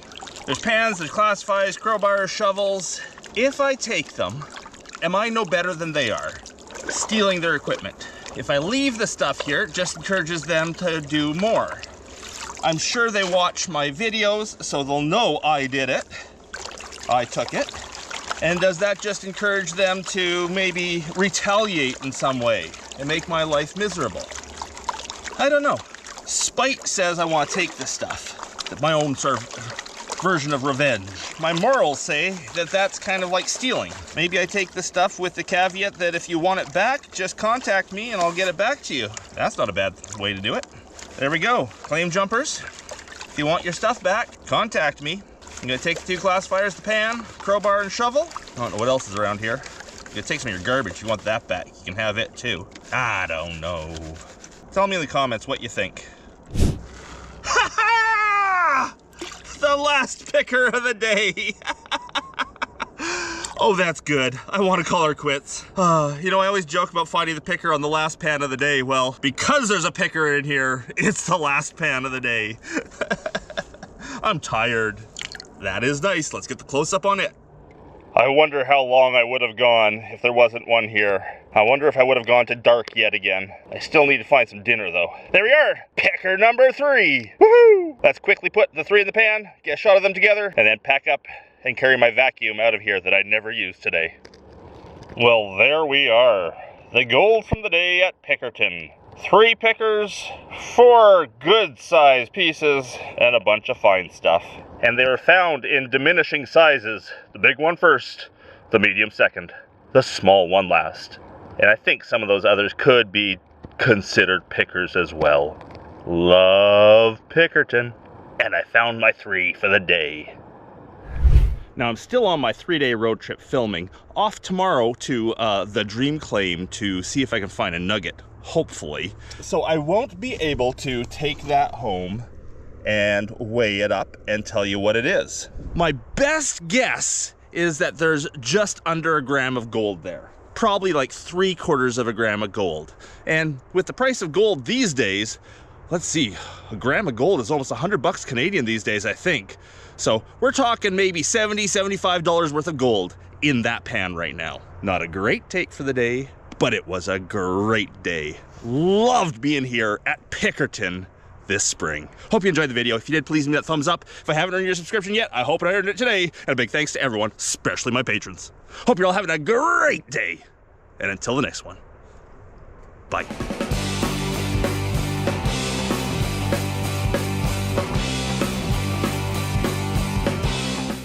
Oops, all the close-up pictures, I forgot to include the last picker I got. Does that mean I got 4 pickers today? I think I did. Ha ha! It's a bonus picker.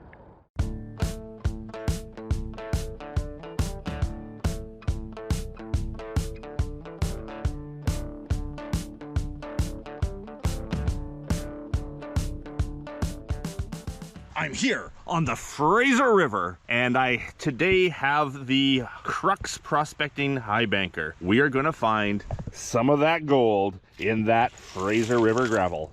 It is the mighty, mighty, muddy Fraser, and today we are gonna find some of its natural treasure. Wish me luck, and I hope you enjoy. Now, if you are familiar with my channel, you may have seen videos from this claim before. That bridge really gives it away. This is my black gold claim. There's gold on this gravel bar here that is stained completely black. It's almost tough to tell it's gold because it's so black. It has eluded me. The source of it, the reason behind it, everything has eluded me on this claim for a long time. We know it's here, we know we can find it, we know just upriver, not even a kilometer, there is none. So what is the source? I don't know. Why is it black? I don't know. Today, I'm hoping to find at least one big piece of the black gold that I can take home and do a little bit of an experimentation on. That's why I got the high banker here today. We are gonna run through a lot of gravel to hopefully find that one big black flake. I am using the Crux Prospecting high banker here, the Gold Trex. It's a 1-inch pump that runs this thing, not very much water. And I'm choosing that on purpose because I need to let the water settle into the gravels here and not bake it back to the Fraser. Yes, the Fraser's unbelievably muddy, but the rules here in British Columbia state we can't have muddy water go back to the river. So I'm using a 1-inch pump on very loose gravels, should have no problem sinking and soaking in long before it gets back to the river. That's the thought. The bigger high banker could go through more volume, but it uses more volume of water, which has more of a chance of getting back muddy water to the muddy Fraser. Yes, I know the rule here about muddy water getting back into the Fraser doesn't make all that much sense, but I do my best to follow the rules. So here it should soak into those gravels, filter out, and by the time it soaks down and through out to the river, it won't even be noticeable. That's the thoughts. Let's see what we can do. I got gravel already cleared out here. I'm hoping there's gold down in that gravel. We're gonna work through there, maybe move some of these rocks, work up underneath the big rocks, and see what we can find. Ow! Oh, pokey! Ow! Oh, got something sharp. Gloves. Yeah, gloves. Unfortunately, what I probably found down in there somewhere was a piece of broken glass. This area of the Fraser actually has a lot of garbage down in the gravels, which is unfortunate. Glass, broken up glass bottles, all sorts of nasty stuff here. So yes, I should have had gloves on, and any garbage I see, like that old beer can, will be taken out with me, for sure. Try to leave the place better than you found it. Anyhow, let's get going. The pump is primed. On a water pump like this, you have to put water into the pump mechanism before you start it up, because it needs to be able to suck water all the way up that hose. And in order to do that, it needs water in the impeller. It's a self-priming pump, which means it can pull water from the river up to the pump, but you have to actually prime the pump first. You have to get water in the pump. And there we go. Let's get digging. Find that gold.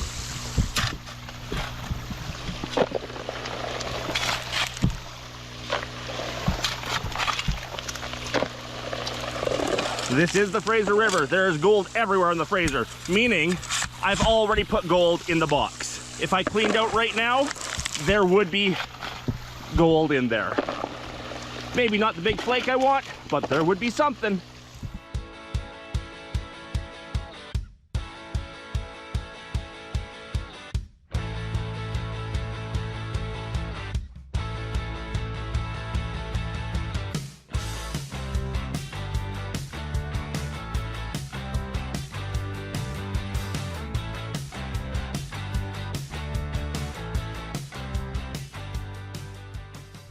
And after 10 minutes of running, the water's not even 20 feet away from me, soaking in right there, hardly moving anywhere. This loose, sandy gravel, taking it no problem. Might be at a level a tiny bit, but it's running really well.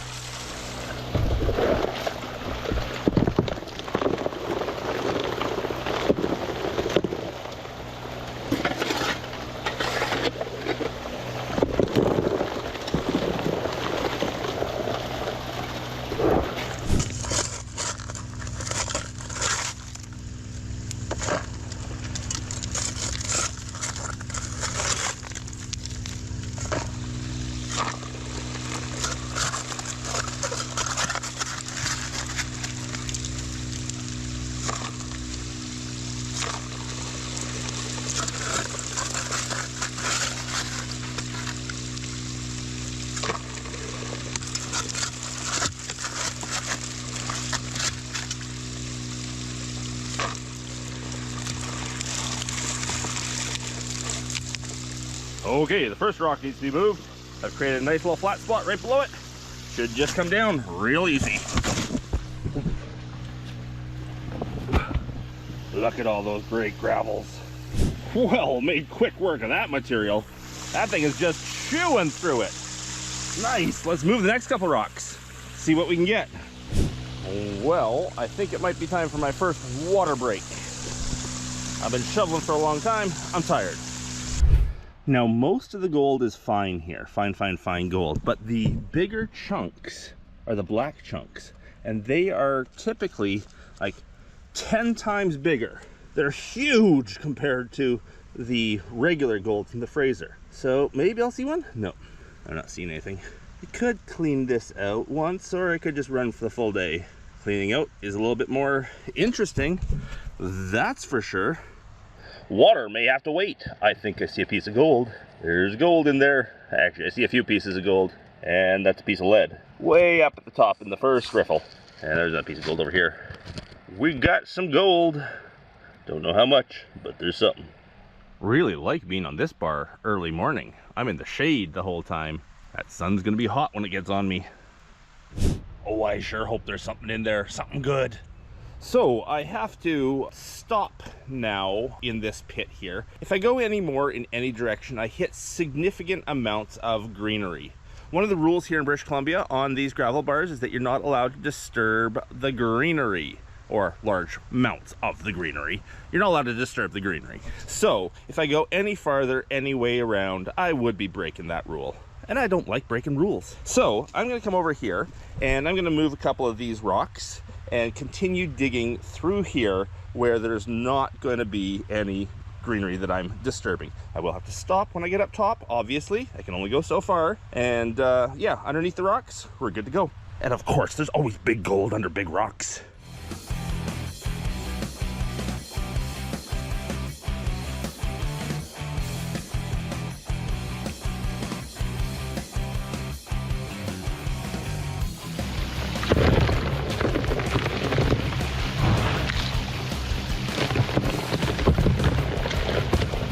Do it! Jump to the camera!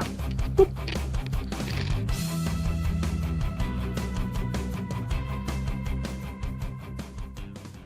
Since I've gone out as far as I can, I've decided to go down. Typically on this claim, the gold is in the top 6 inches. The flood gold is way better than the deeper gold, but I've just run out of spots that I can dig without affecting the greenery around here, so I'm going down. It's not that there's no gold down there, it's just not as good as in the top little bit. Well, I can go that way a little bit, I guess.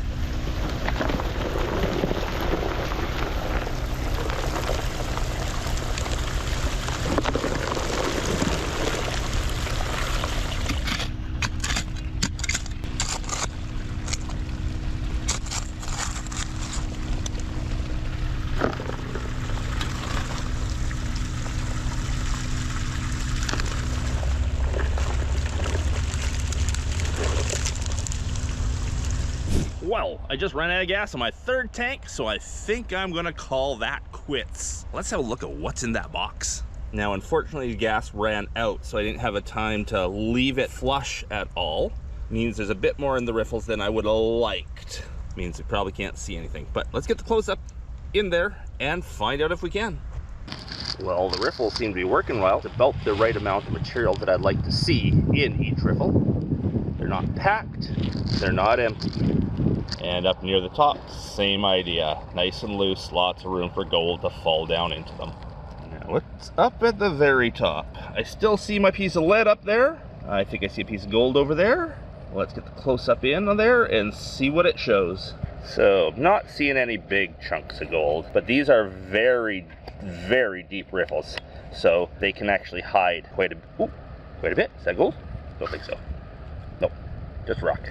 As I was saying, these are very deep riffles. They can hold a lot. We're not gonna know till we put it in a pan. So let's do that.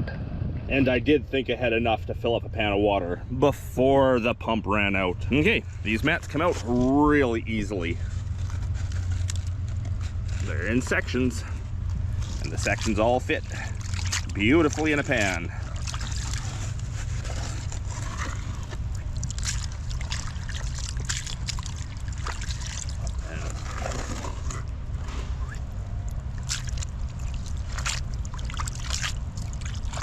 And the good one, the top one. Oh, there's a bunch of material at the top too. I'll have to wash that out. Definitely got that piece of lead in there.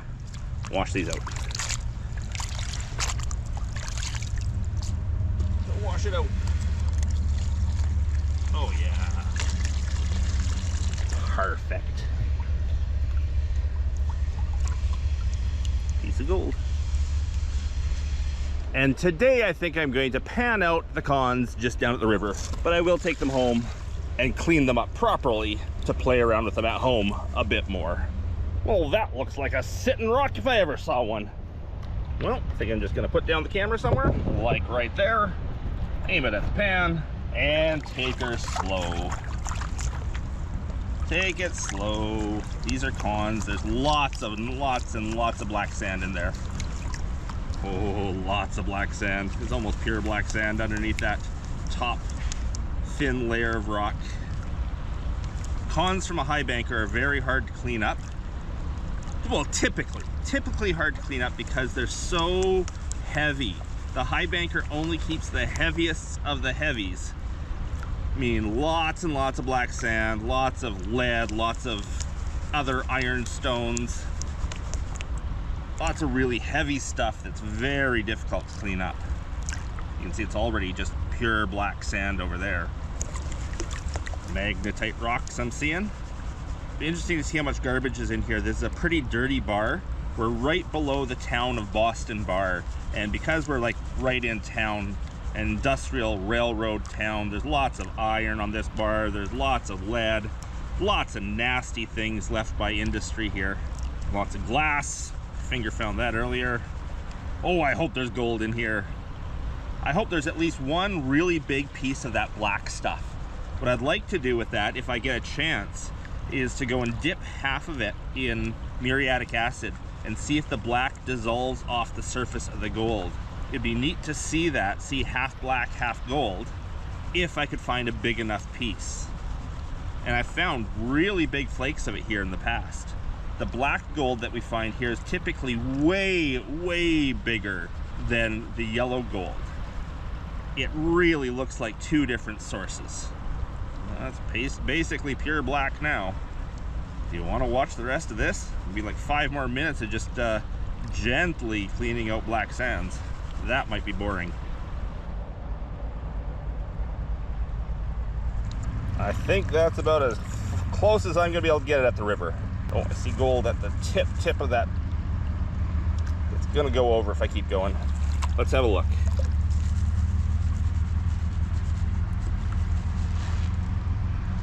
Okay, I see the piece. Oh my goodness! I need to get the close up on that. I haven't even seen the gold yet. I just see the gold. I haven't seen the gold, just see the gold.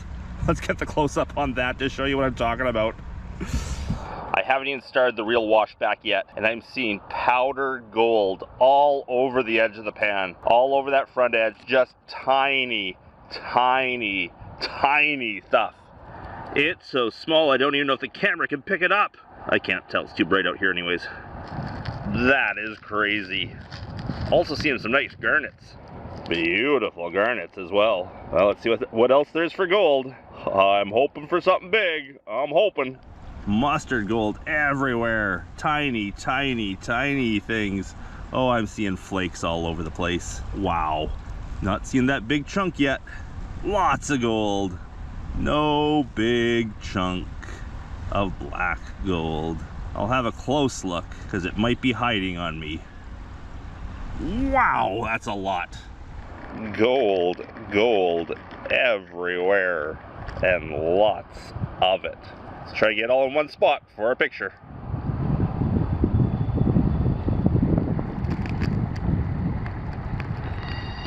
Well, that's what we're talking about. Some beautiful gold on the Fraser. Fraser River gold, baby.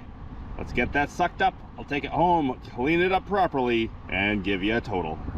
Well, there you go. It's fine, but there's a lot of it. And unfortunately, no big black piece. It's weird, the first few trips here to this claim, I was finding these huge black pieces all over the place. There was gold in big chunks that were covered in black all over.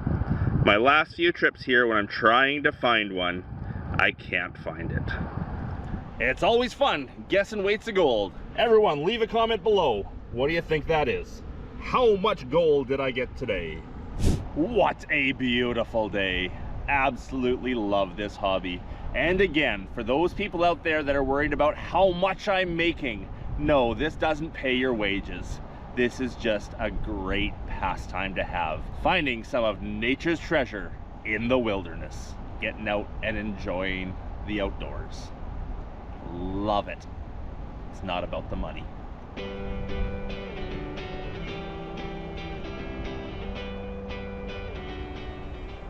And for those who are wondering about the Chilcotin landslide and how it's been affecting my claims, yesterday I was in at my jade claim, and yes, there was mud over all the rocks. I could not see if there was any jade at all. I'm gonna do some looking around here today to see if I can find any. But this claim here, I'm not seeing excessive mud on the rocks. I might be seeing a little bit more sand than I've seen in the past, and we see some washes going down where the water probably receded really quick. But really, I don't see any evidence here of the flood. Far side, not even, maybe down there I see some logs washed up.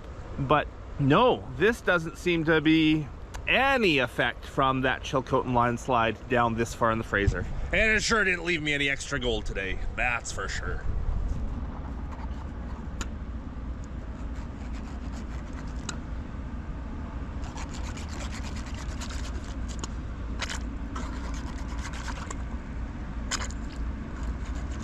I think I'm going to take these cons here. I've sucked up the gold already, but I think I'm going to take these cons and add it into the mix that I make my pay dirt from. If anyone sees a little lead pellet from a pellet gun in their pay dirt they buy from me, you'll know where it came from. Plus, there's lots of great garnets and ironstone in here. This will be a great addition to the mix that makes up my pay dirt. And don't worry, yes, I said I've taken the gold out of the pan and that I'm gonna use that for my pay dirt. That doesn't mean my pay dirt has no gold in it. I add gold back in once I've mixed up all the raw dirts from all the different claims. I add gold in, so there's always a guaranteed amount in every bag of Dan Hurd prospecting pay dirt. And this video will be coming out just before Christmas time, so great time for me to announce our yearly pay dirt special. $25 per bag, guaranteed gold and gemstones, garnets, peridot, and one other Christmas present special inside every bag. We only make 1,000 bags each year and they sell out fast. So get them while you can. www.danhurdprospecting.com. And while you're at the web store picking up Christmas presents for the kids, why don't you pick up something else for yourself as well? And I didn't have to go far to find my first piece of nephrite or gem serpentine. Look at that guy. Awesome. That's a gem serpentine, I think. Oh, it's tough to say. The pockets in it tell me it's probably a serpentine, but that looks like a hard rock. Oh, maybe it does. Probably a gem serpentine, but nice rock. That one will be coming home with me today. I'll cut that and leave a picture here in the video for you to show you what it looks like inside. And of course, we will be filling in our holes. Like always, never leave an open hole when you're done panning. I might need 2 hands for that rock. Okay, I will be filling in my hole once I can put down the camera. And Kyle, your Gold Trek high banker from Crux Prospecting, did very well yet again. Time to wrap up the hoses. Jade, gold, sunshine, fresh air. Who could ask for anything more? Absolutely loving this. Let's take that gold home, clean it up, and show you what I got right here. Okay, let's clean this up and see what she looks like. This is fine gold, so I have to be very slow. Otherwise, I could lose some. Might float away. I should put some jet dry in here so this fine gold doesn't float. First piece I see floating, I'm gonna do that. There's the first piece floating. Okay, jet dry it is. Now, if you're not familiar with jet dry, what it does is it breaks surface tension. So what that means is things can't float so easily on it. Something like gold, which is actually heavier than water, can float on the surface tension of water, and seems counterintuitive that something heavier than water can float on water, but it's because of the surface tension. A little bit of jet dry stops the surface tension from affecting it, and things that are heavier than water, like gold, will sink. Okay, this is gonna be a slow process. You don't want to watch it all.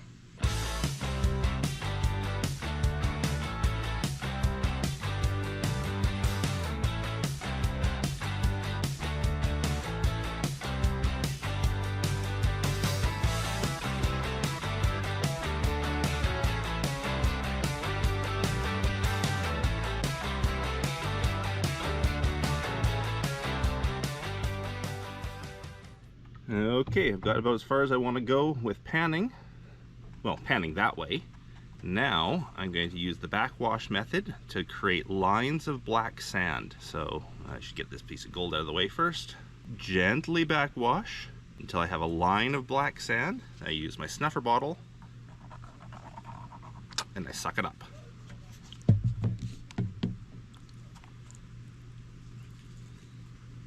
Had some gold back there. I want to get all the gold up front. Had some stubborn gold. Look at that stubborn gold. Nice line of black sand. Suck it up.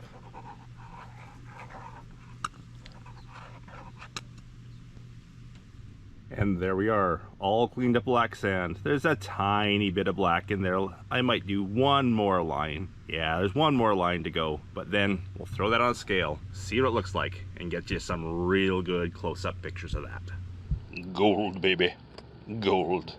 Now this is still underwater, haven't dried it out yet, still in the pan. There we are, all dried. one little piece of lead in there, a couple of darker pieces, those are the black gold, but really I didn't get the black gold I was expecting. Ton of fine stuff. What do you think it is? Let's have a look. It is 0.89. Not quite a gram for a day high banking. Look at that stuff. Nice. Gold, baby. Fraser River, fine, fine gold. Couple pickers as well. We got some bigger stuff in this. There's a piece of that black gold. I did get some of it. Is that black gold or is that a piece of lead? I think that's the black gold. Let's pull it out of there and have a look. I think I'm going to have to put that under the microscope to have a look. I do see a gold line on one of those worn edges, so I'm pretty sure that's the black gold I'm talking about. But might want to throw this under the microscope to have a look for sure. If it is that gold, it is bizarre. I really got to figure this out. Okay, where's the microscope? Let's check this. Yes, that is definitely the black gold we're talking about. You can see the worn surfaces are showing gold through, yet the majority of the surface is right black. And these pieces seem to always be bigger than the rest of the gold around. Gotta figure this out. Oh yes, and what about that piece of jade or gem serpentine I found? Well, when I cut it open, I'm fairly certain now that that's a piece of gem serpentine, not jade. But absolutely beautiful. Let's get a light behind it and show you how translucent green that is. Okay, here we go. Oh yeah, definitely a serpentine, but beautiful color. Beautiful green in there. Love it. Gold and jade. Well, serpentine. What a great day. What a day. Absolutely loved out here. I hope you enjoyed the video. If you did, please leave me that thumbs up. If I haven't earned your subscription yet, I hope I earned it today. And a big thanks to everyone for watching, especially my patrons. Hope you're all having a great day out there. And until the next one, bye.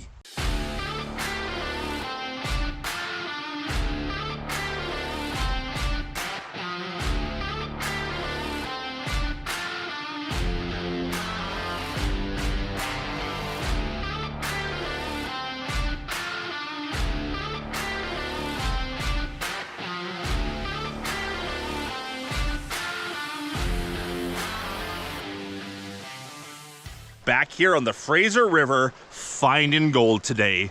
My brand new claim that I tested a few videos back showed great gold. Today, I've brought the high banker, I've brought shovels, buckets, everything I need to see how much I can find.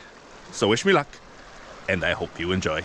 Now, when I tested this claim for the first time, I just took 2 or 3 pans from right there and panned them out, and I found hundreds of specks of gold in each pan. Specks! They were small. There were a few bigger pieces, but there was a lot of gold right there. My plan today is to fill, starting with 4 full buckets. I'm gonna fill 4 buckets of material from here.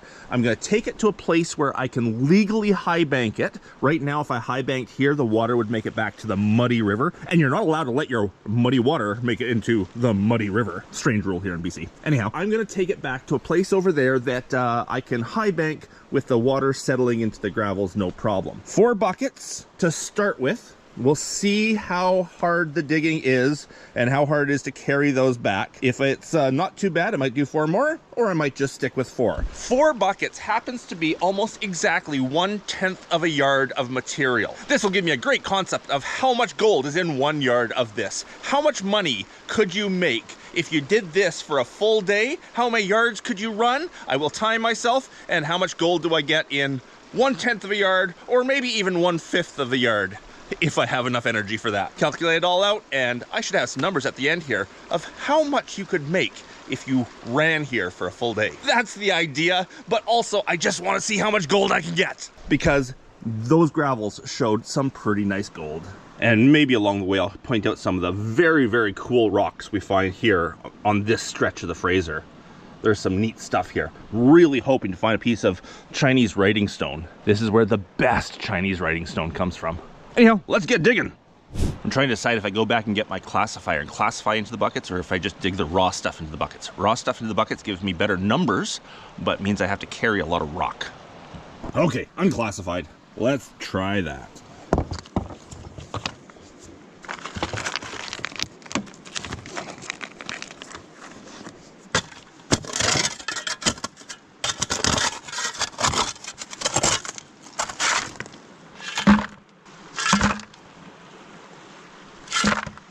Now we're starting our digging at 11:03, and let's see how long it's gonna take us.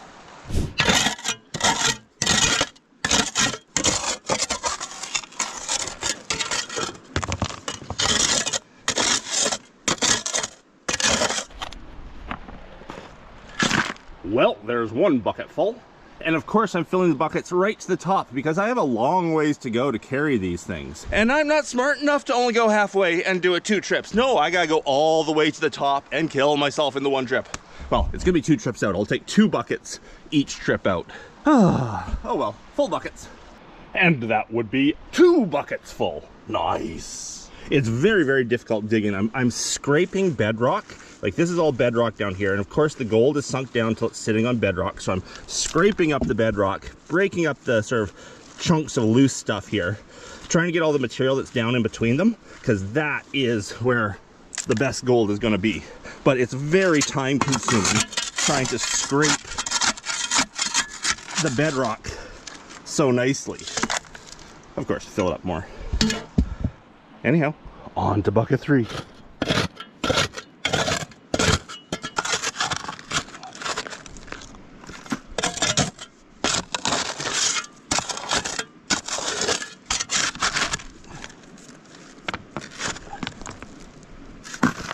And there's bucket 3 full. Not bad digging. It's taking me about 15 minutes, 10-15 minutes per bucket to dig this stuff, making sure that I scrape the bedrock really well. And it's gonna be carrying out of here that takes a lot of time. I'm liking this. There's a bit of a bedrock trough right here of the sort of softer bedrock, so I can really scrape it well, heading right up behind that big rock. So water swirling over that rock would have created a low pressure zone behind it. Gold would fall out, lighter stuff washed away, and there's a little bit of a bedrock trough to catch the material. Nice. And cleaning out that trough makes bucket 4 full. 4 full buckets. Now to carry them back.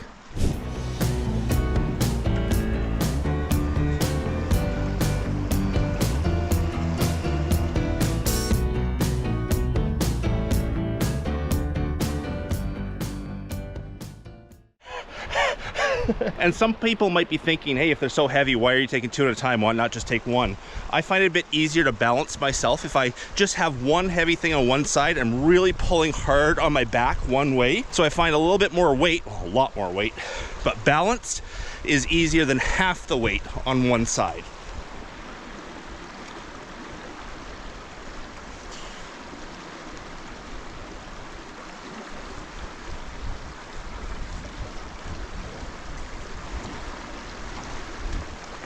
Oh, this old body's gonna be feeling that tomorrow. Ho, ho, ho, ho. If you're wondering, I'm 50 going on 80. No, I'm 50 years old, and yeah, I'm gonna feel this tomorrow. My back's gonna be hurting, I think. All for the gold. And there's always people suggesting that a wheeled cart would be the way to go for me.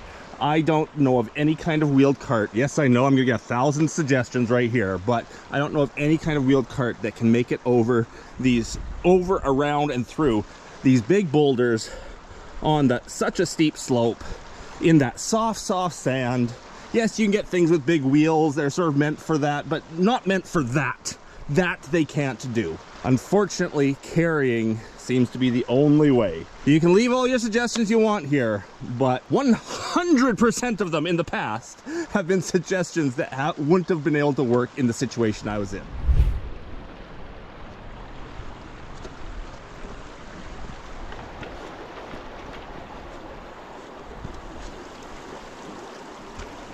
A little bit at a time.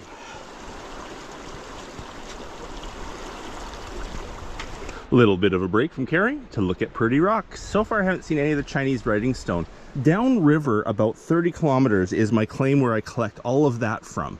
And it does look like it's traveled a long way, so I assume it's washed through here. It is possible it's coming into the river somewhere between here and there, but maybe I'll find a piece here.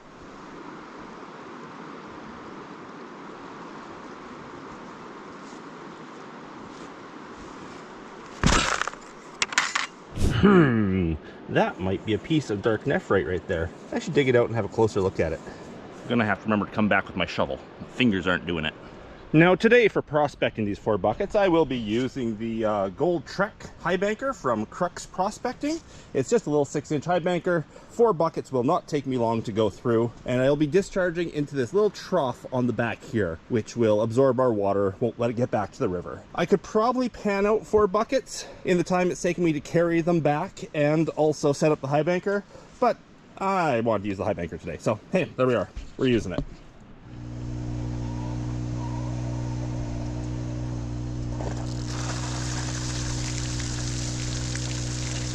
A little bit of leveling work and I think we're ready to go.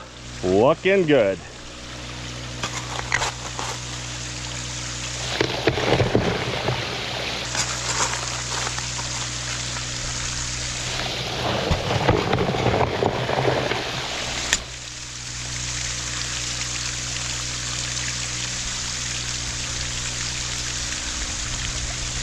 There we go. Now we're good to go.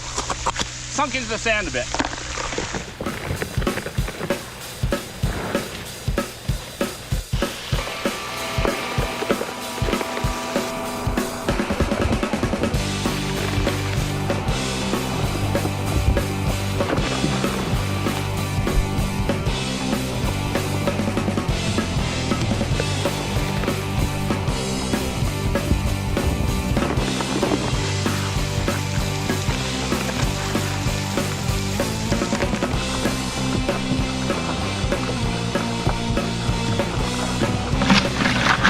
Well, there's 1 bucket done.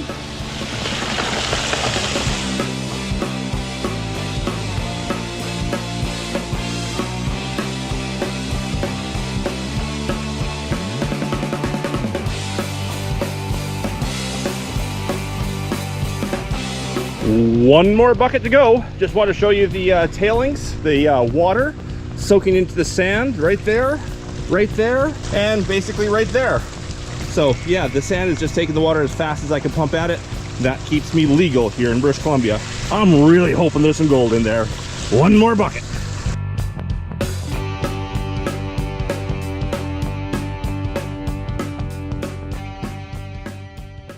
Alrighty then. 4 buckets took no time at all. I really hope there's gold in that box. I see a lot of black sand. I'll get the close-up on the black sands, but really hoping the gold. Alrighty, let's see what's in the box. Well, I'm seeing gold off in the corners. There is gold in the box, but there's also a lot of black sand. So I'm gonna be panning for a while, I think, to figure out what I've actually got here. There is gold. Is there a lot of gold? Is that yellow rock a gold? A gold? I think it's just yellow rock. Yes, yellow rock.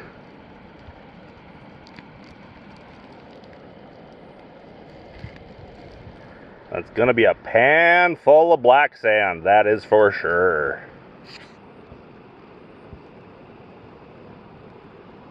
I can't believe the amount of black sand. Even where the high banker was discharging, I see these lines of black going off in every direction. That material was loaded in black sand. Black sand is heavy, just like gold. Let's hope it was loaded in gold as well. Time to clean her out. Cleaning out this high banker is dead simple. So easy. That's it. There are 4 of those. You just pop them out in the pan, give it a shake. Make sure you got everything out of it, nice and clean. And of course the top one in any high banker is where 90% of your gold should be. 90% should be in that mat right there. 1 ounce. Okay, put the pan underneath the end. Let's see if I can do this one-handed. A little bit of water. Rinse her down.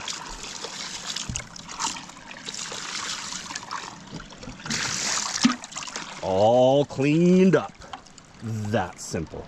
And check out this agate I pulled out of the rocks falling off the grizzly. Almost carnelian. I'd say that is carnelian. That's a nice agate. If you're wondering what I do with all these agates that I find all along the way, I make these agate grab bags I sell on my website, www.danhurdprospecting.com, and this agate will just go into one of the grab bags. They're perfect little Christmas presents. I think this video is probably coming out just before Christmas. Oh yeah. www.danhurdprospecting.com. All sorts of gold and minerals and rocks and everything for sale on there. Oops, I stopped and had some lunch, but I forgot to check the time. It's now 1 o'clock. So I've been stopped for about half an hour.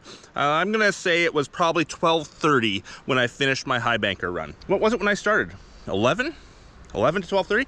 Hour and a half. We're gonna go with an hour and a half of running time to do my calculations. I'm not gonna include the cleanup time because if you were actually running for a full day, you'd be cleaning up once at the end of the day, or you'd be keeping all your cons for the end of the week or whatever. I won't calculate the cleanup time, but I will calculate the dig, the carry, and the high banker time into figuring out how much I'm making here.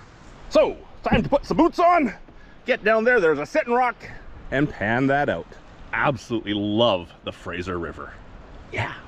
Okay, found myself a sitting rock, found myself a place to pan. Let's pan this out. Hopefully there's enough room here. It's a little awkward. Anywhere you stand just off this edge could be 5 feet deep, could be 10 feet deep. This sand, see the cliff it makes there? It makes those cliffs underwater as well. So you have to be very careful where you go into the water. Here we are. This place is, you know, that deep. It's a foot deep.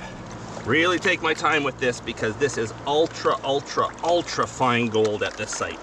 Really stratify it, gentle stratifying so it sinks down nicely. And then, let's see if I can get better light on it. There we go. Then wash the mud away.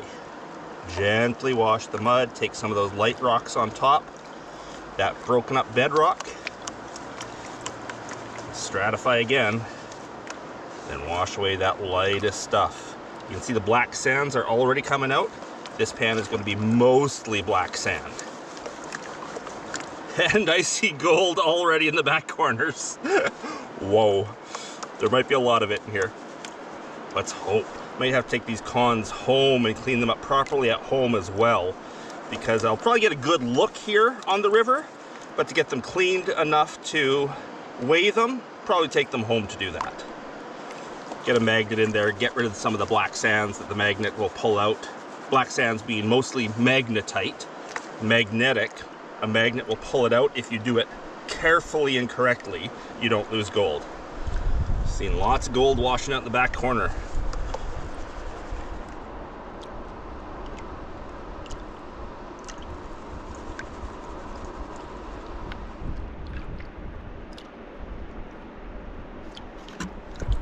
Actually not as much black sand as I thought there would be.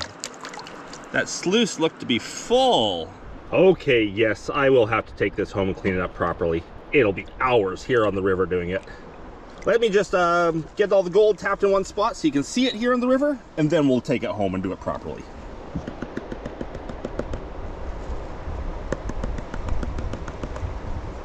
There's a lot. There's a lot.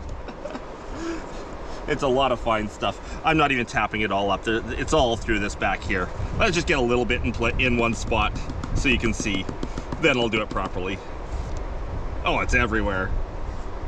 Well, this is difficult. The way I've got it going right now, there's not even a hope of me getting half the gold into one spot to show you. There is stars in the night. There's so much gold in there. There's speckles everywhere. I will get the close-up on it here a little bit. And then, as I said, I'll take this home and do it right. So there is one picker in here. I was hoping for more considering I was working bedrock, but there's just gold everywhere. Insane amounts. Unbelievably fine stuff. Piles and piles and piles of powder gold. As Chris would say, mustard gold. But it is everywhere through this black sand. Anywhere I put the camera down, it's going to see piles and piles of gold. Even back at the back where there's not supposed to be any, there's gold flakes everywhere. This will be interesting. It's very fine. I doubt this is going to add up to too much, but it'll be interesting. There was definitely that one picker. Gold, baby. Gold. Hey, look who was here. That's the big bear tracks. Mama bear was down here. Absolutely love BC weather. It's October 6th today. Yesterday I was snowed out of one site and I was up prospecting in the frozen snow of another site. Today I'm here on the Fraser River in my t-shirt. BC weather, gotta love it.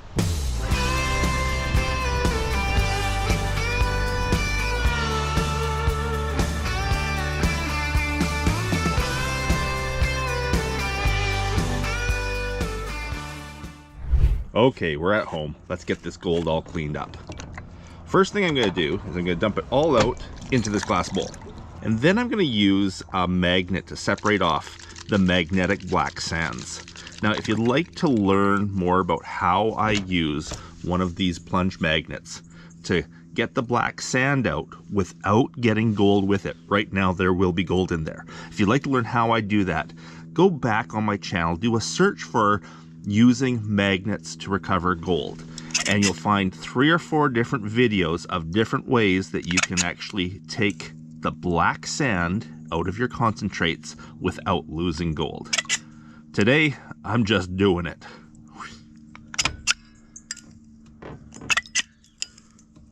And I'm not going to explain what I'm doing or why. If you want to see all that, go back and check out that other video.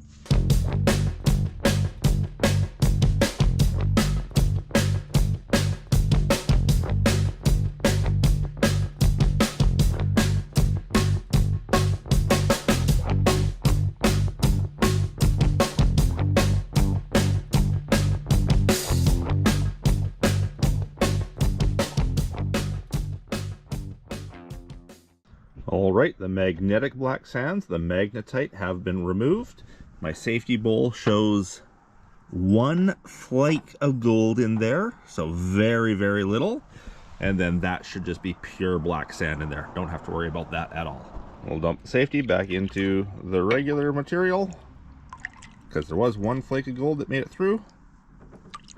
And then let's pan that out. Removing the black sands from the concentrates saves me about 50% of the cleanup time. I know the way I've done it that I'm very, very certain there's no gold in that black sand. If you just take a magnet and plunge it in and try to take the magnets out that way, you will grab gold with it. My little method between the two, I am positive, I'm very, very positive I did not lose much, if any, gold.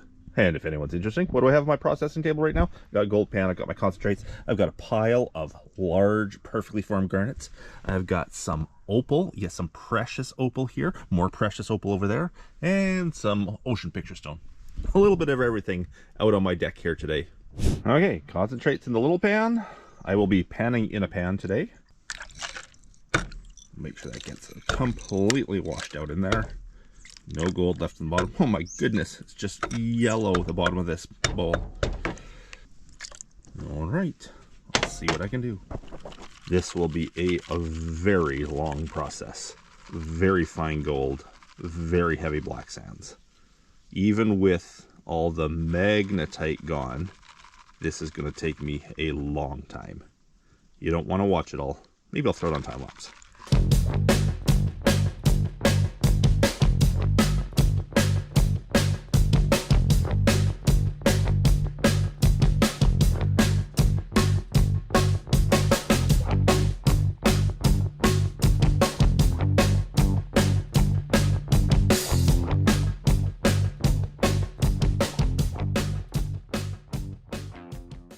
I'm just about to lose the battery on my GoPro here. This has to be one of the longest cleanup pans I have ever done. I've had to move the whole table 2 or 3 times just to keep it in the sunlight, and well, the sun's going behind the tree now. I can't move it any farther. Anyhow, I'm gonna go charge my GoPro while I finish this off. This is ridiculous how slow and tedious this is, because of how fine and flat the gold is with those heavy, heavy black sands. This is the toughest cleanup I think I've ever done. Anyhow, let's go charge this GoPro so I can show you the results when I'm done in 20 hours.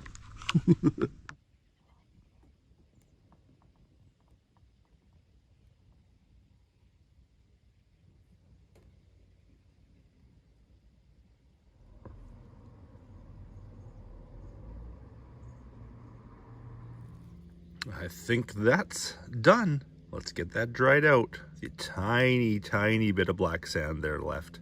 Maybe I'll get that away. Okay, I'll get that out of here and we'll get dried up. Well, there, it's all in the stainless steel measuring cup, ready to throw in the stove and dry out. Yes, it's underwater right now. I'm not gonna lie to you and say that I got it all in there. I saw pieces fall out. I probably saw maybe 6-10 pieces go over the edge of my pan and are now down there in the black sands. So Definitely didn't do a perfect job, but I'd say I got 99.9% of it in there. Now, let me know in the comments below what you think I should do with this. Whether I should take this black sand here, package it all up and send it off to Jason from Mount Baker Mining and Metals and have him smelt it to see what I lost. Maybe I should pour my gold back into the black sand and make one pay dirt bag and auction that off to one of the viewers. Maybe even just take the tailings and make a pay dirt bag of that and auction that off for one of my viewers and see what they can find that I lost. Let me know in the comments below which of those three options you would like to see. And in the first day of this video release, whatever is the most common request, I am going to do that.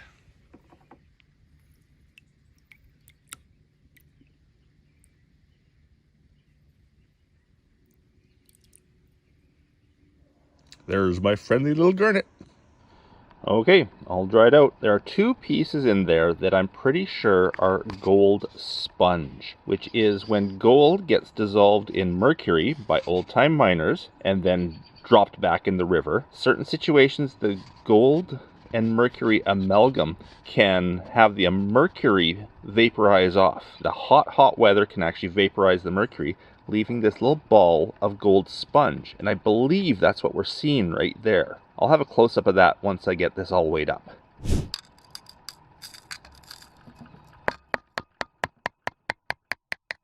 And an hour and a half on the claim comes out to a whopping 0.408 grams. Not too bad for an hour and a half. I'm actually a little bit surprised I got that much for such a quick run. Let's do some math. We're going to take the hour and a half, divide it by 1.5 to figure out how much I get per hour. Then we'll multiply it by 8 to see how much I'd get in an 8-hour day. And that would come out to 2.175 grams for an 8-hour run on that claim, which is just over $200, about $230 Canadian, of course, in gold for an 8-hour run. Not a great working wage, but for some, that might be acceptable. And of course, the standard disclaimer when you're calculating how much gold you'd make in a certain amount of time.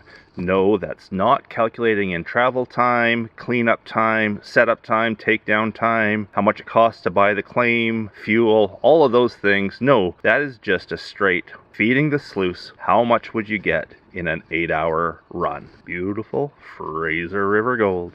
Now let's take a couple of these pieces of what I think might be gold sponge, throw it in the microscope for a second, and see if they actually are. All right, under the microscope, this definitely is a piece of mercury sponge. You can see the mercury is still coating the flakes and gluing them all together. So yes, those are some real weird balls of mercury and gold mixed together. Hope you enjoyed that video. If you did, please leave me a thumbs up. And double check that you are still subscribed. YouTube has been unsubscribing people without them knowing about it. If you want to be subscribed to the channel and get notifications every time I put out a new video, check below that you're still subscribed. Hope you're all having a great day. And until the next one, bye!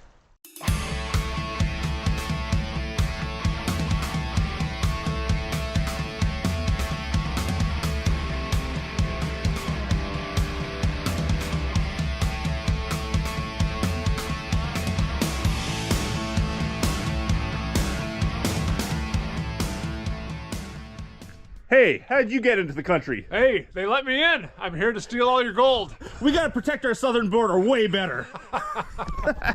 Back here on the Fraser River, the water is as low as I have ever seen it. Gonna see if we can find some great deposits way down low. Got Jason from Mount Baker Mining and Metals joining us today. The Americans stealing the Canadians' gold. Hopefully we can find some. So wish us luck, and I hope you enjoy. Now the water of the Fraser is lower than I think I've ever seen it before. We are so low. And these rocks that I've started digging behind right now are usually underwater even at low water late summer. So I often don't get down this far to pan. I have never actually tried this far down on the bar. So we're gonna try a little bit here and see if there's good gold here. Just up by that big rock there, we know there's great gold. And if we don't find much here pretty quickly, we'll move back where we know there's good stuff. Dana tried that crevice last year and found almost nothing in it, which I don't know what that means for us down here, but we know there's good gold around. and the water is way too low to get the really big gold we find in the boulders up top. We have to wait for the Fraser level to rise up so that we can pan up there. That'll be later spring.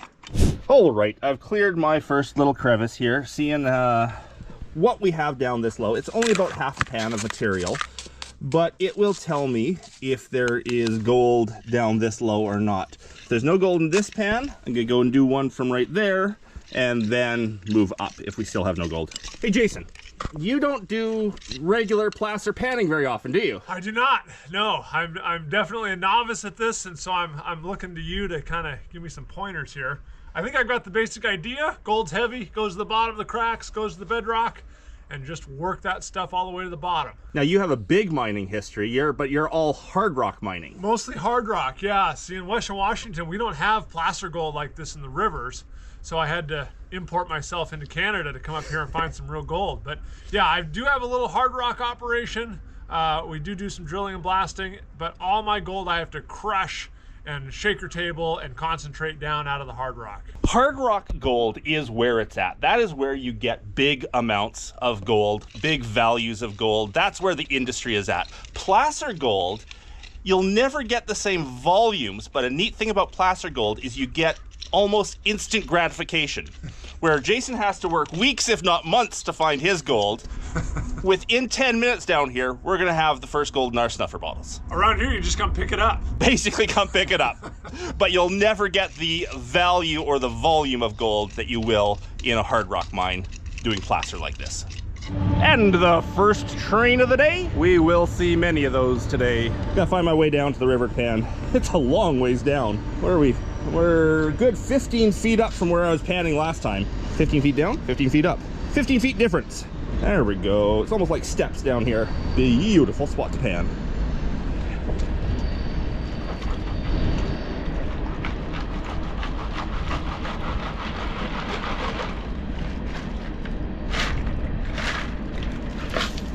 The water's not warm.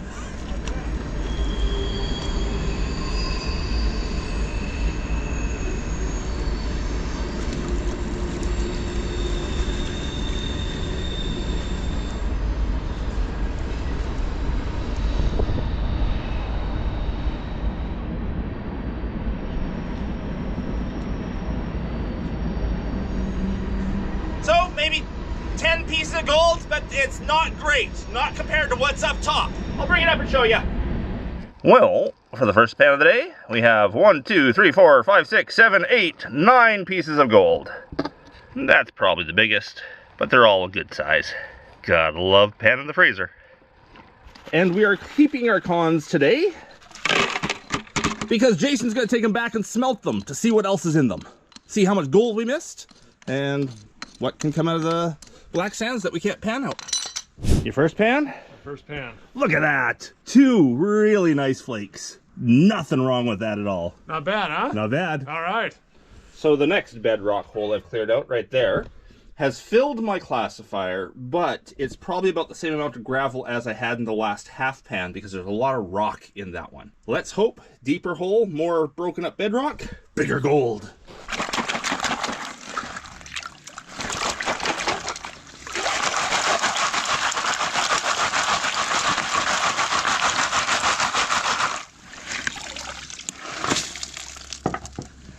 Actually looking through my classifier, I'm flipping it over on the ground because at a place like this, we have found nuggets.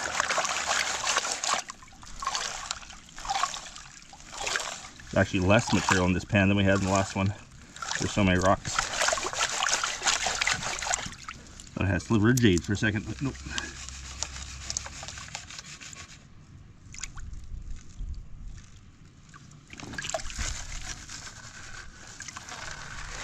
Not very much at all. I'm going back up top. So this last year, I did a bunch of work under that rock, bunch of work under this rock, whole bunch of work under that rock. Find good gold in all of those spots. So I'm just having a look now to see where the last good spot might be up here that we can work today. I wonder if I can move that rock. That might be an idea. And another train. I found a rock here that I can move. I might get Jason to help me. We'll just roll that one over, and I think up under there, we'll do well. Haha, I didn't even need Jason's help. I got it on my own. That looks like a whole bunch of material. We'll do a pan off the top, then I'll scrape away everything and do a pan off the bottom and make a determination of what it's like there.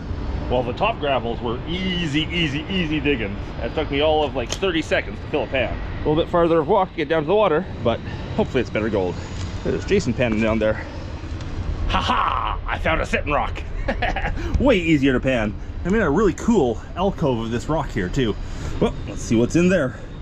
Well, there's 5 or 6 pieces of gold in here. I think it's best if I just go get the close-up for you to show you the gold. So these were the top gravels behind that rock. Let's go and check out the lower gravels and see what they have.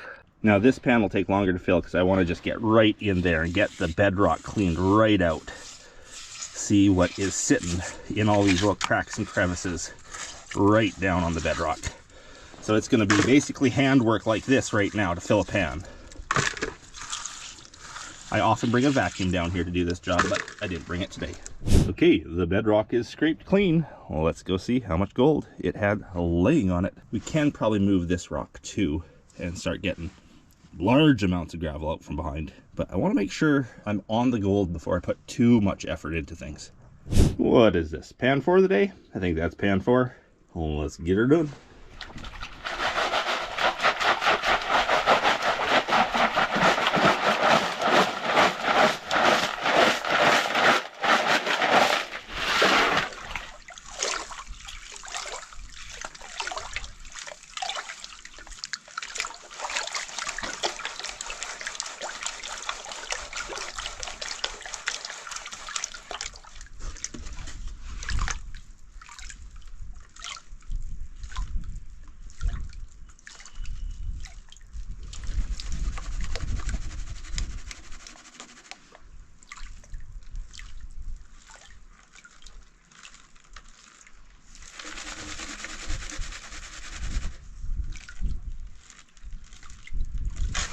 See what we got. Well, still only 6 or 7 flakes. Maybe 8. So what is that? 1, 2, 3, 4, 5, 6, 7, 8, 9. Can't count those. 9 pieces of gold. 10. 10 pieces of gold plus a whole bunch of powder. And I've lost Jason. I'm really hoping he didn't fall in the river. He must be up there somewhere. Anyhow, I don't get to show him 10 pieces of gold. I'm just gonna suck it up. I assume he went exploring out there somewhere. Oh, there he is. I saw a head poke above the rock. Okay, that's what these pans should look like. I've already looked at this once. I know it's here. There we go. 1 picker, maybe 8 good-sized flakes.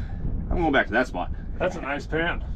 All right, that's what they need to look like. That's what they need to look like. You go find that. Okay, go find that. You're welcome to dig there too, where I am at. Hijack your spot. Absolutely. You're more than welcome to. First picker of the day. They're definitely not size pickers I get Pickerton, but I can definitely pick that one up with my fingers. And some other gold. Probably have 8 pieces of gold in total, including 1 picker. That's worth it. I'll show you where I was digging, and then I'm gonna do another pan from right there. Okay, the last pan came from down in this area here, and it was really good. I'm starting to clear more around, and I just found a whole bunch of loose bedrock. So bedrock that's already broken up, but still sitting in place. That kind of stuff holds the gold for sure. So happy to see that. This could be a good pan. But it's way underneath this rock. Ah, there's all the gold now on the ground. And there's my first piece of gold just sitting on bedrock. Love seeing that. There we are. That might be a better shot of this piece of gold. That's just sitting on top of the bedrock. In the pan she goes. Can you see the bedrock moving there? So I got under the edge of it. It's just loose bedrock. So lifting up a piece like that, any gold that was sitting on that or in the cracks around it is now free. Like a piece like that could have 10 flakes just sitting on it. Could have nothing, but that is totally how you get good pans up here, is finding these areas of broken up bedrock, clearing it out, and seeing what it's holding. Oh, this is good. I may have to invite Jason up to this spot. I've already offered, but he might have to come.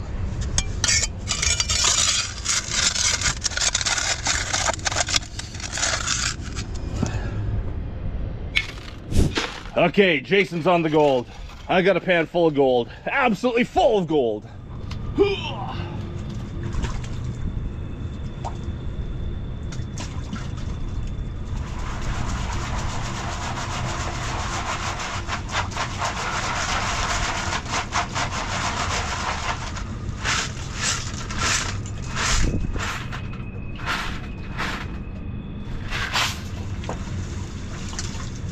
Careful, I got my camera right there, recording. Okay, yep.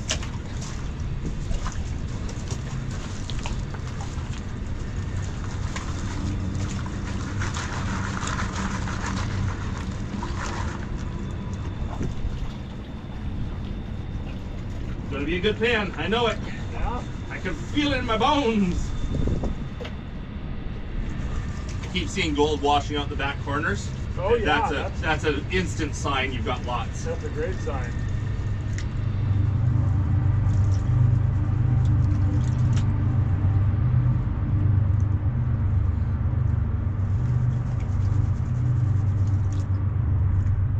Taking it slow because I know there's gold here.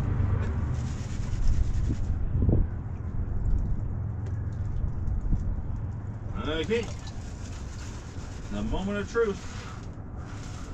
Yeah, easily 20 pieces in there. Yeah. Now that's what we're looking for. A pan that looks like that. There's probably 20 pieces of gold in that pan. Again, let's get out the close-up. The GoPro I use for filming sucks at close-up stuff. You can't get it within 18 inches, otherwise it loses focus. So you can't show this stuff off. I use a little Nikon point and shoot that does really nice close-up work to get these close-up shots. And back to pan 3 from there. Jason only got a few flakes in his, so he gave up back to his crevice up there. But I know there's good stuff down here. I'll get it. So, did a bit of sweeping down there, a bit more scraping the bedrock, broke up a little bit more bedrock, and I have a full pan. I think Jason's throwing rocks. I keep hearing an echo of rocks falling. Oh, he's way up top. Apparently that didn't do it for him. No, that wasn't good. I tried a few of these exposed cracks. Those weren't good. I'm trying to chase this crack underneath this granite boulder, but I can't get it out. It's wedged underneath this rock, and I'm going to work at it for a while. What do you think? I think that looks really good right there. Under there? Yeah. That's a lot easier. I like the look of it. Okay. Maybe I'll work there. I like the look right here too, but that would be a hard one to move. Go under there? Yeah, under here, but that would be a hard one to move. But yeah, I think the gold is washing out of these gravels here. That one's wedged in there good, huh? I think so. Can't really get a... You break it. Yeah. All right, I'll try your spot here.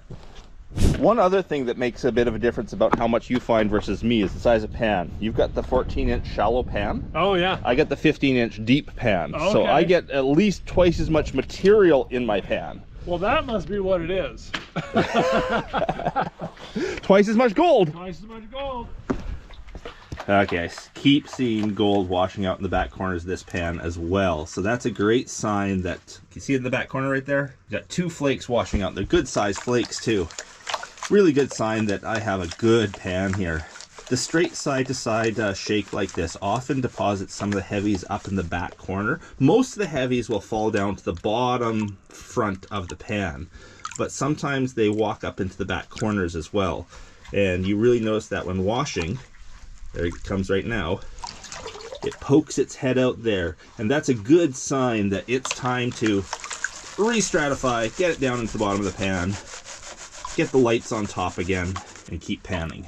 Most likely, when it washes out in the back corner, it's just going to stay there. It might walk forward a little bit, but it's not going to make it out of your pan. But it is a good sign it's time to settle things down again. Going slow because I've seen so much in the back corners here that I have a feeling there's a lot in this pan. All back down the bottom. One thing with the Fraser River gold being so unbelievably flat is it can surf on top of the black sands. Sometimes it doesn't fall through them, it stays on top and surfs. Just like a surfboard being heavier than the water can actually stay on top of the water, gold being heavier than black sands can stay on top of the black sands if it's big and flat. don't think I've ever taken so much time on one pan. Okay, can I do this with still recording? Yeah, there's some of the black big rocks. Being so delicate with how I was panning, I ended up with a lot of big rocks left. No nuggets. My point of stopping and looking is when I can see that middle riffle, the top edge of that middle riffle there, poking through all the way through. At that point, there it is. I just saw it a second ago. That should be enough. Okay, was I right? Oh yeah, another pan full. Probably 20 pieces again. They're good size. Yes, I had a great pan. However, I got a good pan too. he's got a better pan. You had to lead me right to the spot, but for a while I was getting worried if I forgot how to pan or didn't know how to pan right. There we go. That's nice. I'm gonna take a close up of both of ours. Yeah. Not bad, not bad, not bad. But just wait till you see what Jason's got. Okay, off to Jason's pan. There we go. There's Jason's pan. More pieces and bigger than mine. So there's definitely more gold in here. The size of piece makes a huge difference with the total value, total amount. And because he has 3 almost pickers there, that adds up fast. Nice work, Jason. Now do it again. Yeah, see if there's more there. Now, unfortunately, I seem to have run out of the good-looking stuff back here. Run out of the stuff that is breaking up bedrock or lifting loose chunks. And that, I think, is where the gold was hiding, was in those loose chunks of bedrock. Well, there's one loose chunk coming free. Maybe I'll have some back here.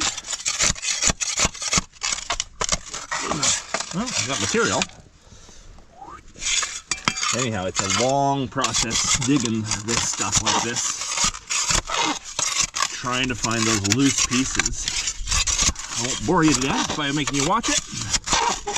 I'll turn the camera back on when I'm full. Well, Jason just went by saying he had the best pan of the day that he was taking down to the river to pan. May as well call mine full and go down and see how he's doing.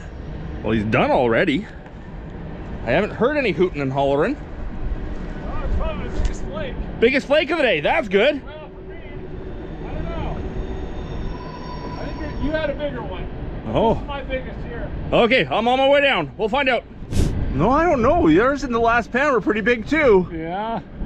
It is nice. It's a good spot. It's a good spot. What do you think of the claim so far? Now that I'm finding gold, I think it's great. No, it's good. I really like working along the bedrock. That's really fun. It is. Yeah. Now I gotta find that nugget. Go find it. So the nugget. All the nuggets we found at this site have been over on the other side. Oh, have they? Okay. Yeah. Down here we find lots of gold, but we haven't found anything really big down here. Are the nuggets you're finding, are they flat, just big flat pieces? Big flat pieces, yeah. With thickness like, though, with okay. thickness. Okay. Yeah. But they've traveled a long way. They have. Yeah. They look like giant flakes. Giant flakes. Okay. Yeah. Well, I'm gonna try and find more.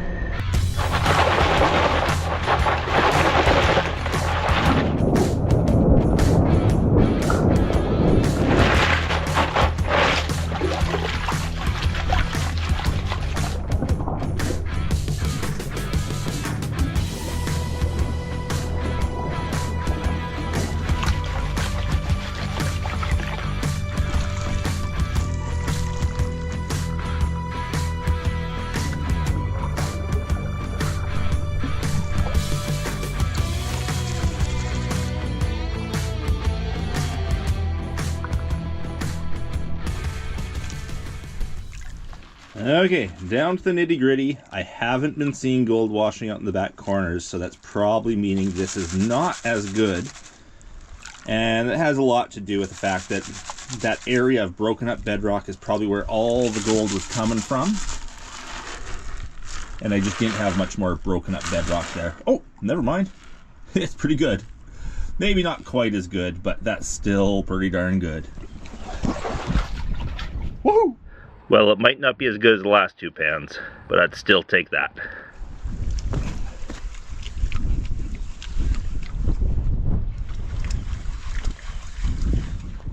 The hoodie hat came up. It's cold. Cold, it's starting to rain.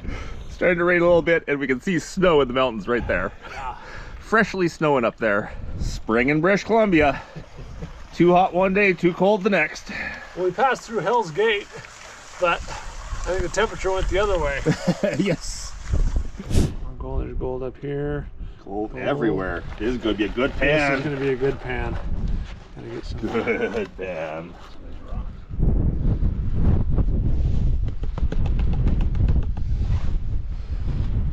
I'm seeing gold. Oh yeah. I'm seeing lots of gold. Yeah, that's a good pan. There's at least 30 in there. Yeah, that's a good pan. And look, all this magnetite and these bigger magnetite, pieces yes. of magnetite. You're on it. You're in a good spot. We're in a good You're spot. in a good spot. I'm in a good spot. It's getting cold out here though. It is getting cold, yeah. So without moving more rocks there, I kind of ran out of material I could dig easily where I was. So I just tried another spot. And it was more gravelly stuff, less broken up bedrock. Look at that. Some nice flakes. 2 really nice flakes, plus a couple of smaller ones. Not as good as where I was, but hey, can't complain about that.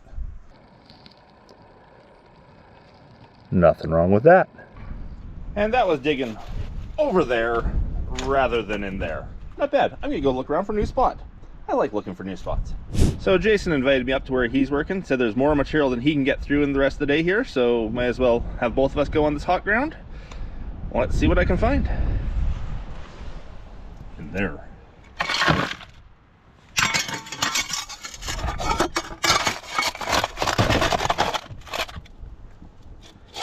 And I've done it again. I just popped up a piece of bedrock and there's a piece of gold shining back at me. Let's see if I can reach in there and grab it without dropping off the gold.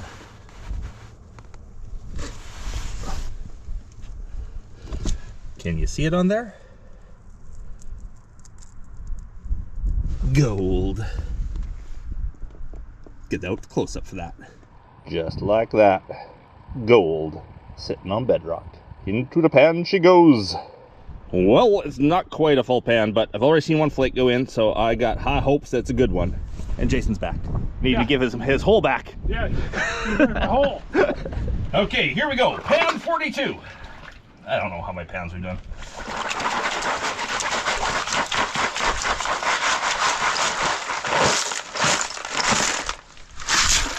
So it's only half a pan of gravel.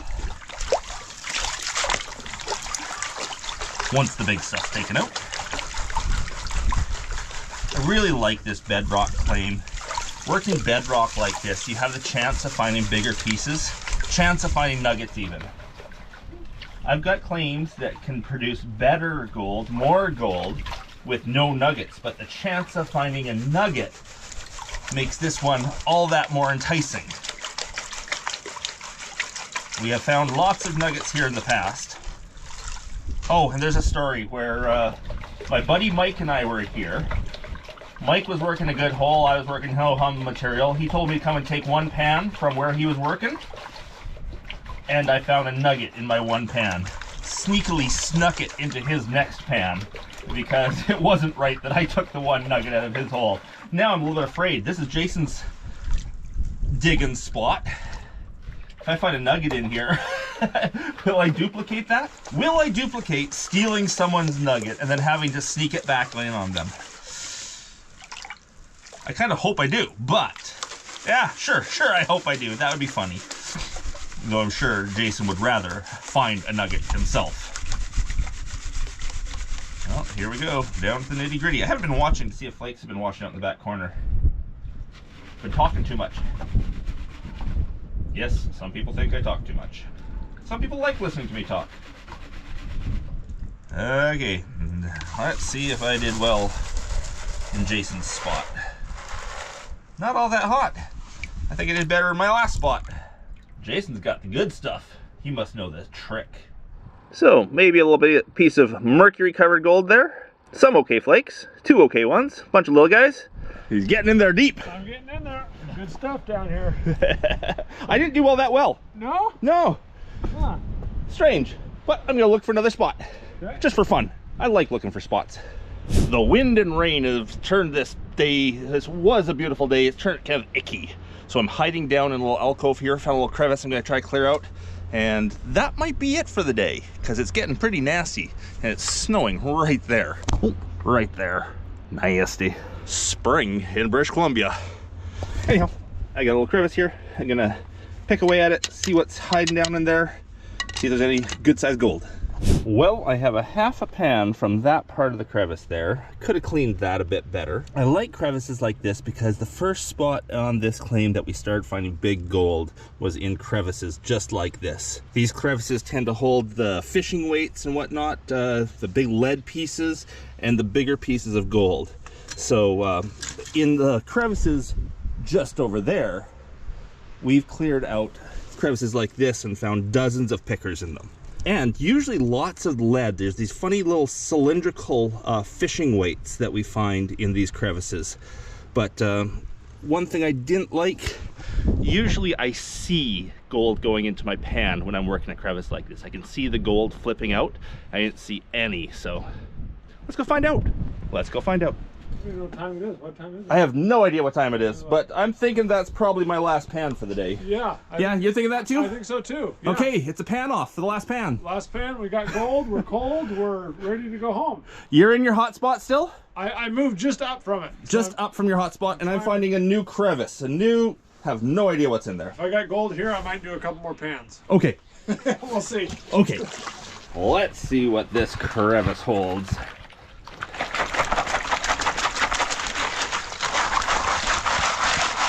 One-headed pan again.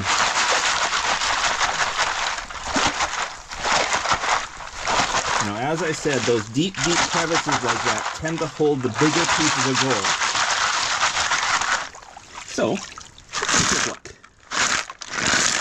Nope, no nuggets. When I'm panning one-handed, I tend to go forward and back rather than side to side, which probably isn't good, but it's what I can do when I'm one-handed. Or I can put down the camera. Let's do that instead. Come on, gold. Big gold. Big gold crevice.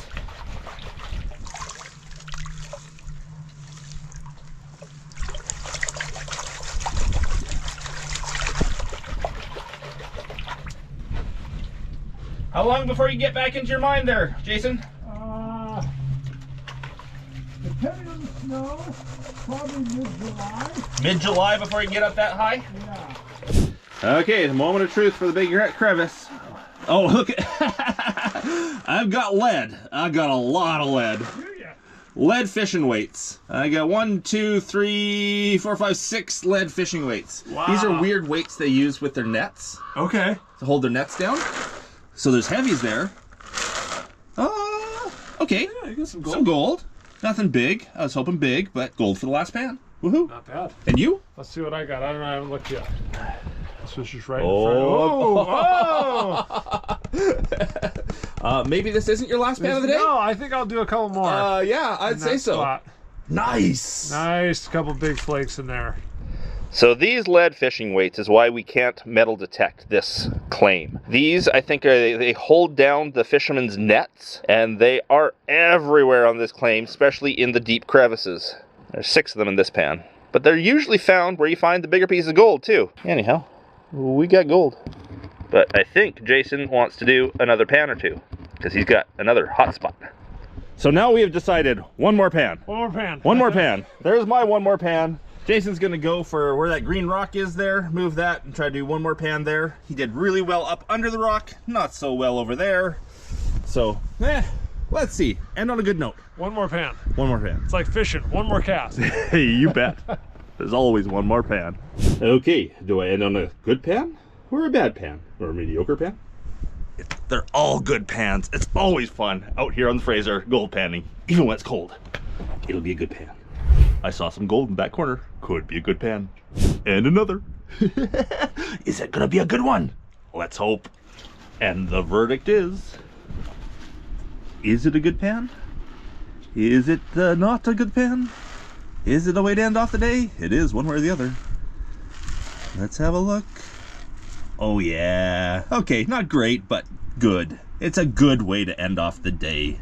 Let's get the close-up out one last time. Well, no, I will put it all together for one last, extra last time. Not bad way to end off the day. Now let's get the whole snuffer bottle in one spot and see what it looks like.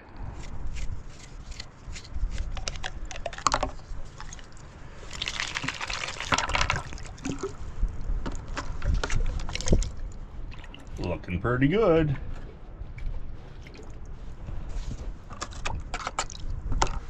There we are.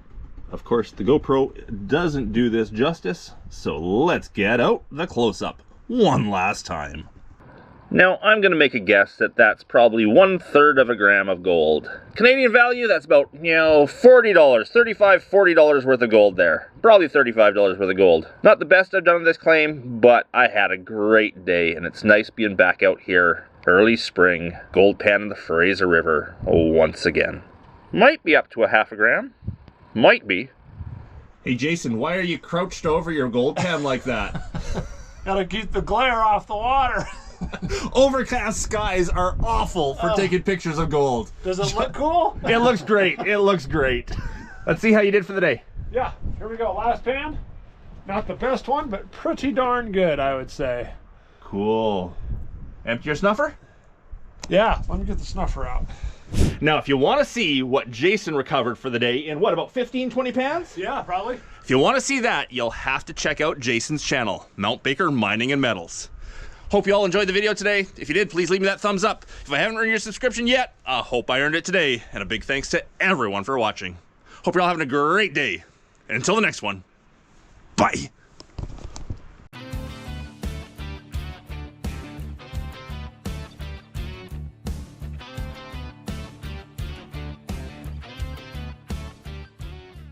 I am here on my famous gold claim known as Pickerton. Pickerton has never let me down. I have always found a gold picker every trip I'm in here. But I only have an hour today. Some days it takes me the whole day to find one. Can I do it in an hour? Let's try. Wish me luck. And I hope you enjoy. Now, my best bet to find a picker on short notice is to come back to the hottest spot I have had at Pickerton. This spot here, I found dozens, if not hundreds of pickers over the years. But I cleared it out. I cleared out every last picker I could find on the spot. My thought for today is to try to find one of these little rocks, these bedrock blocks that is loose, that I didn't move back in the day, and hope behind it is hiding one real easy picker for me to find. Maybe that block there is the one. I'll have to see if it's loose. I see some loose cracks. It might come. There was a block sitting right here that when I peeled it away had, I think, 15 pickers hidden behind it. The nugget I found here, the biggest nugget I found on Pickerton, was sitting right there in that crack.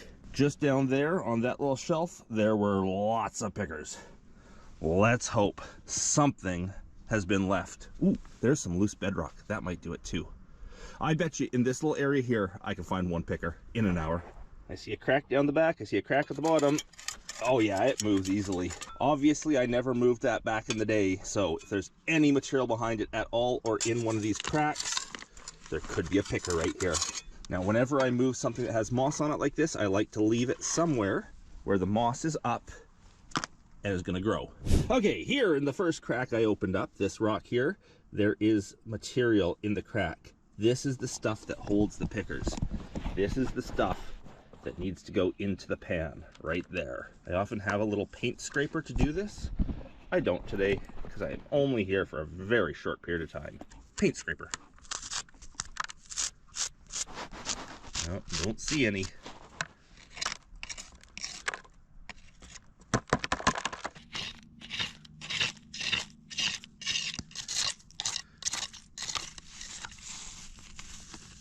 Handful of pickers.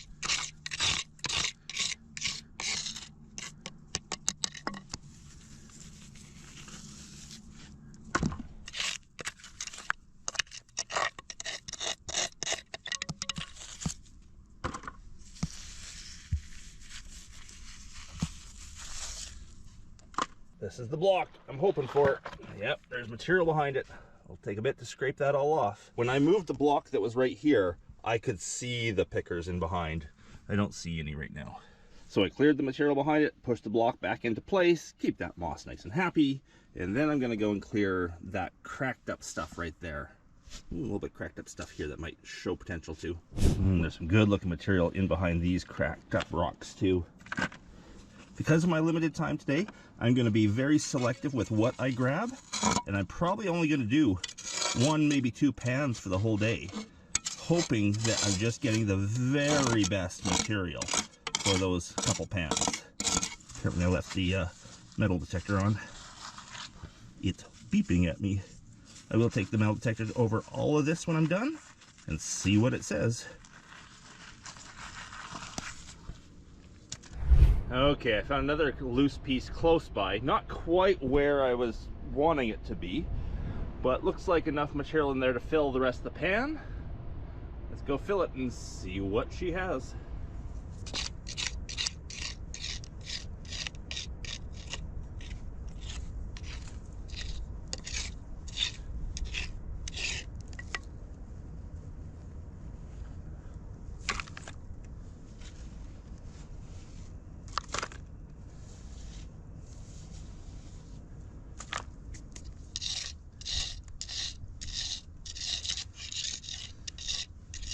One picker. One picker is all I want. One picker! And honestly, after getting essentially skunked yesterday, if you're watching this right now, I found a picker before I left. Because if I don't find a picker, I'm not making this video. 2 videos in a row not finding much gold? Not good.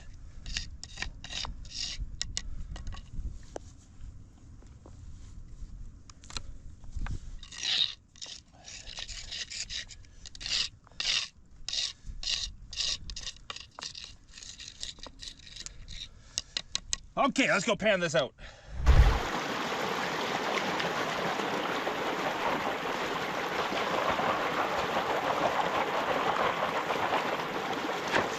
Oh, that's not much material. I will do one more pan after this if there's no picker here. But again, if you're watching this, it means I found a picker either here or in the next pan. I've already been half an hour here, and I don't really have that much time.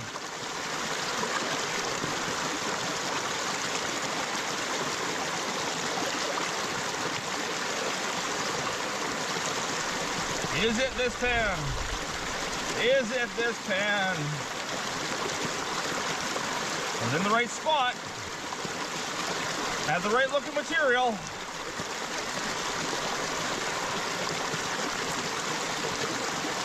It'll have to be the next pan. There's gold. There's a fair amount of gold.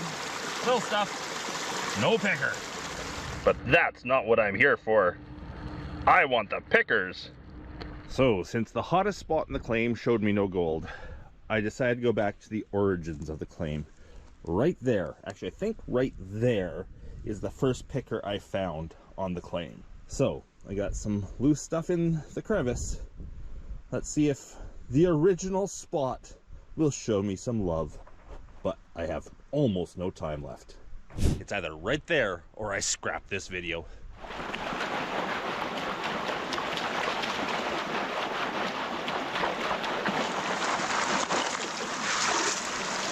You guys will know before me.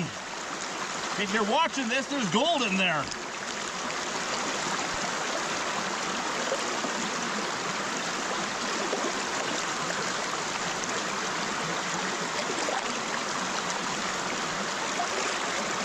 I think what I need to do next time I come to Pickerton is just do some prospecting. I need to look around for a new deposit. My old deposits just don't have it anymore. Woo, sharp in there. Got my finger. Come on, gold. Come on, gold.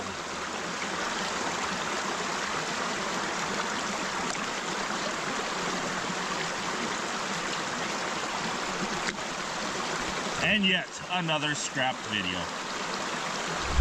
Well, there you go. 2 days in a row, essentially skunked. I'm not sure why I'm talking to the camera right now. I doubt I'm gonna make this video, but that's prospecting for you. Sometimes can be a bit discouraging. Pickerton has shown me lots of gold, just not lately. Well, actually last trip I got 4 pickers. That wasn't bad. Anyhow, next trip. And when I have a bad day like this, I have to remind myself, this here is why I like these claims so much. If I do make this video, hope you enjoyed it for what it's worth. Until the next one. Bye. Well, 2024 has come to the end. It is actually January 1st, 2025. The weather report says next week there's some sun down the Fraser. I'm gonna go see if I can do my first video of 2025 next week. I think I'm going to Pickerton. Hope you enjoyed the video. If you did, please leave me that thumbs up. If I haven't earned your subscription yet, I hope I earned it today. And a big thanks to everyone for watching. And until probably the video next week at the Fraser. Bye.